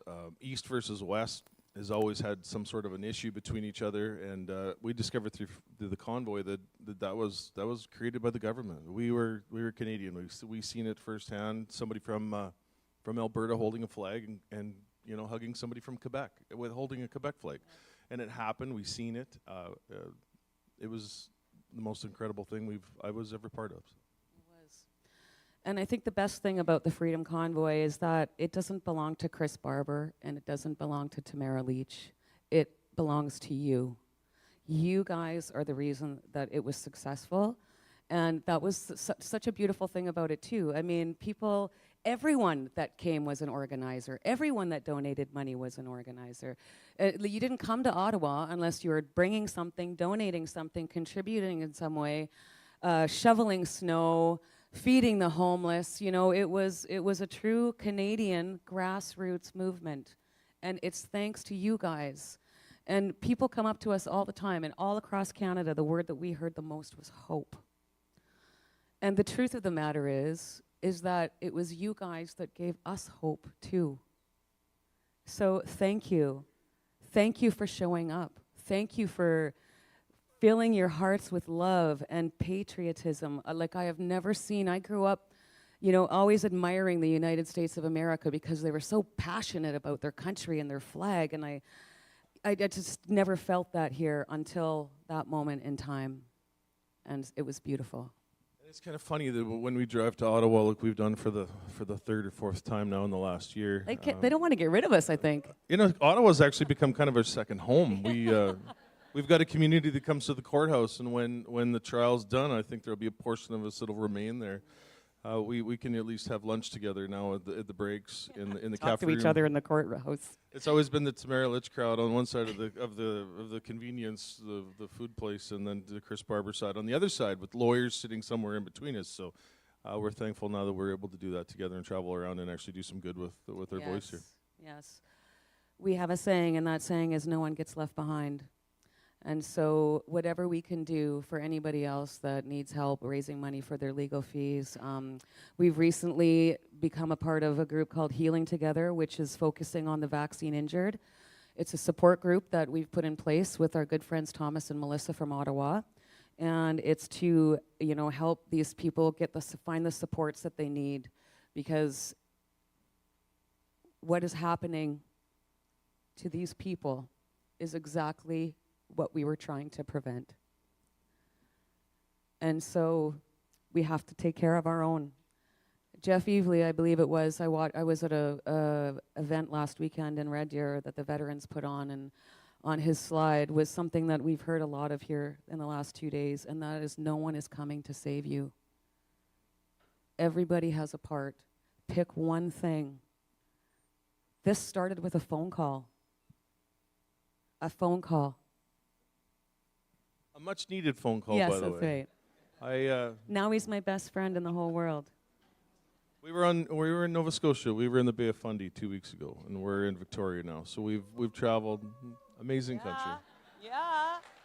Maritimers, whoa. One of the things we realized when we were in Ottawa, we did with the Healing Together program, the church had approximately 7 to 10 people in it the previous week before we got there. And the appointment that we had, it was double that. And the amount of people we met that have severe injuries from the vaccine is astronomical. And to sit and speak with them there, and to hear the health professionals aren't listening to them. They're not giving them any advice. They're ignoring them. And so that is a huge need right now in this country, is to start standing behind these people that are vaccine injured, and meeting them personally it affected us. It was greatly. hard. It was a hard meeting. So going forward, that's what we're going to be looking to do, spreading that across the country here in the next upcoming months. It's going to be Healing Together. We're working on a website right now, working with Thomas and Melissa McKee in Ottawa. You want to talk about the lawsuit? I guess so. Which one? When you get past the 10 years we're facing in federal prison and the lengthy 12-month court decision, there is a $400 million lawsuit on our tails right now from the citizens of Ottawa. Which is hilarious. Like, come at me. I don't have $400 million. Like, seriously, let's get in the realm of reality here. Thankfully to the JCCF, another John CARPAY is looking after us with that, with James Manson, legal help from Toronto right now. Amazing. Ottawa lawyer Paul Champ is the lawyer seeking that. So basically going after the funds. He's really sweet. He's a very kind person. His lead plaintiff, Zach Seeley, testified against us in the courtroom. I think that was last fall, wasn't it? She wasn't very good under cross-examination. No, so she sure wasn't. They're basically going after the money that Canadian citizens donated to the Freedom Convoy. They want all that is in the escrow accounts. As most people know or don't know, everything was frozen basically the minute it hit the bank accounts. So we were at access to very little of it, and it has been tied up in escrow for the last over 2.5 years. I don't know about the interest. We'd like to. One can only hope. One can only hope. Yes. Yeah, so that's going to be interesting. Obviously, the outcome of our criminal trial is going to be a factor in that civil suit too. But it's not even certified yet. I don't know where it's going to go. I don't think it's really going to go anywhere. I've never had any anxiety about that. Have you? I've never had an ounce of anxiety. Even sitting in the courtroom for the last 10 months, we've there's never been a got you moment. We had Two of the reporters that have been with us in the courtroom have actually said, positive things about us, came up to us afterwards and said, what they've done or what they've portrayed you as isn't what we've seen throughout the course of the trial. So we didn't even launch a defense. We didn't even mount a defense because we're literally sitting in this courtroom. Well, first of all, the first 2 weeks was all Chris Barber, and I think I said to him one day, like, is this a Chris Barber show? Like, when's it my turn? Right? Chris Barber's got kind of a big mouth on social media. Yeah, that's right. But we just watched all these videos that you guys have all seen, like we're peaceful, please respect the police, and respect the rule of law. And if you're going to come and be violent or threatening, then don't come. We don't want you here. So when it came time to mount a defense, we just didn't call any evidence because we haven't seen anything that we need to defend ourselves against. So going forward,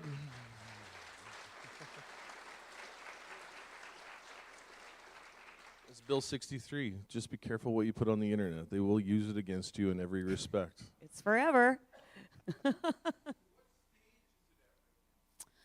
We're going back to trial August the 13th. We've got 3 days, the 13th, 14th, 15th, and then we just found out we've got the following Friday. And the judge has requested written arguments now, which is great. She thinks that we can be wrapped up on the 23rd, and then it'll just be waiting for the decision. So finally, I mean, this has just been unbelievable, like unprecedented. And it's funny, if you follow me on social media, I try to troll Stephen Guilbeault as much as I can because he's a convicted criminal. And he was convicted of mischief. And you know how long his trial lasted? 0. And if he can be the environment minister with a mischief charge, right. What does that make us? What can we do, Chris?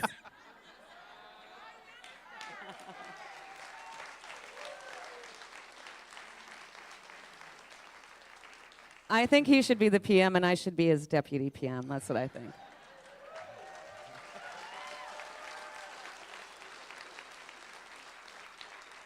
I do appreciate that. Let me be clear.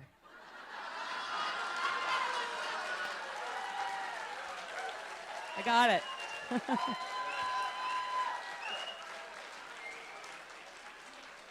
I'll let you go political if you want. I find I'm a much better critic than I would be a politician. So at the end of the day, we still have a business to run. I've been very thankful that my son Jonathan has been basically been running the business for the last year while I've been out east and just monitoring it here and there. So we've got family at home supporting us. We've got people all across this country supporting us. Anytime we're in public, we see people that notice us and give us appreciation. You've seen a little bit of hate. For some reason, they don't come at me personally. It's because you're a giant. But it was funny now, this trip out east, people, you can kind of tell right away by the way they look at you. And so I'd walk into a room and somebody would look at me and I could see their mouth open and then they'd immediately see Chris come in behind me and it would be like, zip, nope. But it's mostly love. We're very blessed. And, people come up to me all the time and they say, I'm so sorry that this is happening to you. And I say, don't be, because this is what Canada needed to see happen. And again, throughout the whole thing, I mean, it was just as much spiritual for a lot of us as anything else. And I had a lady ask me today, like, what did you say to yourself, when they arrested you and you were in jail? And I said, multiple times a day, thy will, not my will. We knew that we were safe and protected. And I think that God used us and others to expose a lot of what's going on. And I remember thinking when I was arrested, I was like, okay, God, I guess you're not done with me yet. So let's go, let's dance, let's do this, They picked on the wrong grandma, put it that way.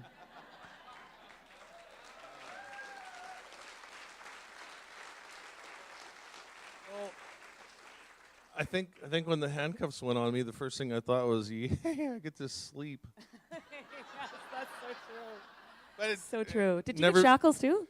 No, just handcuffs. Oh, wow, that's no fun. But I didn't know this. I've made 47 years of my life never being arrested, never being in the back of a police car, never being in a holding cell, never having handcuffs on.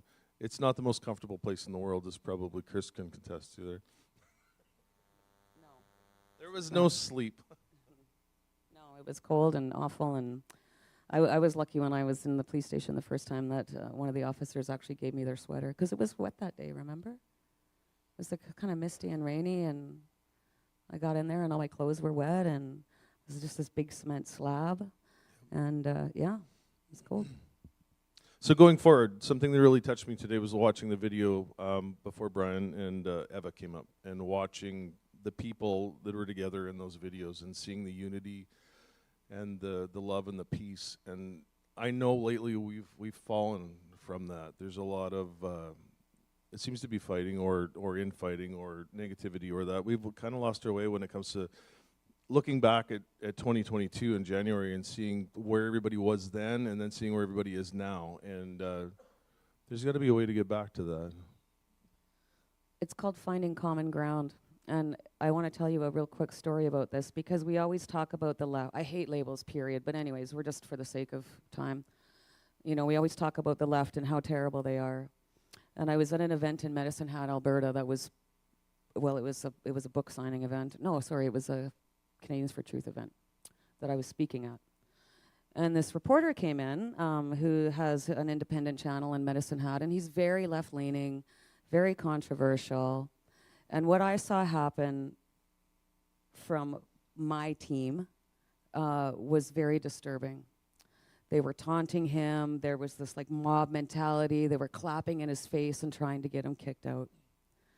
And I thought, wow, they're the same. We're the same. And that's the stuff that has to stop. That's what we were talking about yesterday. We can always find common ground. 10% of the people, don't even worry about it, because they're just not going to like you just because. And that's fine. But you can always find common ground with someone. You just have to try. And the other thing I had talked about yesterday was you get to choose if you're going to help heal the division or if you're going to contribute to it. That's a choice that we all make. And it starts with you and it starts with me. And individually, that is how we win this. On more than one occasion, I've been able to reach out to the people that were probably the most vicious to me on social media and find common ground, to the one extent that we actually met a person in Montreal last fall and actually sat and had a visit together. This is somebody that was very vile on social media, and just through conversation and almost a dare, I bet you wouldn't have the balls to come and sit and meet with me. And of course, my answer was yes. So we spent about 2 hours having a conversation, and now we're fairly decent friends. We're not politically on the same side, but at least we're civil to each other, and there's a difference there. So we can do that.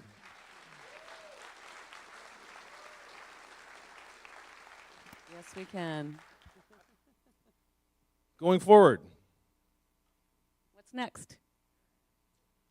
I think the big thing is getting these people through their legal fees. We've been working with the Justice Center. Most people know the Justice Center is looking after a portion of my criminal charges, as well as Tamara, the Democracy Fund, has been looking after hers. So between the two of us, we're bouncing off $750,000 in legal fees. $750,000 for mischief. But we're Isn't that crazy? It's called lawfare. But again, we kind of have to wear it like a badge of honor, because that shows how scared they are and how scared they are of you when you come together. And from a place of love, right? Exactly. That they don't like that. I think the money scared them a lot. You know, the donations that came in obviously blew us away. And I'm sure that scared them, but I know what scared them the most was when they saw Canadians standing together, all coming from a place of love. We weren't an angry mob, you know. It was just so beautiful, and it was amazing, yeah. But we also watched the disinformation from legacy media tear us to pieces. We were right off the bat, and that message was spread right from the Prime Minister's office. And yes, it was. We were basically every kind of ist and phobe you can be, right? We were.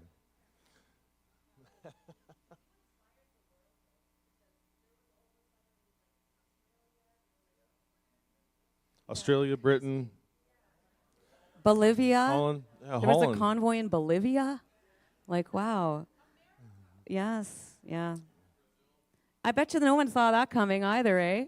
In Canada? Like, it was the most passive and polite and peaceful protest of all time. Yes, it was, yeah. I mean, we certainly never expected that to happen. I remember when, well, my expectations was like, oh, well, maybe like raise $20,000 and these trucks will drive there and Chris will get out with a little sign and stand there for a little while and then hop back in his truck and come home. But that wasn't quite in the cards. And as we cross this country, we've seen exactly what Canada was made of. So I can't help but see a Canadian flag on the side of the highway now on the drive to Ottawa for a trial and think that we maybe had something to do with that. I know there was a lot of Canadian flags before, but I can't sing O Canada anymore without crying.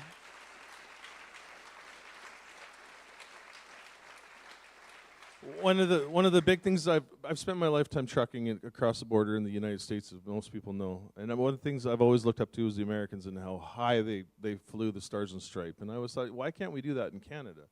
And through the convoy, we actually did, and I think we've done that a lot more since. We look at that flag now with a sense of pride a lot more than we did before. So I'm thankful for that. Yeah. We're very lucky, very lucky. So thank you to you guys again for supporting our journey, for being a part of our journey, and for always coming from that place of love that we always talked about in all of our videos. And another thing that has been discussed here a lot is forgiveness. And it's very hard to forgive some of these people after what they've done. But, you know, people ask me all the time, well, how do you stay so positive? And I'm just not an angry person. Like, I'm not going to waste my time. I'm not going to put my energy there. And that's my choice, right? And, I mean, and the other thing is humor. I mean, the whole thing is so ridiculous that, you know, we have to laugh about what they're doing, you know. I grew up in small towns in Saskatchewan. I'm like not a domestic terror, no, sorry. Ideologically motivated violent extremist. All the scary words. I even have, and like Eva said before, with, you know, the Chris Barber, the activist, I don't consider myself an activist. I consider myself a blue-collar worker. I yelled at my windshield for many months through COVID until, you know, and even going so far as to become vaccinated in December of 2022 to keep my career, to keep my customers away from the big carriers that the government was basically handing over to them. So I learned to have a voice, and then that voice transpired into something that has become what it is now, and anybody can do that. I'm just an average clown on the highway, and there's a lot more people out there that are able and willing to stand. Yep. And we're going to do it together. We got a country to save, everyone.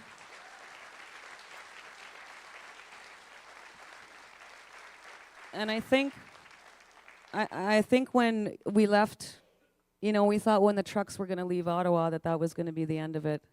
But what we now know is that was just the beginning. We have a lot of work to do, and we're gonna get there. Somebody, I think yesterday said, you know, is there any hope? We always have hope. That's the one word that we heard the most all across this country. Don't lose your hope, whatever happens. And regardless of the decision, when the judge reads the verdict, we've already won, regardless. Yes. So, yes, thank we you, have. everybody. Thank you.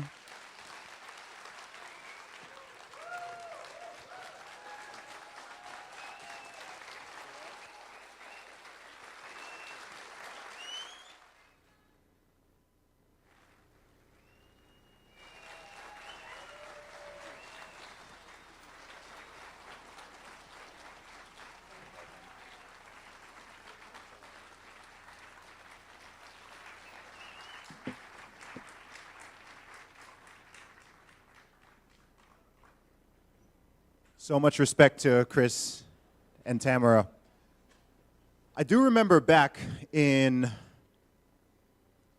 2021, 2022, seeing all the madness that was going on in this country. And one of the things that is there are a lot of things that are just upsetting and rage-inducing that happened back during that COVID era.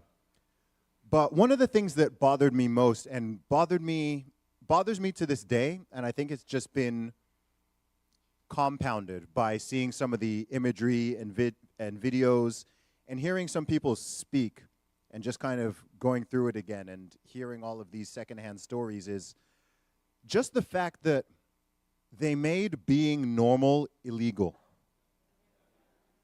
Just doing normal, everyday things that you've been doing for your entire life, like going outside, like showing your face in public, like going to work, like seeing your friends, seeing your families, just normal stuff. They made a situation, which I don't think in any of our lifetimes before we've seen, where just by being a normal human being and living a normal, peaceful life, you're suddenly on the wrong side of the law.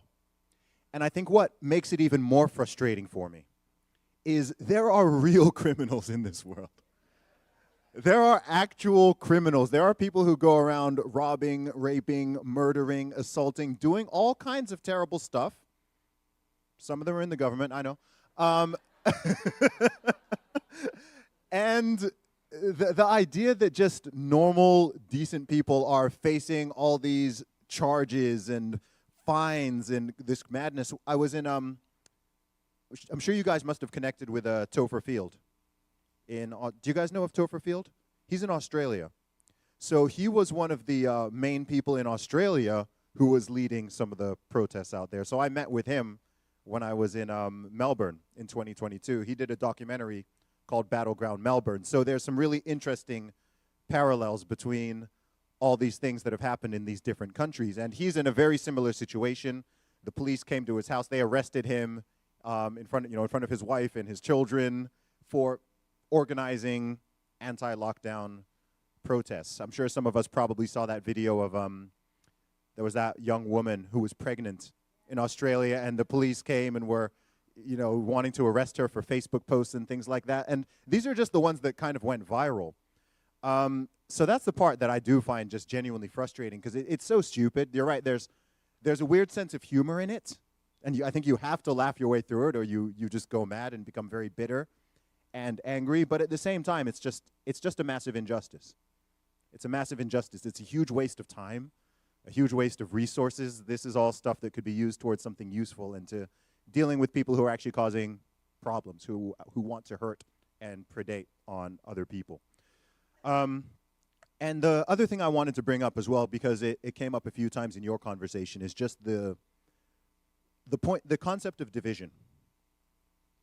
And that is something that has always, as far as I can see, it's always been a weapon that is used by humanity against humanity, along all different kinds of lines. It could be across geographical borders, races, ethnicities, genders, religious beliefs, ideological beliefs. They managed to divide multiple populations around the entire world about whether or not someone had taken an injection. I've never seen that before. Vaccines are not new. Vaccines have existed for far longer than I've been alive, but this whole concept that you can divide any population, the UK, Canada, USA, whatever, we're just going to split the population, vaccinated versus unvaccinated, and we're now going to turn these sides against each other. Insanity. It shouldn't even work. If we were a more logical species, everyone would have just been like, no, that's dumb, right? I'm not abandoning my brothers and sisters and neighbors and friends and countrymen and people who have been good to me because they did or they didn't take a shot. And if the shot works, why'd you care anyway? Right? None of it makes sense. The more you think about it, the more you're just like, this is complete insanity. Make logic great again, yes. So on that note, I'm coming towards the end of my 20 points, but I think this one is very apt given what you guys just talked about and what you've been involved in. So this is point number 18 of things I learned during the pandemic, and this is that if you make people comfortable enough, they will not revolt. You can keep millions of people docile as you strip away their rights if you give them money, food, and entertainment. I believe the Roman poet Juvenal said this way back before I did, when he talked about bread and circuses. Panem e circus, something like that, I think in the, what was it? Yes, there we go. So yeah, there we go. Okay, if I'm correct, I think there's a I think there's a clip from the documentary that is going to play now. AV team, that's all good, yeah? Okay, cool. We're going to run this now before I introduce the next speaker.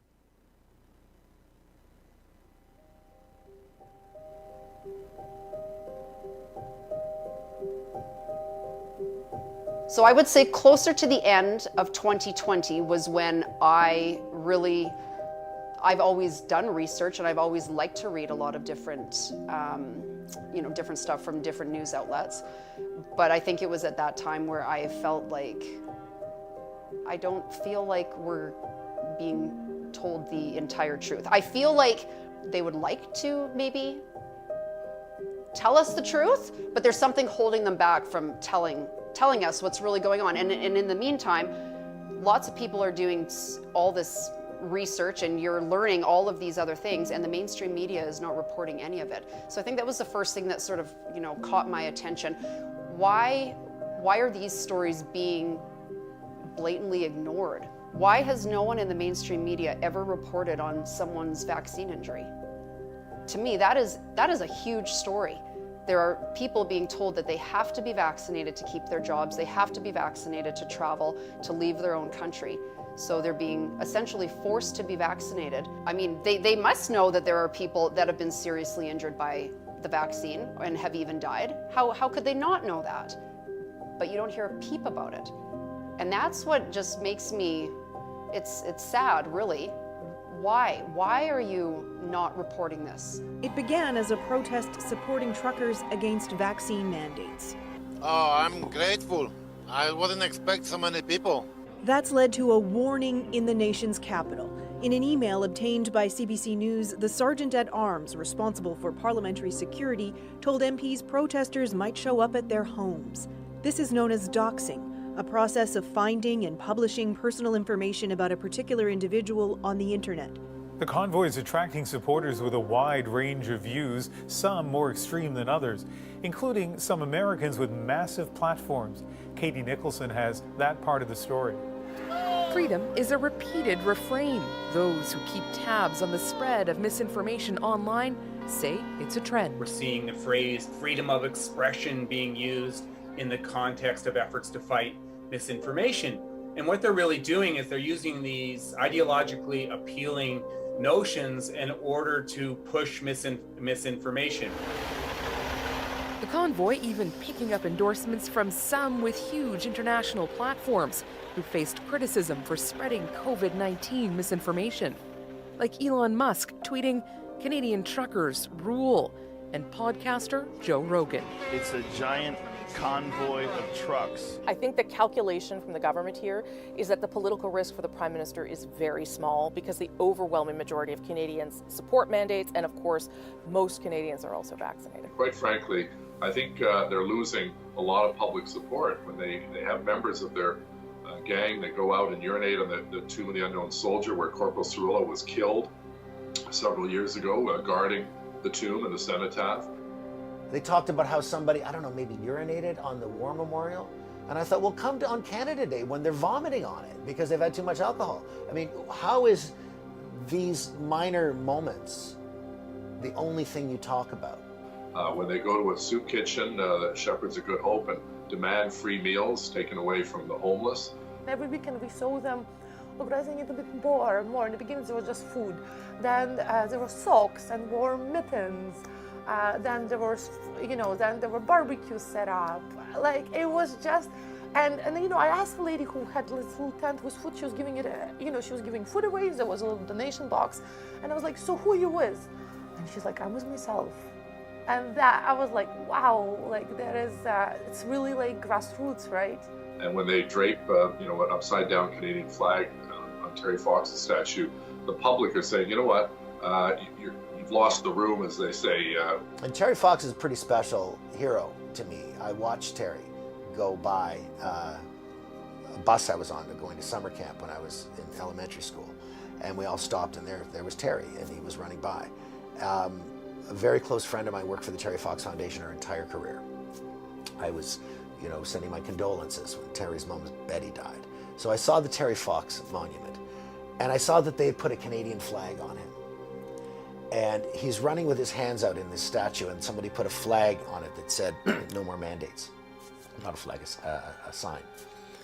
And then in the media the next day, they said they desecrated the Terry Fox statue. Well, what Canadian isn't going to hate those guys? Except that it wasn't true. They put a flag on him that came off. They put a sign in his hands, and they came off. Desecrating a statue, technically, would be painting it, knocking it over, somehow permanently harming it. It wasn't done. It was night and day. I mean, the narrative that the mainstream media was going with was there are a bunch of thugs taking over downtown Ottawa and making life a living hell for people that live there and scaring residents, and they're violent and they're kooks and they're anti-government and they're anti-vaxxers.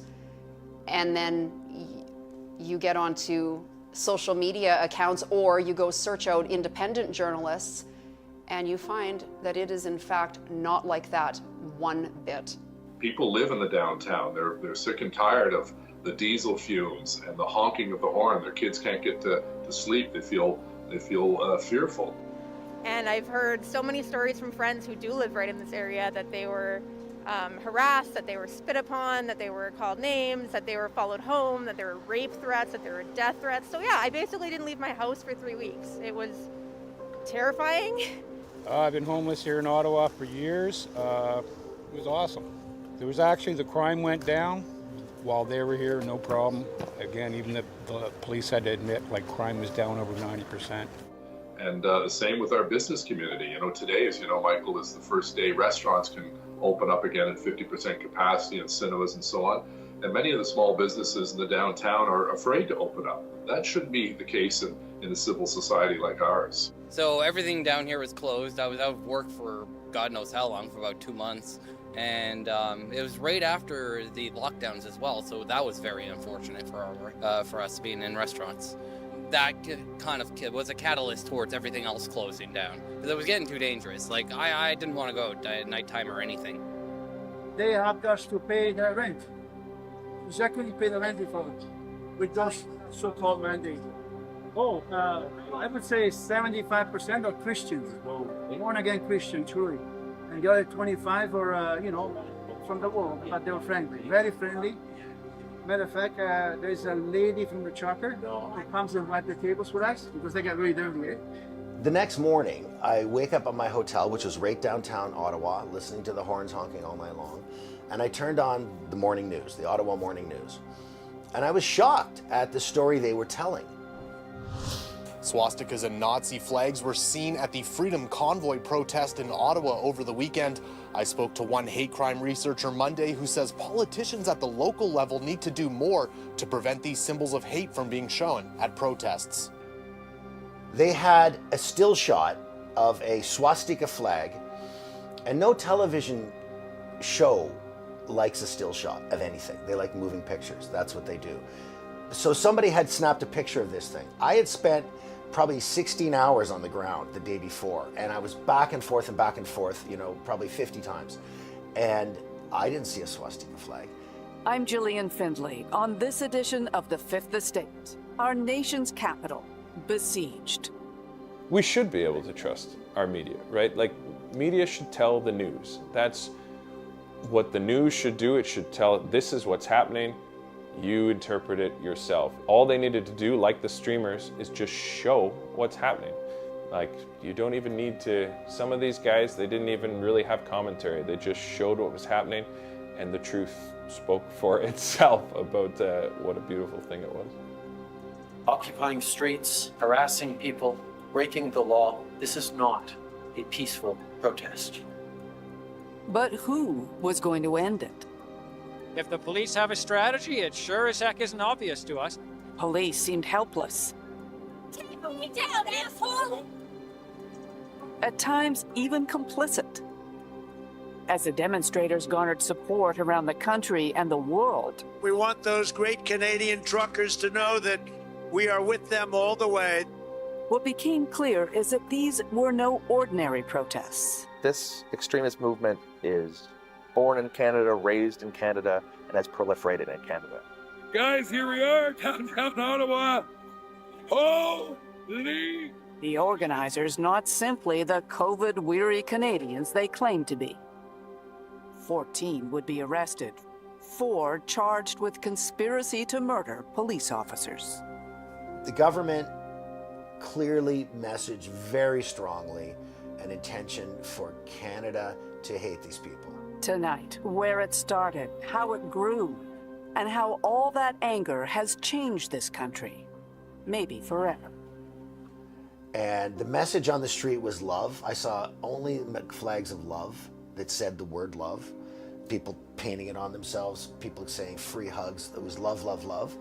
And he told Canada that they were symbols of hate, that they were people who hated.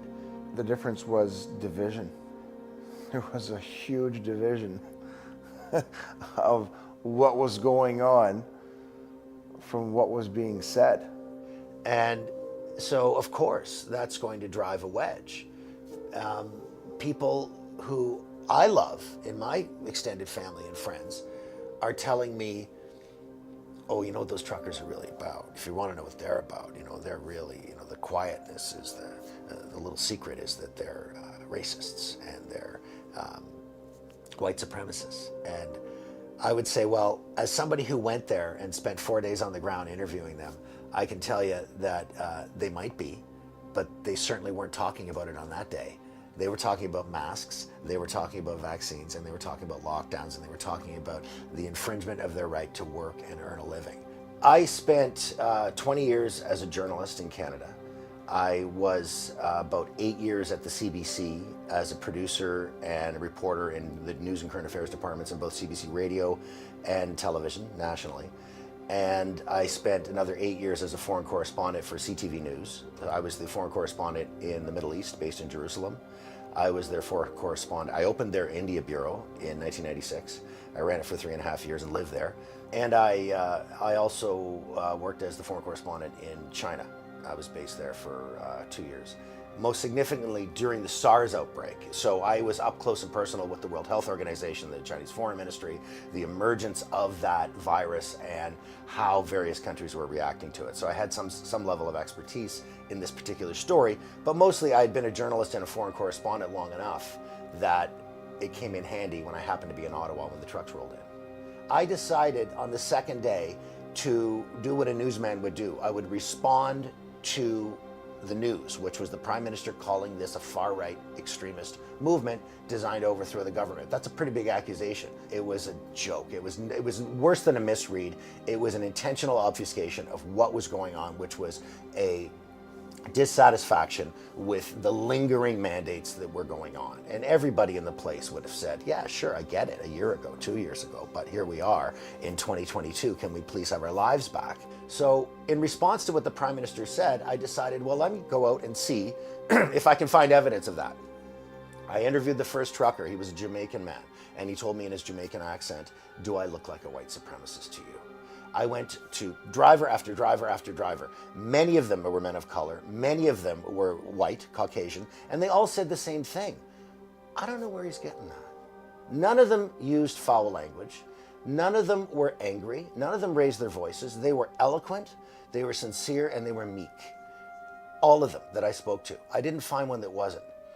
The standard that I worked to in Canadian journalism for 20 years was not being followed. It was as though they were Googling what was happening. Although the CBC is one block, it's on Spark Street, the pedestrian mall, right next to the Parliament buildings.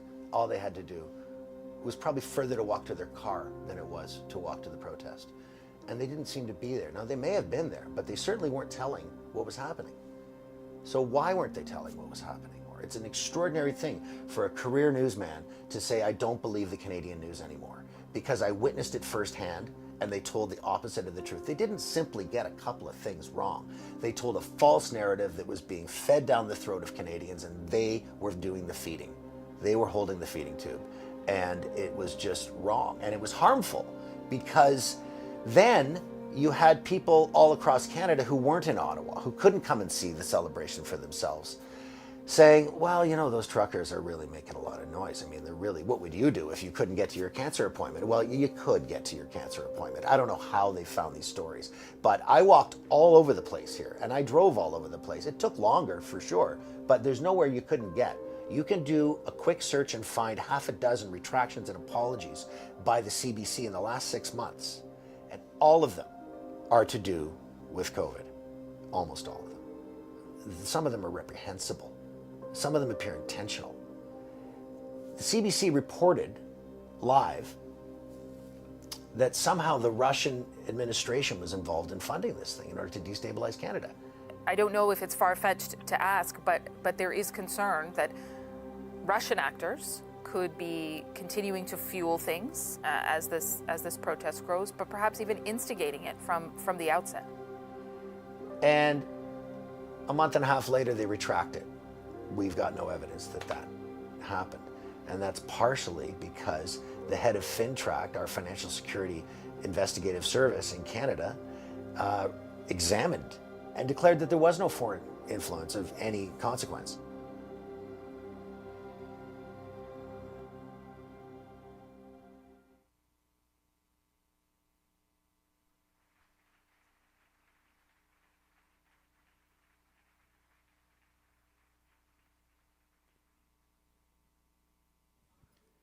Crazy to relive all this.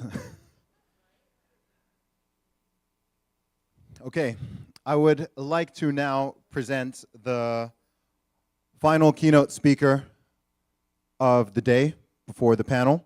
And this is the president of Vaccine Choice Canada, Ted KUNTZ. Welcome back to the stage.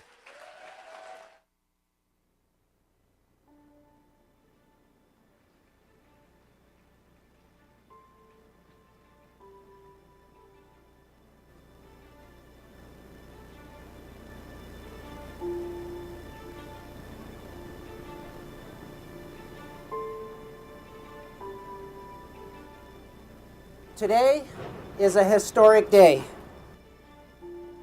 Today, we are announcing the launch of a legal challenge against the Ontario government. We declare that the Ontario government has violated and continues to violate our rights and freedoms as guaranteed under the Canadian Charter of Rights and Freedoms. Like any other medical treatment, the right to choose does not belong to the state. It belongs to the individual in consultation with their physicians. We're going to hold the government accountable by conducting an evidence-based discussion in a court of law.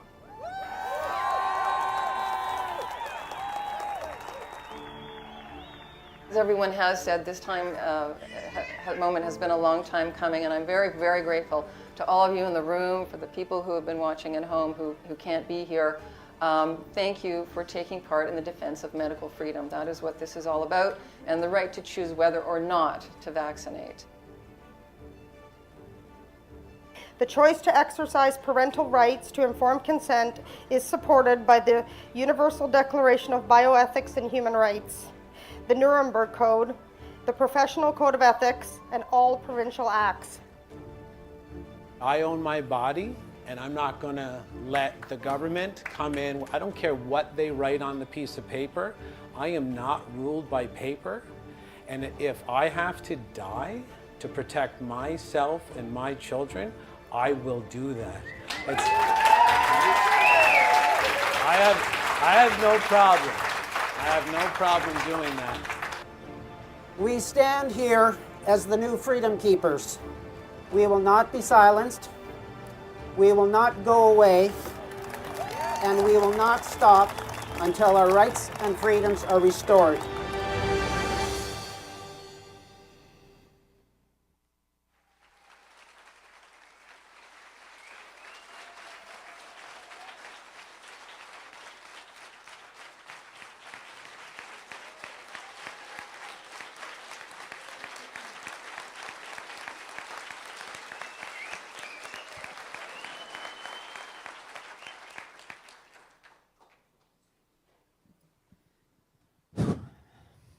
Thank you. That was back in 2019. And the reason that we launched legal action against the government of Ontario is they were forcing Ontario parents who declined even one vaccine for their child to attend school to sign an affidavit that said that they were knowingly putting their child's life at risk. And if they didn't sign that affidavit, they didn't get an exemption, and their child couldn't attend school. They also forced every parent who declined even one vaccine to attend an education session to get their mind right. So at Vaccine Choice Canada, we felt they had gone too far. You may not know the history of Vaccine Choice Canada. We actually began in 1982. Ontario was the first government in Canada that mandated childhood vaccines for kids to go to school. And the legislation that was introduced in 1982 had no provision for personal belief or religious exemption, which meant that every child had to be vaccinated. A group of parents fought that legislation for 2 years, and in 1984, ironically the same year as my son was injured,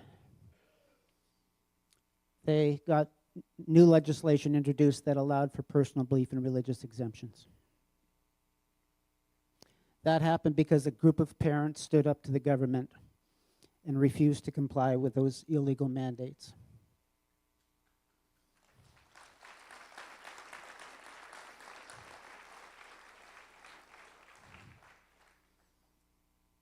There's one other province in Canada that has vaccine mandates for kids to go to school, New Brunswick.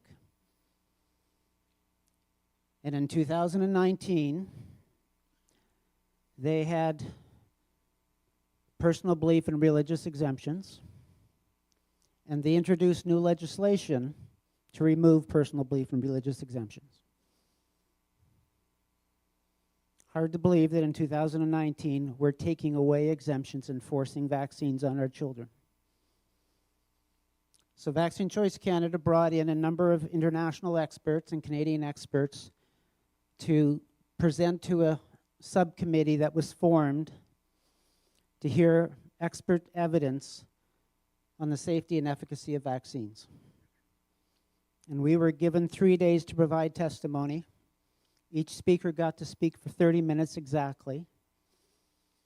And I have to say that for the first 2 days, it felt like we were participating in an exercise of futility.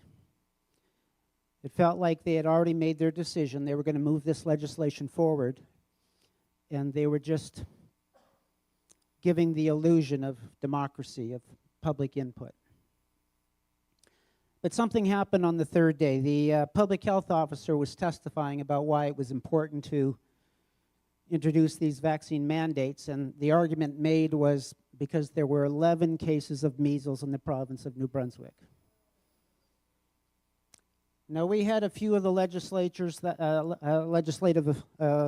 elected members that were actually working with us. They were on our side, and they would ask us to provide them with some questions that they could put forward.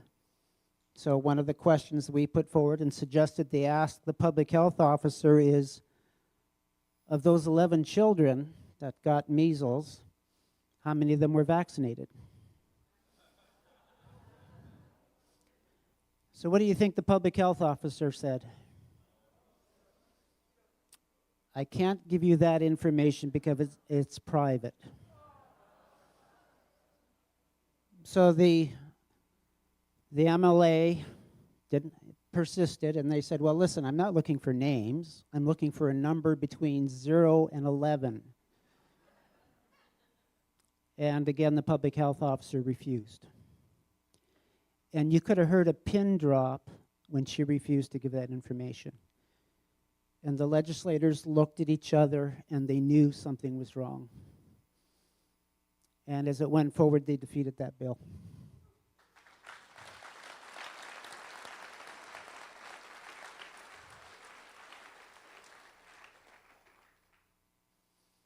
We did a Freedom of Information request to find out how many of those 11 children were vaccinated. 9 of 11 were fully vaccinated. 1 was partially vaccinated, and 1 was unvaccinated. But it took us a year to get that information. That's the tyranny we're living in Canada today. And it just didn't start 4 years ago. It didn't start in 1982. It's been going on, at least with vaccines, for 225 years. I had the pleasure of interviewing Dr. Suzanne Humphreys last week as part of Vaccine Choice Canada live interviews that we do. And she wrote the book, Dissolving Illusions. And she was a nephrologist and working in a conventional hospital.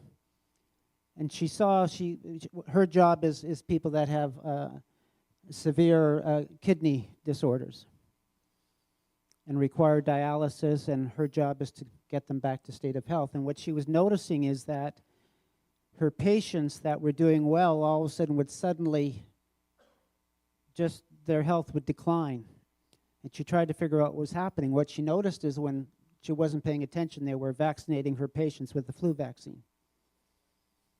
And so she went to the chief administrator and she asked them to stop doing that to her patients because they were causing a problem.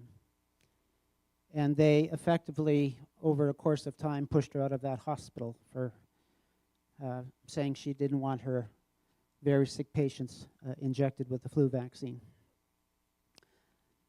And at that point, she believed in vaccines, and so she decided to do her own research. And she looked at the first vaccine, then the next one, then the next one, and the next one, and she decided all of them are a problem. And they are.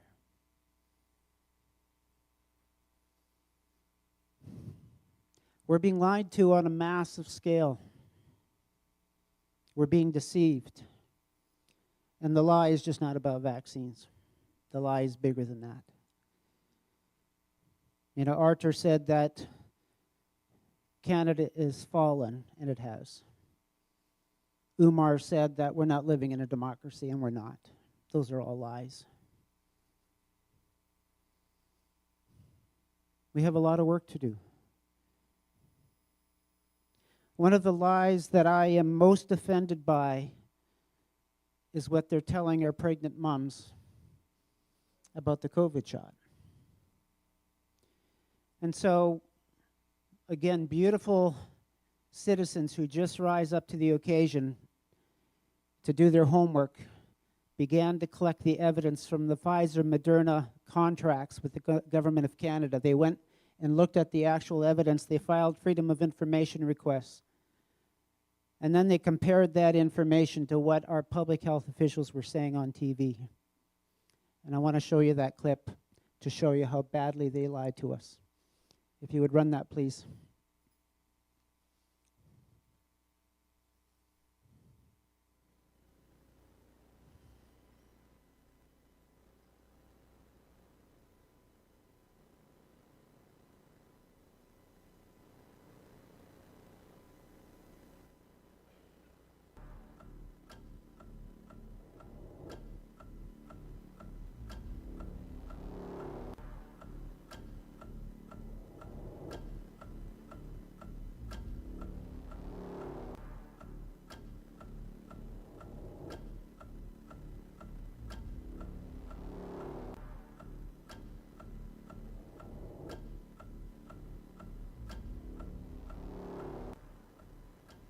For the vaccine clinical trials didn't include pregnant women, certainly these initial clinical trials.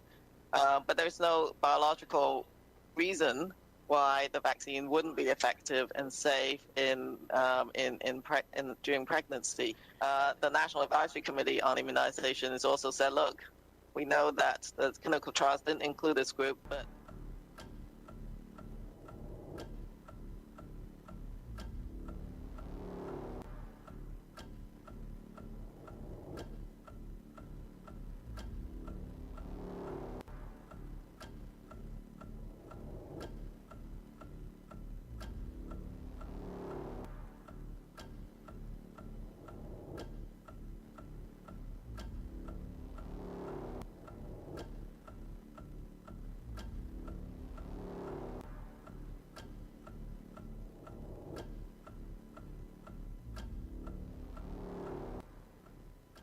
Everybody who's pregnant, when your vaccine time comes up, it absolutely is something that you should do, and we do encourage that. There's lots of good data now that supports they are safe and effective in pregnancy. And just last week we had a study that showed that protective antibodies are transmitted through breast milk to the infant as well. So I encourage all pregnant women. I can say unequivocally these vaccines do not affect fertility, both in women or in boys or in young men. They do not affect fertility. There's no way that they can do that.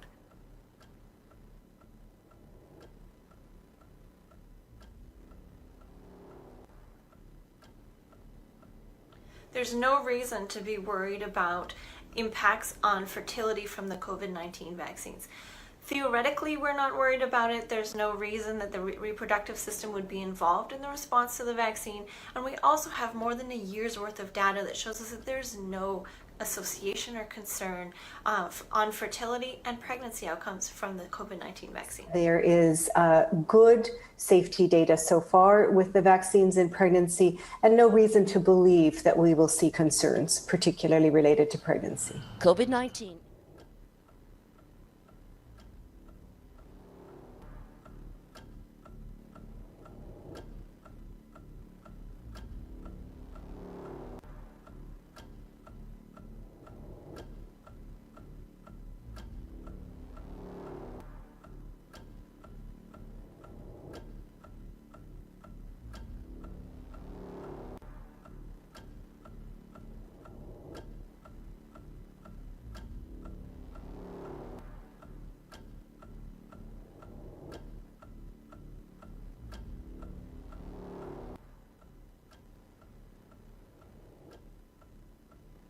But it is also safe. It has been tested. We are recommending that women who are pregnant do receive the vaccine for the protection of themselves, protection of their baby as well. And that is has been proven. It has been accepted by the Health Canada, by the World Health Organization, by the FDA. And this is something that we want to make sure that we can protect everyone. Women who are pregnant, it is entirely safe and recommended for them to receive the vaccine for themselves, their own protection, the safety of their loved one.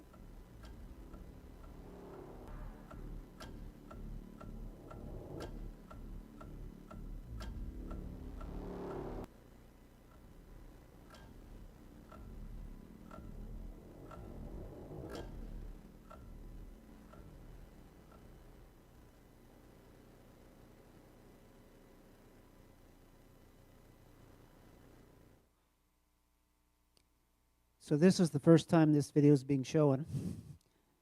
It was done at 2 o'clock in the morning last night.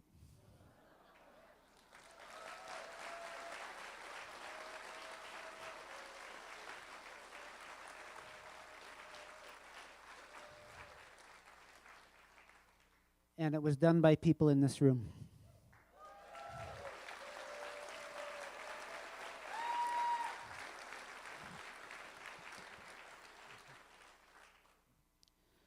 You know, there are those that say, you know, our government is broken, our courts are broken, our law enforcement is broken, our media is broken.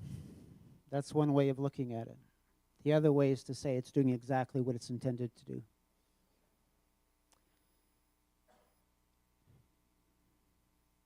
I think Canada's in a lot of trouble.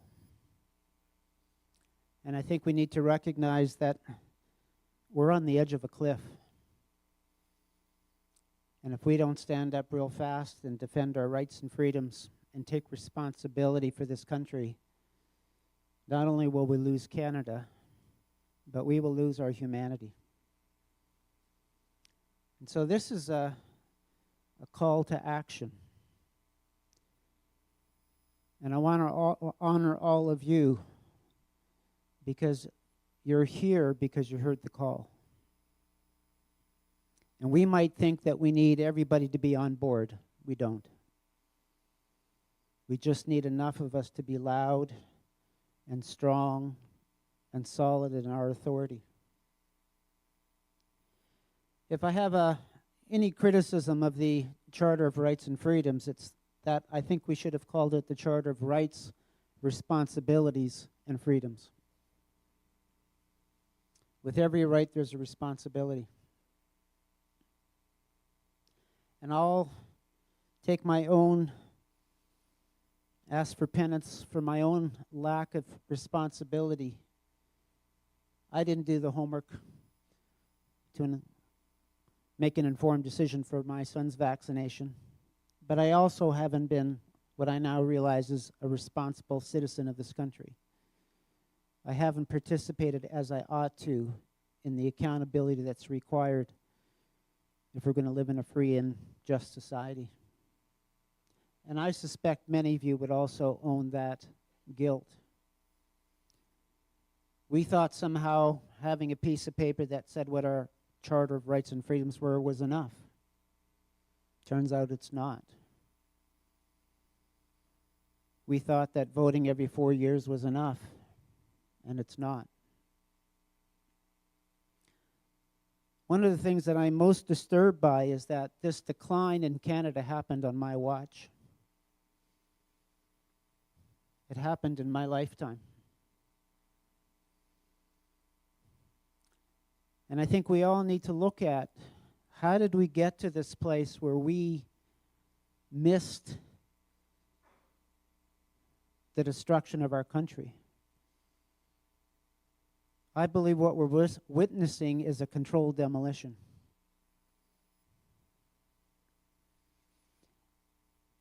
And what they've got in mind for us is full enslavement. And there are many people that can't hear this message because it's too dark. The lie is too big. But it's the truth. At the National Citizens Inquiry that we just recently held in Regina, Alan Hinsberger was one of the witnesses that testified, and I don't know how many of you know Alan, but he started up the first Christian radio station in Canada many years ago, 40 or 50 years ago. And then he started up the first Christian TV station in Canada. And so he was one of our witnesses. And after he testified, one of the questions that was asked of him by the commissioners is, why would God let this happen? And Alan said, so we can see how evil really is. I think this is actually an incredible time. The bad news is we've been lied to. The good news is we're starting to recognize that. I believe this is part of humanity's awakening. As I said, my career and my profession was a psychotherapist. And so I worked with people that came in every day that were suffering. And one of the things that I learned is that the suffering would push them to look at things that they didn't want to look at. And through the work of confronting what was happening in their life and helping them to take some responsibility for it, their lives transformed, and they often moved to a place of living much happier, richer, more fulfilling lives. But a key piece of it was taking responsibility. Almost everybody would come into my office and they'd say, would you help me change my wife? Or would you help me change my husband? Or would you help me change my kids? And I'd say, no, I can't do that. But if you would like to change, I can help you with that. I came to the understanding that suffering is the gateway to wisdom. And what I'm hopeful about is that the suffering that is happening now is global. No one is escaping the suffering. And even if they don't admit it, they're suffering.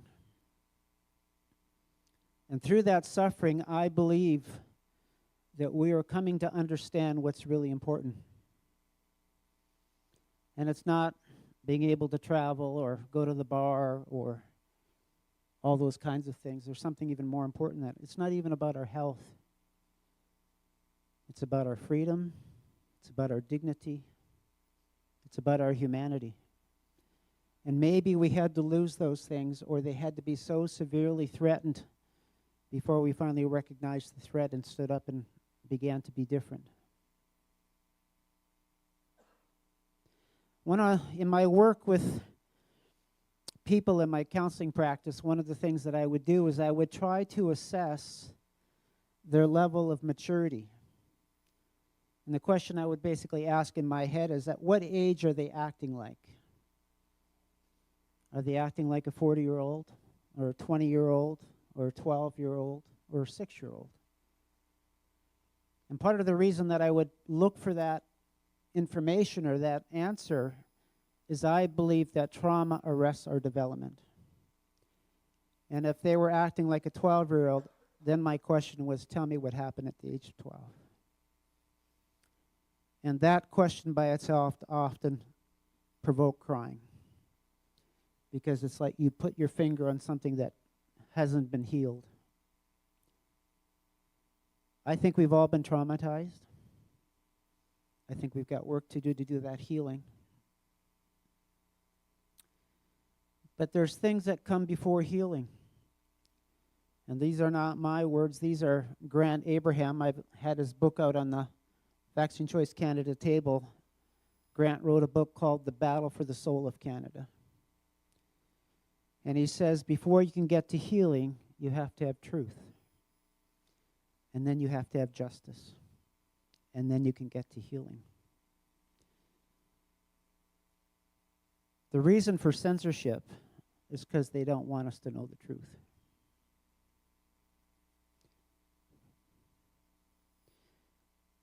I was given the opportunity to give closing remarks at the NCI that we had over the 3 days, and one of the statements that I made that came to my realization while listening to the hearings is that the world is divided into two people: those who want to know the truth and those who don't, but also those who want others to know the truth and those who don't want others to know the truth. We have to fight against the censorship. We have to fight against the deception. We have to fight against the lies. We have to fight against our own self-censorship. This is a time to be brave. This is a time to risk everything. As Jason Christoph said in that little video clip, I am not ruled by paper. And if I have to die to protect my children, I will.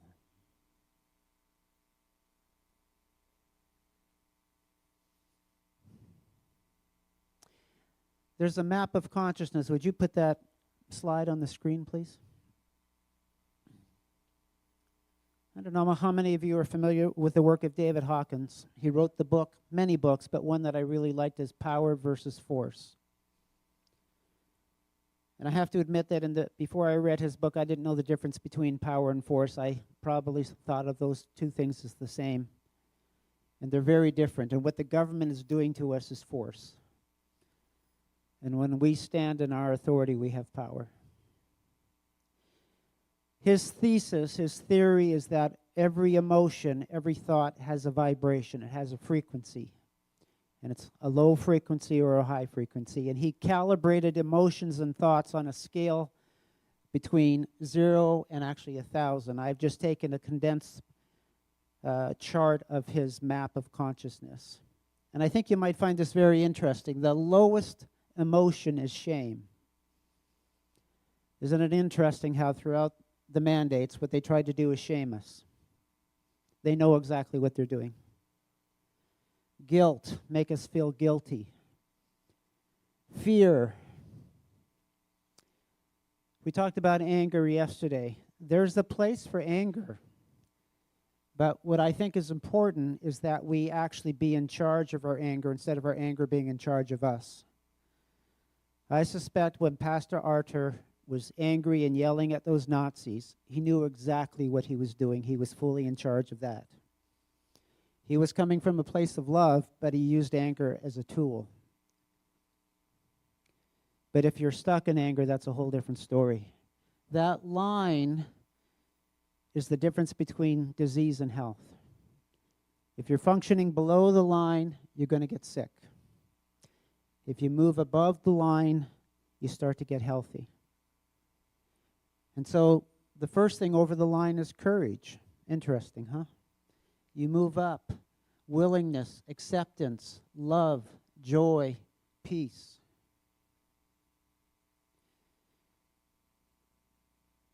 The reason that Trudeau had to shut down the trucker convoy is because of the amount of love that was in Ottawa. That's what made him so afraid.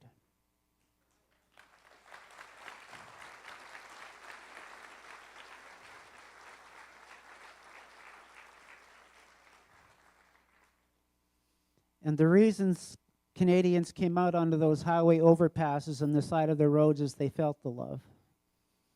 Nobody had to tell them that. They could feel it. They were drawn to it. It was interesting noticing on the Friday night when we had a dinner for folks, and I watched all the selfies happening as people got to see each other and want to have their picture taken with different people. And I thought, do you know who has the most selfies being asked for in the entire group? Chris and Tamara. And I thought,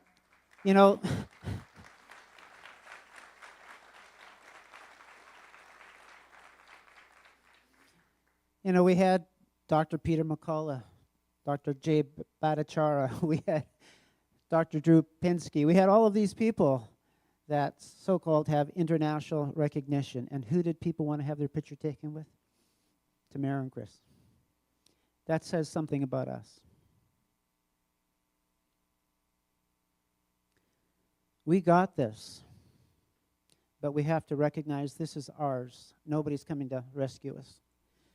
If we think it's Pierre Poilievre, it's not. If we think it's John Rustad, it's not.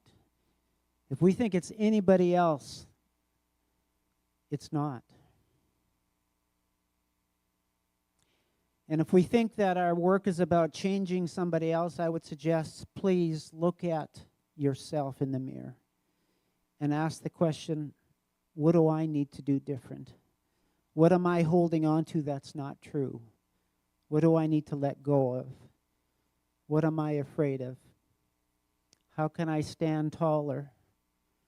Where am I giving away my authority? Where am I giving away my power? I would suggest our work is to be the best we can be. And that's how we'll change this world.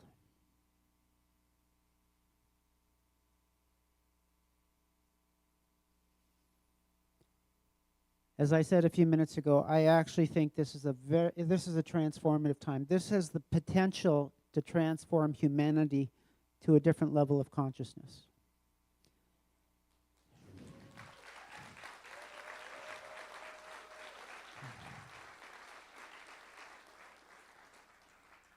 And I would invite you to embrace every moment of this. This is a remarkable time. And not only do we get to meet incredible people who have demonstrated how to stand up, but it's also time that we discover how incredible we are. God bless you all. Thank you.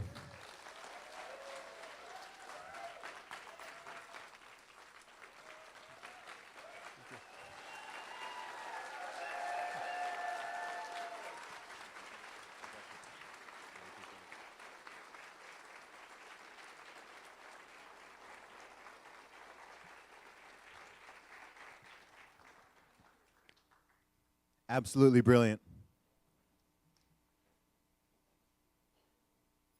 There's a lot of people in this room. I'm going to need to get on my podcast this year.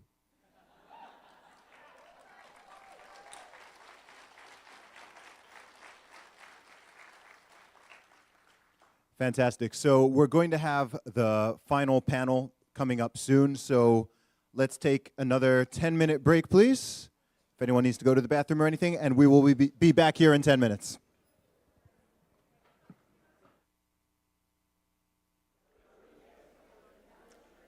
So just before the panel, I would like to introduce another speaker, and this is Natalie from Calgary.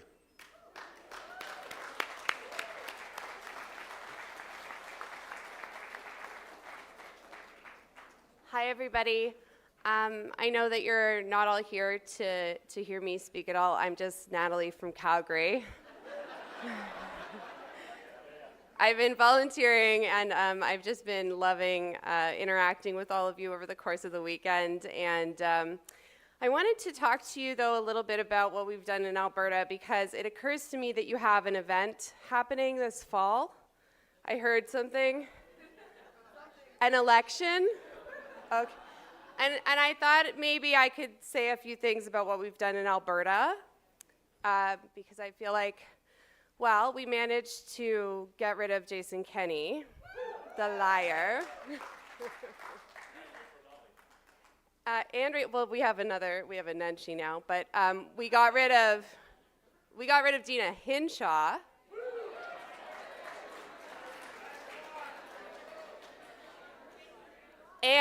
And I believe we have, the most freedom-loving premier in the country. Whether or not you agree with me, that's what I think.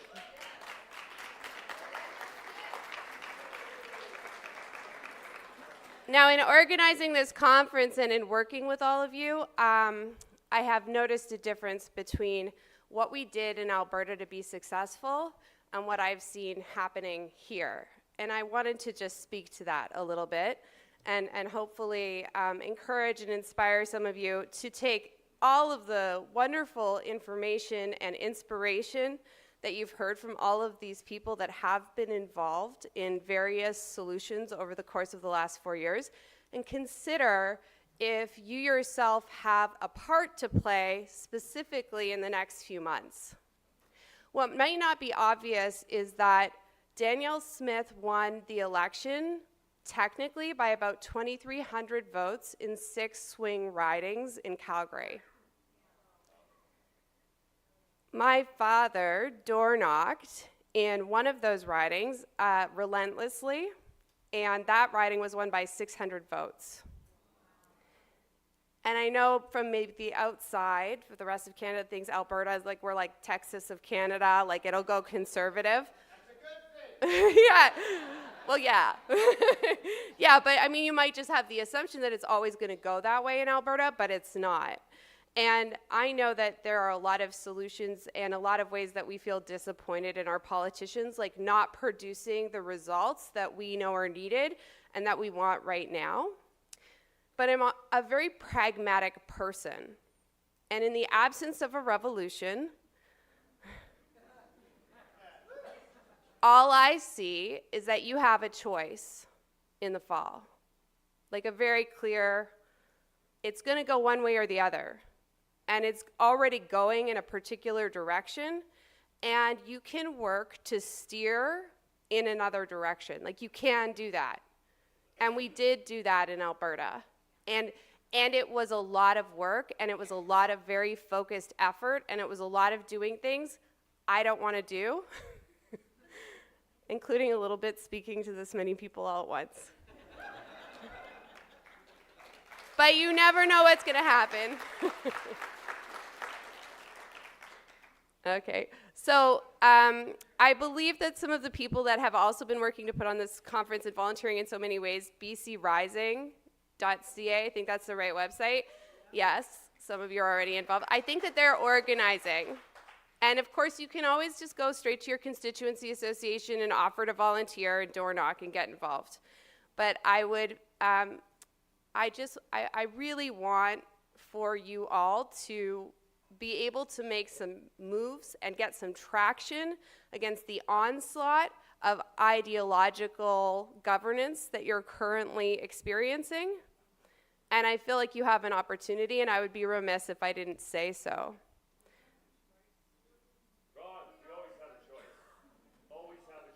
So, I'm just Natalie from Calgary. I'm just making a suggestion and giving you some options. And I think I'm going to hopefully visit a little bit with the people from BC Rising and figure out what I can do to help teach a little bit about what we did in Alberta. So I'd love to see you there.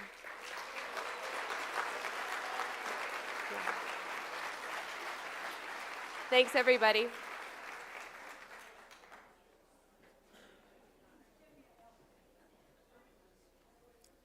Okay, so before we do the panel, we are going to do the second draw. So I would like to invite Bryce back up to the stage here.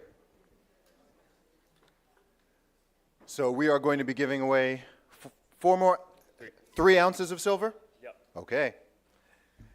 So just before I do that, I just want to leave you guys with a couple of things. It's been a real honor to be here this weekend and talk with a whole bunch of you about what's happening in the world. And I didn't have enough time to say this yesterday, so I'll just be really brief with this.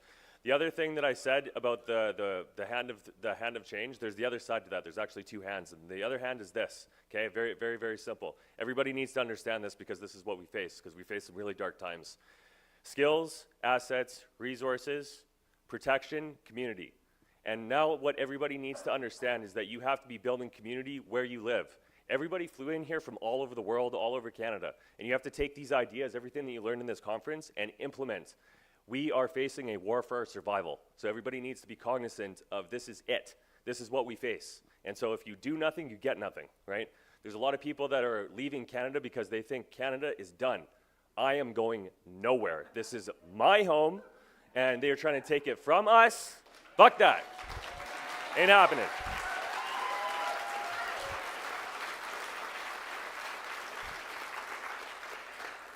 So I'll leave you with this. And so there's an immense amount of appreciation that I have for all the speakers and everybody that attended today. So I want to leave you with this mantra. Never give up, never surrender.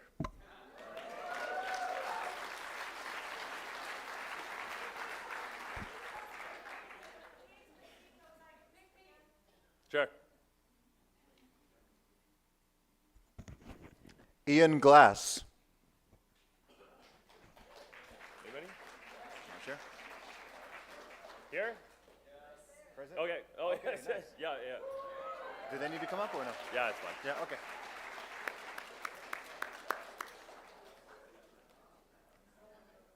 There you go, brother. Nice.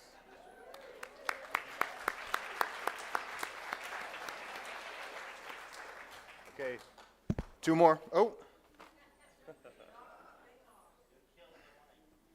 It's just the windshield. There we go.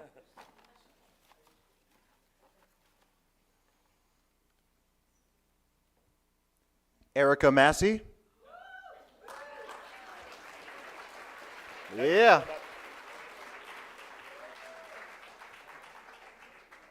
And I'll do the last one. Let's go.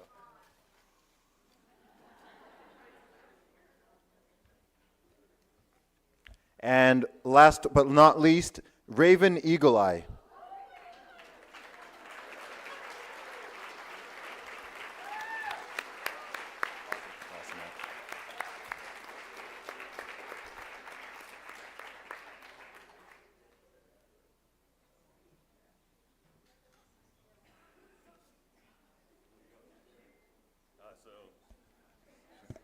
Somebody asked for me to repeat that at the end, so it was skills, assets, resources, protection, community.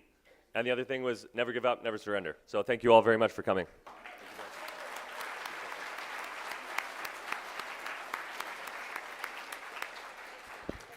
Amazing. Okay, so we are about to get into the final panel of the day.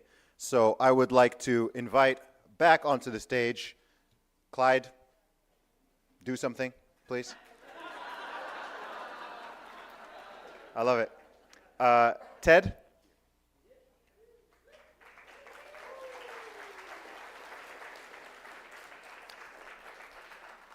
Chris Scott?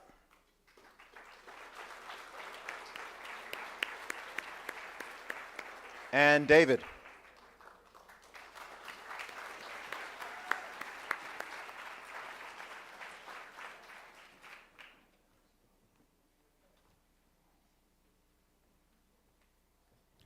Okay, so this panel is about the future. Over the last 2 days, we have talked a lot about problems. We've talked a lot about various issues and potential solutions. So I think what's important now is, especially given the name of this whole project, We Unify, I'd like to steer the conversation towards unification and the future. We don't want to black pill everybody. We don't want people to think that there is no hope and there's just all these problems and there aren't solutions. So let's talk about a positive vision for the future and what practical things people can do in various areas so that they can get involved with this. So who would like to start? I'll jump in on that one. Okay. I'll jump in. Yeah, there we go. So I think the first step is don't buy what they're selling. They want to sell you division. They want to get you angry at your neighbors. They want to get you angry at other people. You saw yesterday, there wasn't much of a turnout today, but there was a protest against this event. Exactly. And those people, they didn't even know what they were angry about. It had nothing to do with what was going on in here. But you can always find those people, you know, try to communicate with people if they're going nuts. Obviously avoid that. But finding, you know, common ground and just don't buy it. Every time people start to unify on one ground, they'll come out with something new for you to be divided and angry about. We have currently right now these protests that are happening all over Canada about conflict that's happening overseas, and they're using that to divide. If it wasn't that conflict, it was another conflict before, and then it was COVID. So yeah, I recommend people just don't buy what they're selling. Look at what's actually happening. We have so much really in common. We actually have way less to fight over than we have in common, so stick with that. There's another thing too. We have to think about what it is that we're hopeful for. Like when you talk about having hope, what is it that you have hope for? Is it that things are going to turn out exactly the way you imagine they will be if things were great for you? Right? Is that what we should be hopeful for? Should I be hopeful that all of my COVID debt will be settled, my restaurant will be prosperous, and I'll just make hamburgers for the rest of my life? Tamara said it. What we should be hopeful for is thy will be done. It doesn't matter what happens if we realize, first off, that everything happens exactly the way that it's supposed to, and our job is just to do what we know is right. It doesn't matter what the outcome is. We can't be black-pilled or we can't be left hopeless if we're putting our hope in something greater than ourselves. And that's, yeah.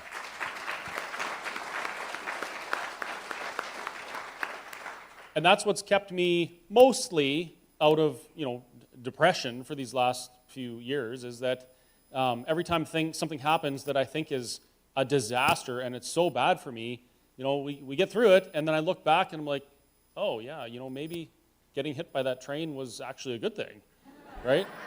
Well, I mean, I instead of having that Jeep, now I have a diesel Jeep and I like it better. So I mean, there's a silver lining to everything.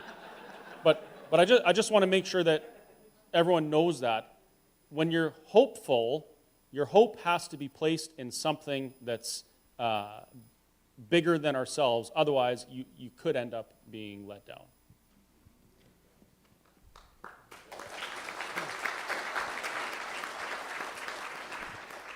I think one of the other things that we miss is how quickly we adapt to what's going on.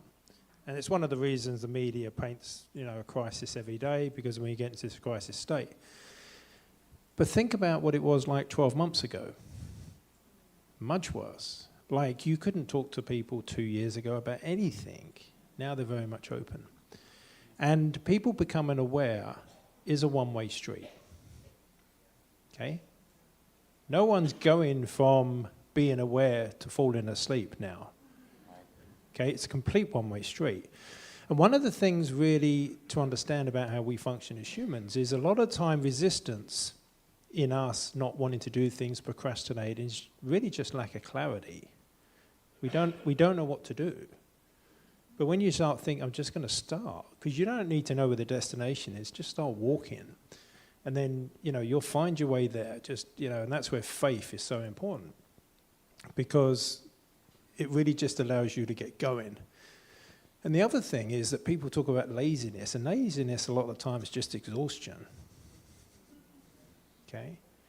It's just the mind spinning over continuously.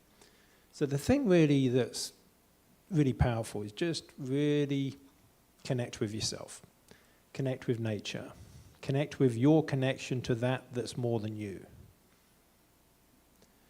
And you'll be guided. And the future's there, and on a quiet day, the new world that's going to birth, you can hear her whispering to you.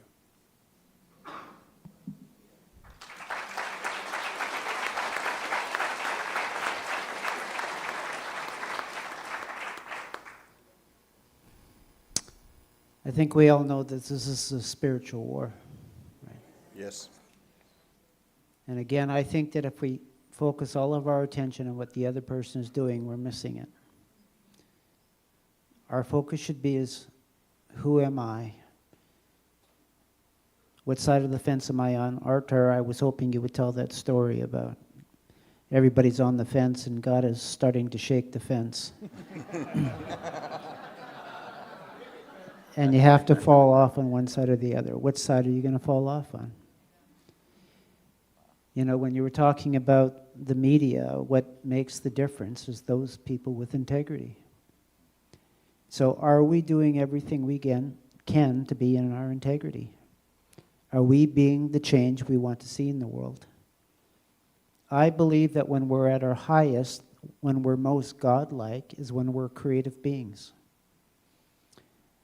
They want us to be in a state of reactivity. Our job is to be creative, not reactive.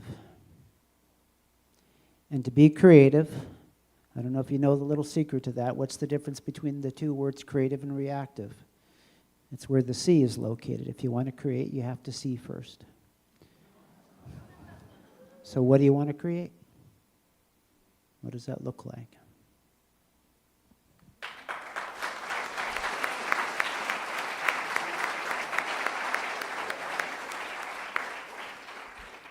Okay, I've thought of what I think is going to be an interesting and enlightening question. But to make sure I have something correct first, if you're a parent, put your hand up. Okay. If you're a grandparent, keep your hand up. Okay, it's a good percentage. Okay, so we're talking about the future. And depending on how far you look into the future, none of us are going to be here to witness all of it, but we'll be here for some of it. But our children, future children, grandchildren, and so on are always going to be there for the future, as long as we really, really don't like totally mess it up. So my question is, what Canada do you want your children or grandchildren to inherit?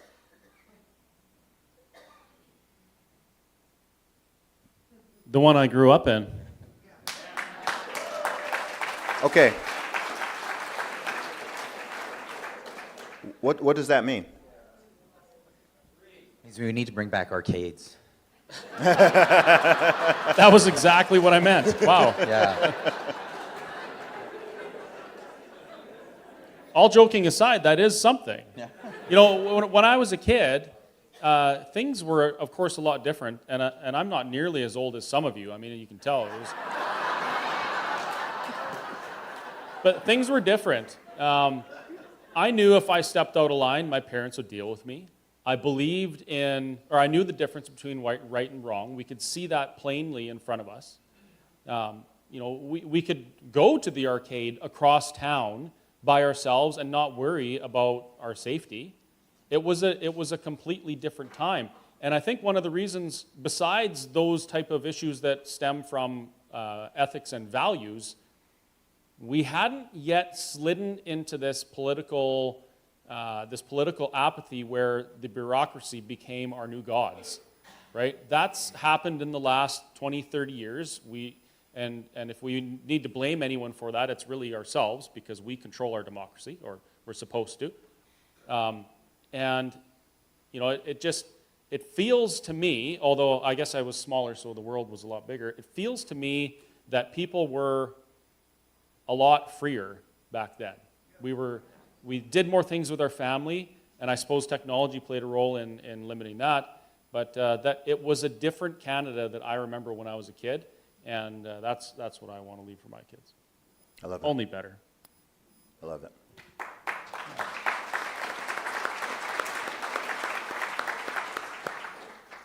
I want a Canada with a moral foundation.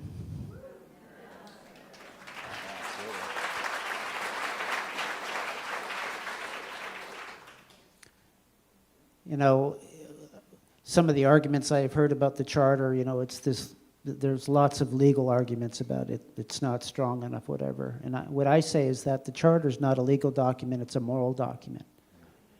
And we ought to treat it that way. The state of Louisiana this week, I don't know if you know, they've just mandated the 10 Commandments be hung in every classroom in the state.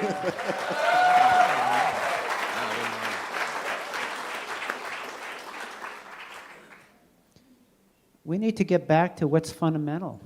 And that needs to be the foundation that we build everything else on. We've lost that foundation. And so I want to reclaim that. I think we need to have conversations about right and wrong and good and evil. I love that Grant Abraham's book is called The Battle for the Soul of Canada. And one of his criticisms, he says, we're having all of the wrong conversations in the shallow end of the pool. It's time that we had some serious conversations about just this question. What kind of a Canada do we want? Yeah. Thank you.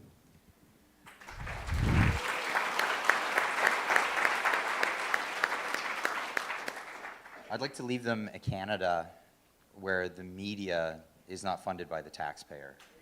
Okay. There's a massive conflict of interest with the fact that the CBC is handed $1.4 billion every year to propagandize us as citizens that are supposed to be making, we're supposed to be making the decisions, we're supposed to be informed, and we're being misinformed. And yeah, it's not just them, the government's also funding all the other major players in media, and I'd like to see that come to an end. I want to elaborate on that a little bit. That's a really good point, and this is something that's been on my mind for quite a while. I want to leave them a Canada where our systems aren't influenced by the financial beneficiaries to those systems. For instance, healthcare. Let's talk about healthcare. Do we have healthcare in this country, or do we have a system by which pharmaceutical companies can access tax dollars through legislation? Is that what we have? Alberta spends $23 billion a year on healthcare. $23 billion a year. It's not in the lobbyists' best interest for us to be healthy because then they're not selling us pills and medical supplies. Our prison system in Alberta, we have men in jail right now almost 900 days without being proven guilty in a court of law, lives destroyed, and if you think about it, the financial beneficiaries to keeping people in jail are the ones that earn money from, or tax money by running those systems. They're private corporations.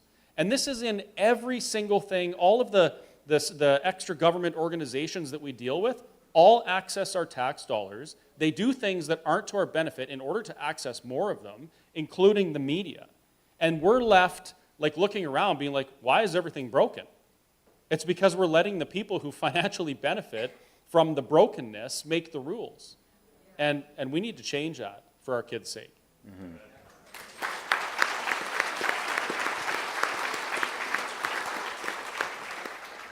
David, I know you're a fellow Brit, but do you have any thoughts on this? Well, I just want to add the love that I've felt from just every one of you. I mean, I started working with BC Rising because I could just feel the energy. When I spoke to them, they wanted to make a change, and it was not from anger. It was from self-reflection, it's from looking inside, and it's from love, and they wanted the best. And it wasn't selfish, and it wasn't ego. And personally, I want a fair and just society. And I'd love to be able to visit Canada without trepidation. Yeah. Without, what I witnessed from the UK, we had it bad, but wait, you're looking over here thinking, oh my God.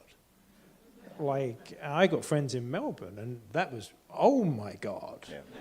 Like, I mean, yeah, my brother moved to Australia a couple of years ago, and I was like, bro, what? Like,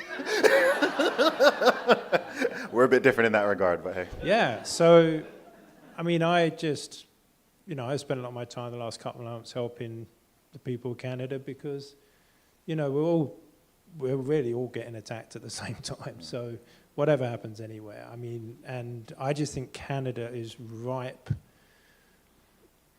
to learn from history. Because up to now, the one thing we've learned from history is that we don't learn from history.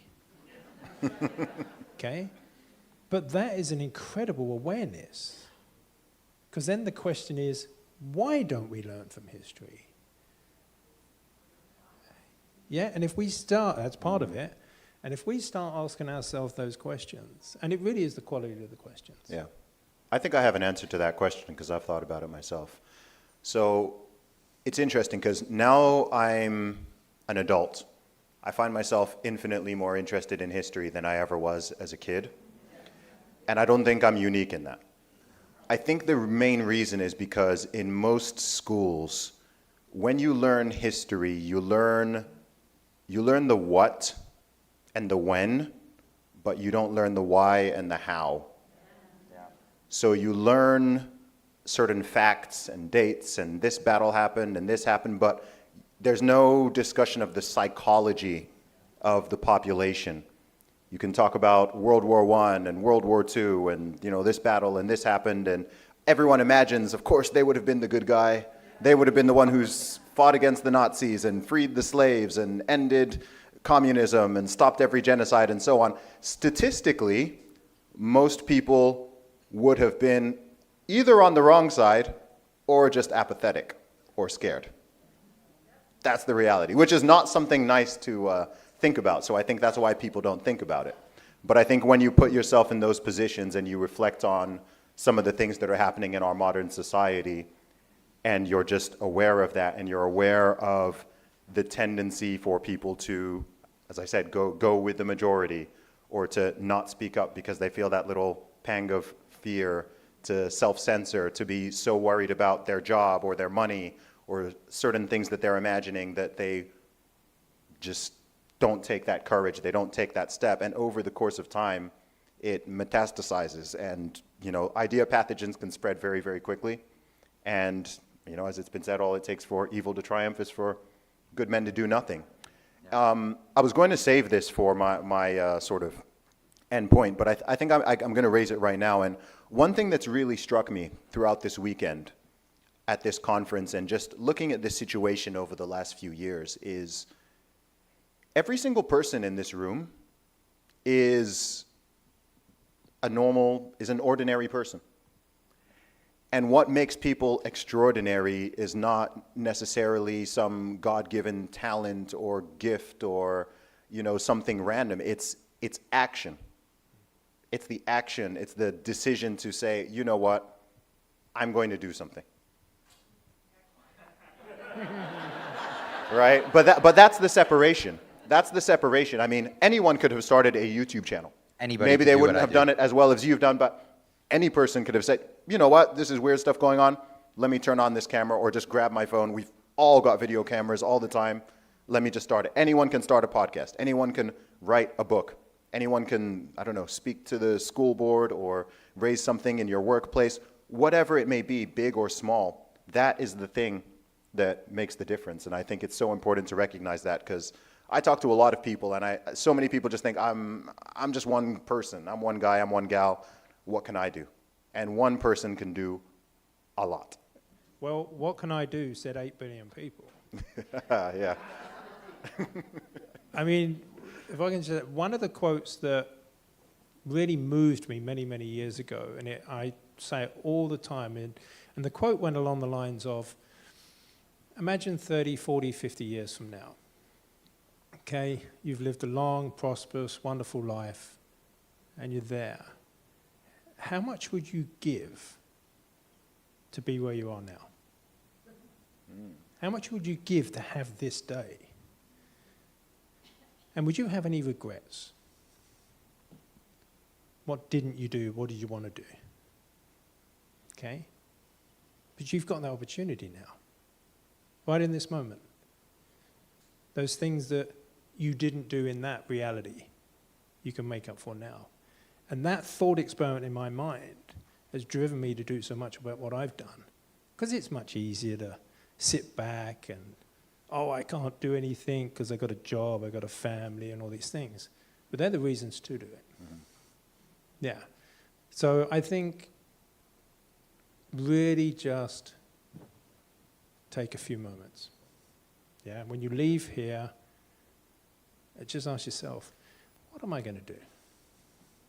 What am I going to do next? And just know that you literally can do anything.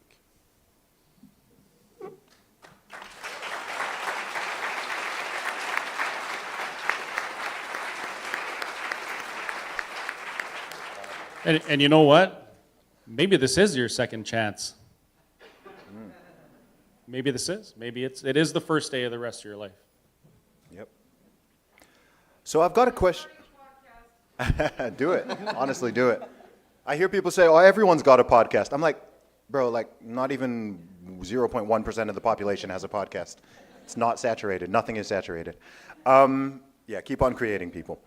I'm going to invert one of the questions I asked on the previous panel and aim this towards the future. And I want to ask, what are the unique strengths and opportunities that you think Canada has for this century?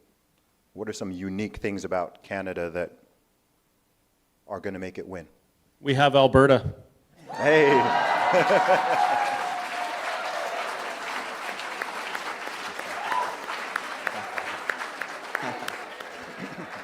I like that. I like that. I think Canada has tremendous resources, and we are not utilizing those resources. And when I say resource, I'm not talking just about natural resources. We have human resources. We have great people with great imaginations. I mean, all of our comedians, or all of America's comedians, come from Canada.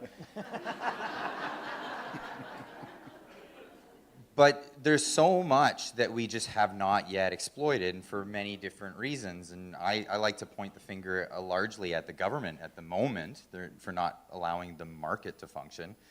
If you tune into my channel, I don't just talk about liberty, I also talk about the market, because those two are intertwined. You're not going to have a market without liberty. And the market functions best when the government just gets out of the way and lets it function. So Canada will excel. There's another thing we have too. We have a system, albeit it is a little broken and battered and tattered, but we have a system that will allow us to change things if we do the work. Yes. And a lot of places don't have that. Very true. I think we have two incredible stories of Canadians. One is Terry Fox. The other one is the Freedom Convoy. Absolutely.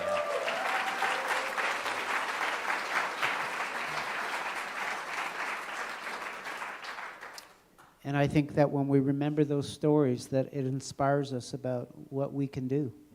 I've said to Mara and Chris is that I think that if the history of Canada is told the right way, is that they're going to have their bronze statues on Parliament Hill. Yeah.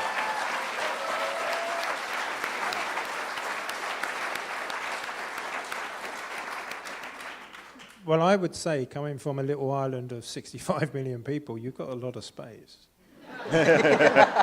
For real. Right? For real. And you have got a lot of resources. And I mean,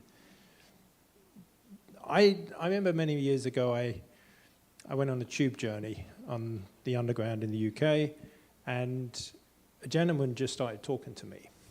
And if any of you have been in London, the Londoners go, "What the hell, are you mad?" And it jarred me. My response to a stranger talking to me on the tube jarred me. And I went back to the office and I booked a 6-month flight around the world, because this guy was an Australian guy and it was just normal for him to come up and talk to me, just someone. And that's what I experience when I'm in Canada. And that's what I think is one of your greatest gifts. You hug, you go up to talk to people, there's no awkwardness, But it's nowhere near like it used to be. We need to get back to that. We need to be able to get back to talking to people. Make it happen. And not be afraid. Yeah. Put your There's your one thing. There's your what? Let's make it happen. You guys have the power.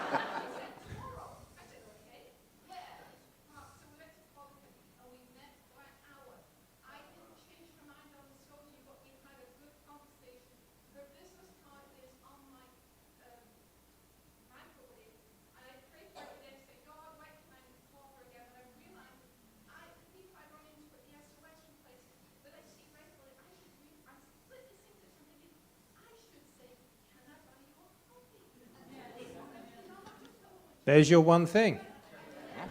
There's your one thing.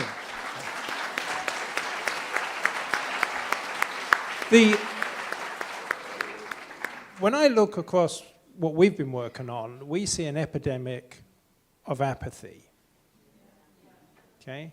And if that one thing changes, there's going to be a tidal wave of change. Yeah. And it's really about love, like connecting, just being open. Absolutely. Zuby, before you move on to the next question, I just thought of the third narrative that we have. Please go. ARTUR Pawlowski. Yes.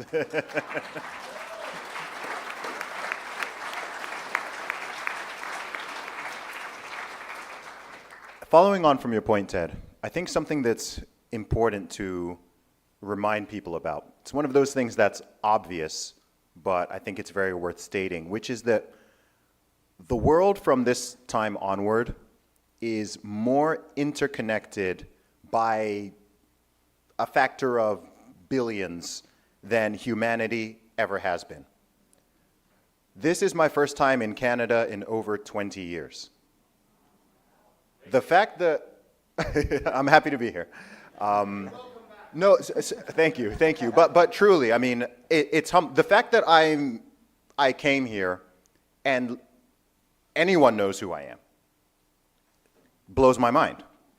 The fact that I'm seeing people and I'm meeting people and connecting with people and I've seen their stories. I saw Arthur's video, multiple ones. I saw the Freedom Convoy and was supporting that from thousands of miles away. And if you just go back a few decades ago, we would all be totally disconnected, right? People in the UK, in Australia, in Germany, like you'd have no idea. No one would have any idea really what's going on in all of these other places. And from now on, I know that the internet and social media can be annoying, for sure. But on the opposite end, just the fact that we now have billions of people across every country in the world, except North Korea, sadly. But I think that's going to change the century, by the way. We just have so much access to information and people and connections and true social network. And there's some things that are certainly scary about that, but it's a real sea change just in our species. So I think it's important to remember that something like the Freedom Convoy, that is an amazing story for Canada, but that is something that sent shockwaves around the globe. Everywhere, in every single nation, they saw that. So what started with just a handful of people in Canada and then expanded to several thousand people in Canada, that was seen by millions, if not billions of people around the world. So the way things can ripple outward now it's mind-blowing. Okay, a question I do want to ask, and we've touched on this a little bit already, is given we're coming towards the end of the conference and we're talking about the future, is what is one piece of, I'd like to get from each panelist, one piece of tangible, actionable advice in whatever realm that people can take home and something that they can do. One piece of actionable advice. I'd say something small like buying someone a coffee. Don't try to be a superhero. You don't try to take on something that's too big. Try doing something that's very small, like talking to somebody on the tube, talking to somebody on the bus, talking to somebody at the grocery store. Things like that is how we unify. This is how we bring people back together, just being the good old Canada that we used to be. You know, do random things. Buy somebody a beer at the pub. I'll be doing that tonight. But yeah, just find something small that you feel that you can do, that's in your power to do, rather than something that would take you months to even prepare to do. It's something very tiny, and I think small things end up turning into big things, and you just watch it develop. Once you get the ball rolling, it doesn't feel like you're doing anything anymore. It just feels like you're just going for the ride. Love it.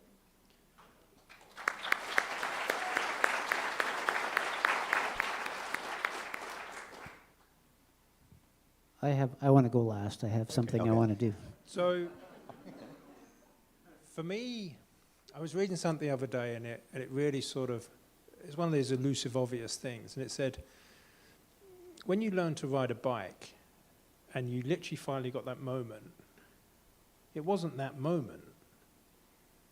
It was all the moments up to that moment. So if I then look, I'm sitting here now, what brought me here, and then I go back to all those sliding doors, it was something like, well, in fact, here it was just attending a Zoom call. And then I met a number of people from BC Rising. Erica then sends me an email, and then there's this just cascade of little moments. We always think that big change comes from big action. Doesn't. Look at the convoy. It was a phone call. You don't know any one of those little moments that you could do tonight, tomorrow, next week, that could have you doing something truly amazing. And that's what Clyde said was so powerful. It's the little things that make the difference. Okay? If you think about someone sick and you can buy them a store-bought chicken or you can cook it at home, that cooking at home, that little thing makes all the difference. It shows your love. So it's really, just think, I'm going to take one step. That's it.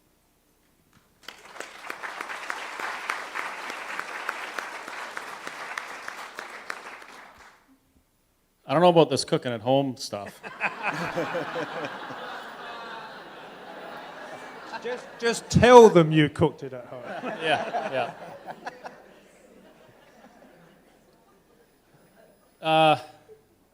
I really don't know that I'm the best person to give advice.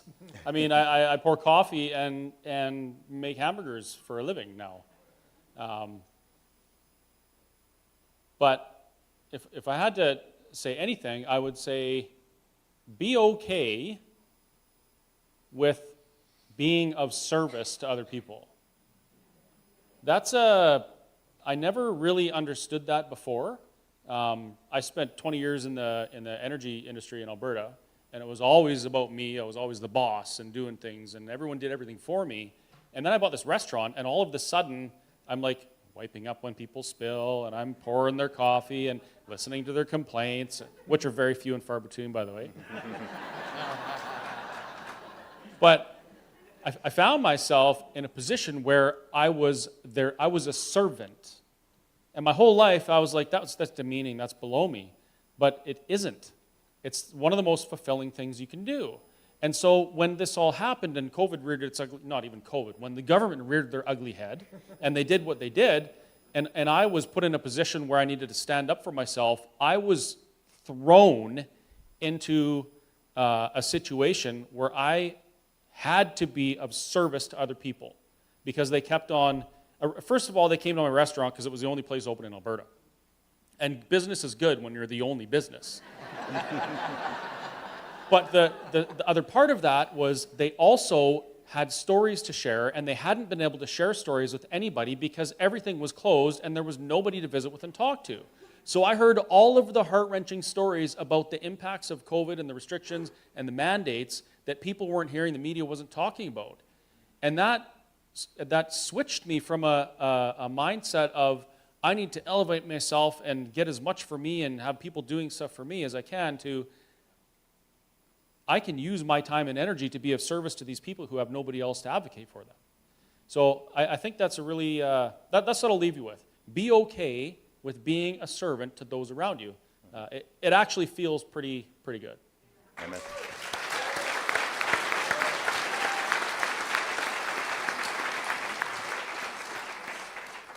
So I had one more slide that I forgot to show. I'm wondering if the AV people could put that up.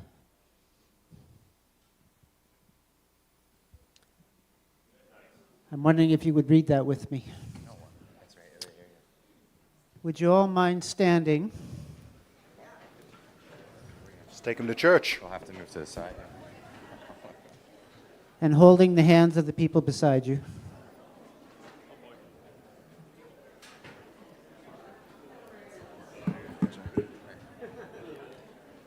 And if we could do this together, I think it's going to be lovely. So, the Freedom Pledge.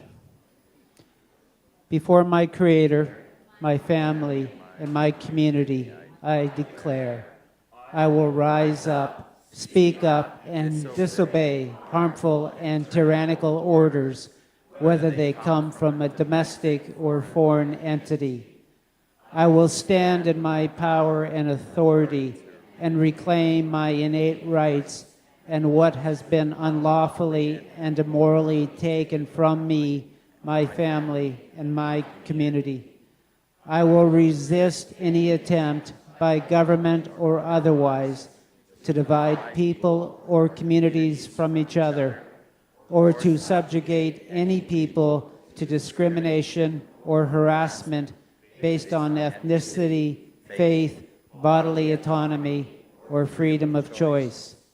If the enemies of freedom come for anyone's children, my neighbors, my community, or my nation, I will resist. I will never surrender my rights nor those of my children and community.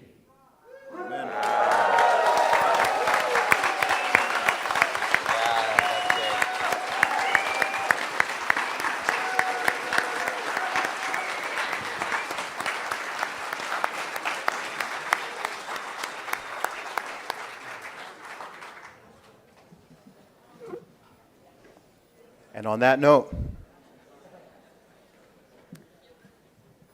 massive thank you to our panelists.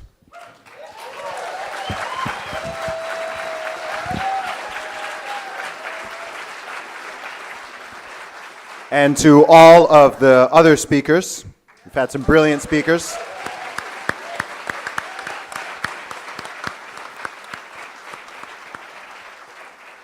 Thank you to all of the conference sponsors.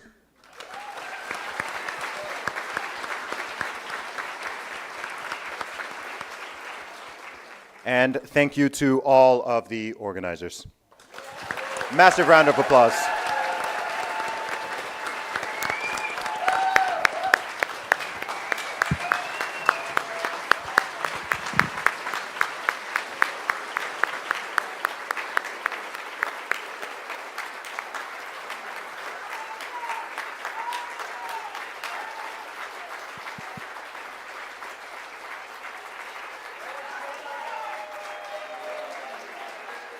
Is this mic okay? Is this one, everyone can hear me okay?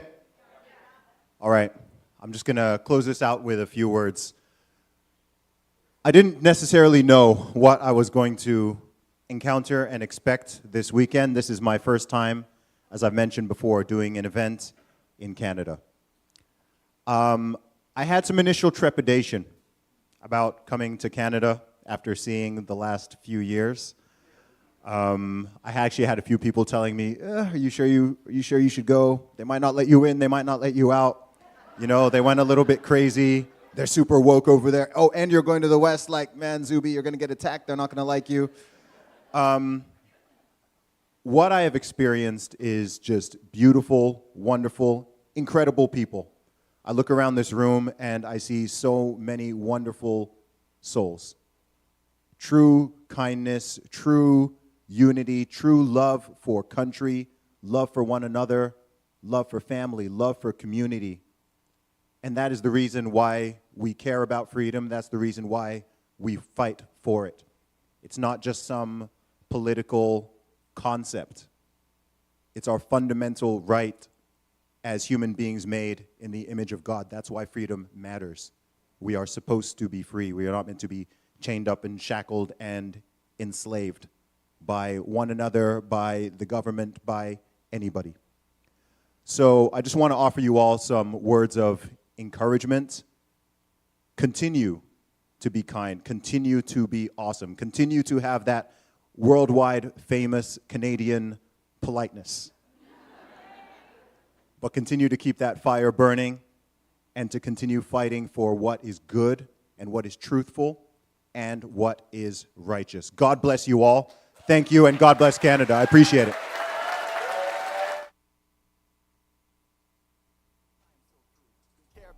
I don't care about news. If you care about the social, you should care about truth and care about youth, for they fall to their doom. Offended by the truth, so they call me a coon. Black lives only matter when in tune with their views. I think black lives matter from the womb to the tomb. Teach for more health, always spread real. Think for yourself, take a red pill.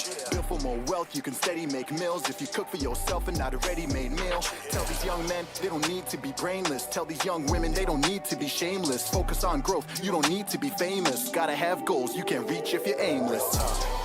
Always stay real, never been a slave, so I'm never gonna kneel. I don't play it safe, I don't care how they feel. From the cradle to the grave, I'ma always stay real. Always stay real, never been a slave, so I'm never gonna kneel. I will never cave, I don't care how they feel. From the cradle to the grave, I'ma always stay real. Always stay real, never been a slave, so I'm never gonna kneel.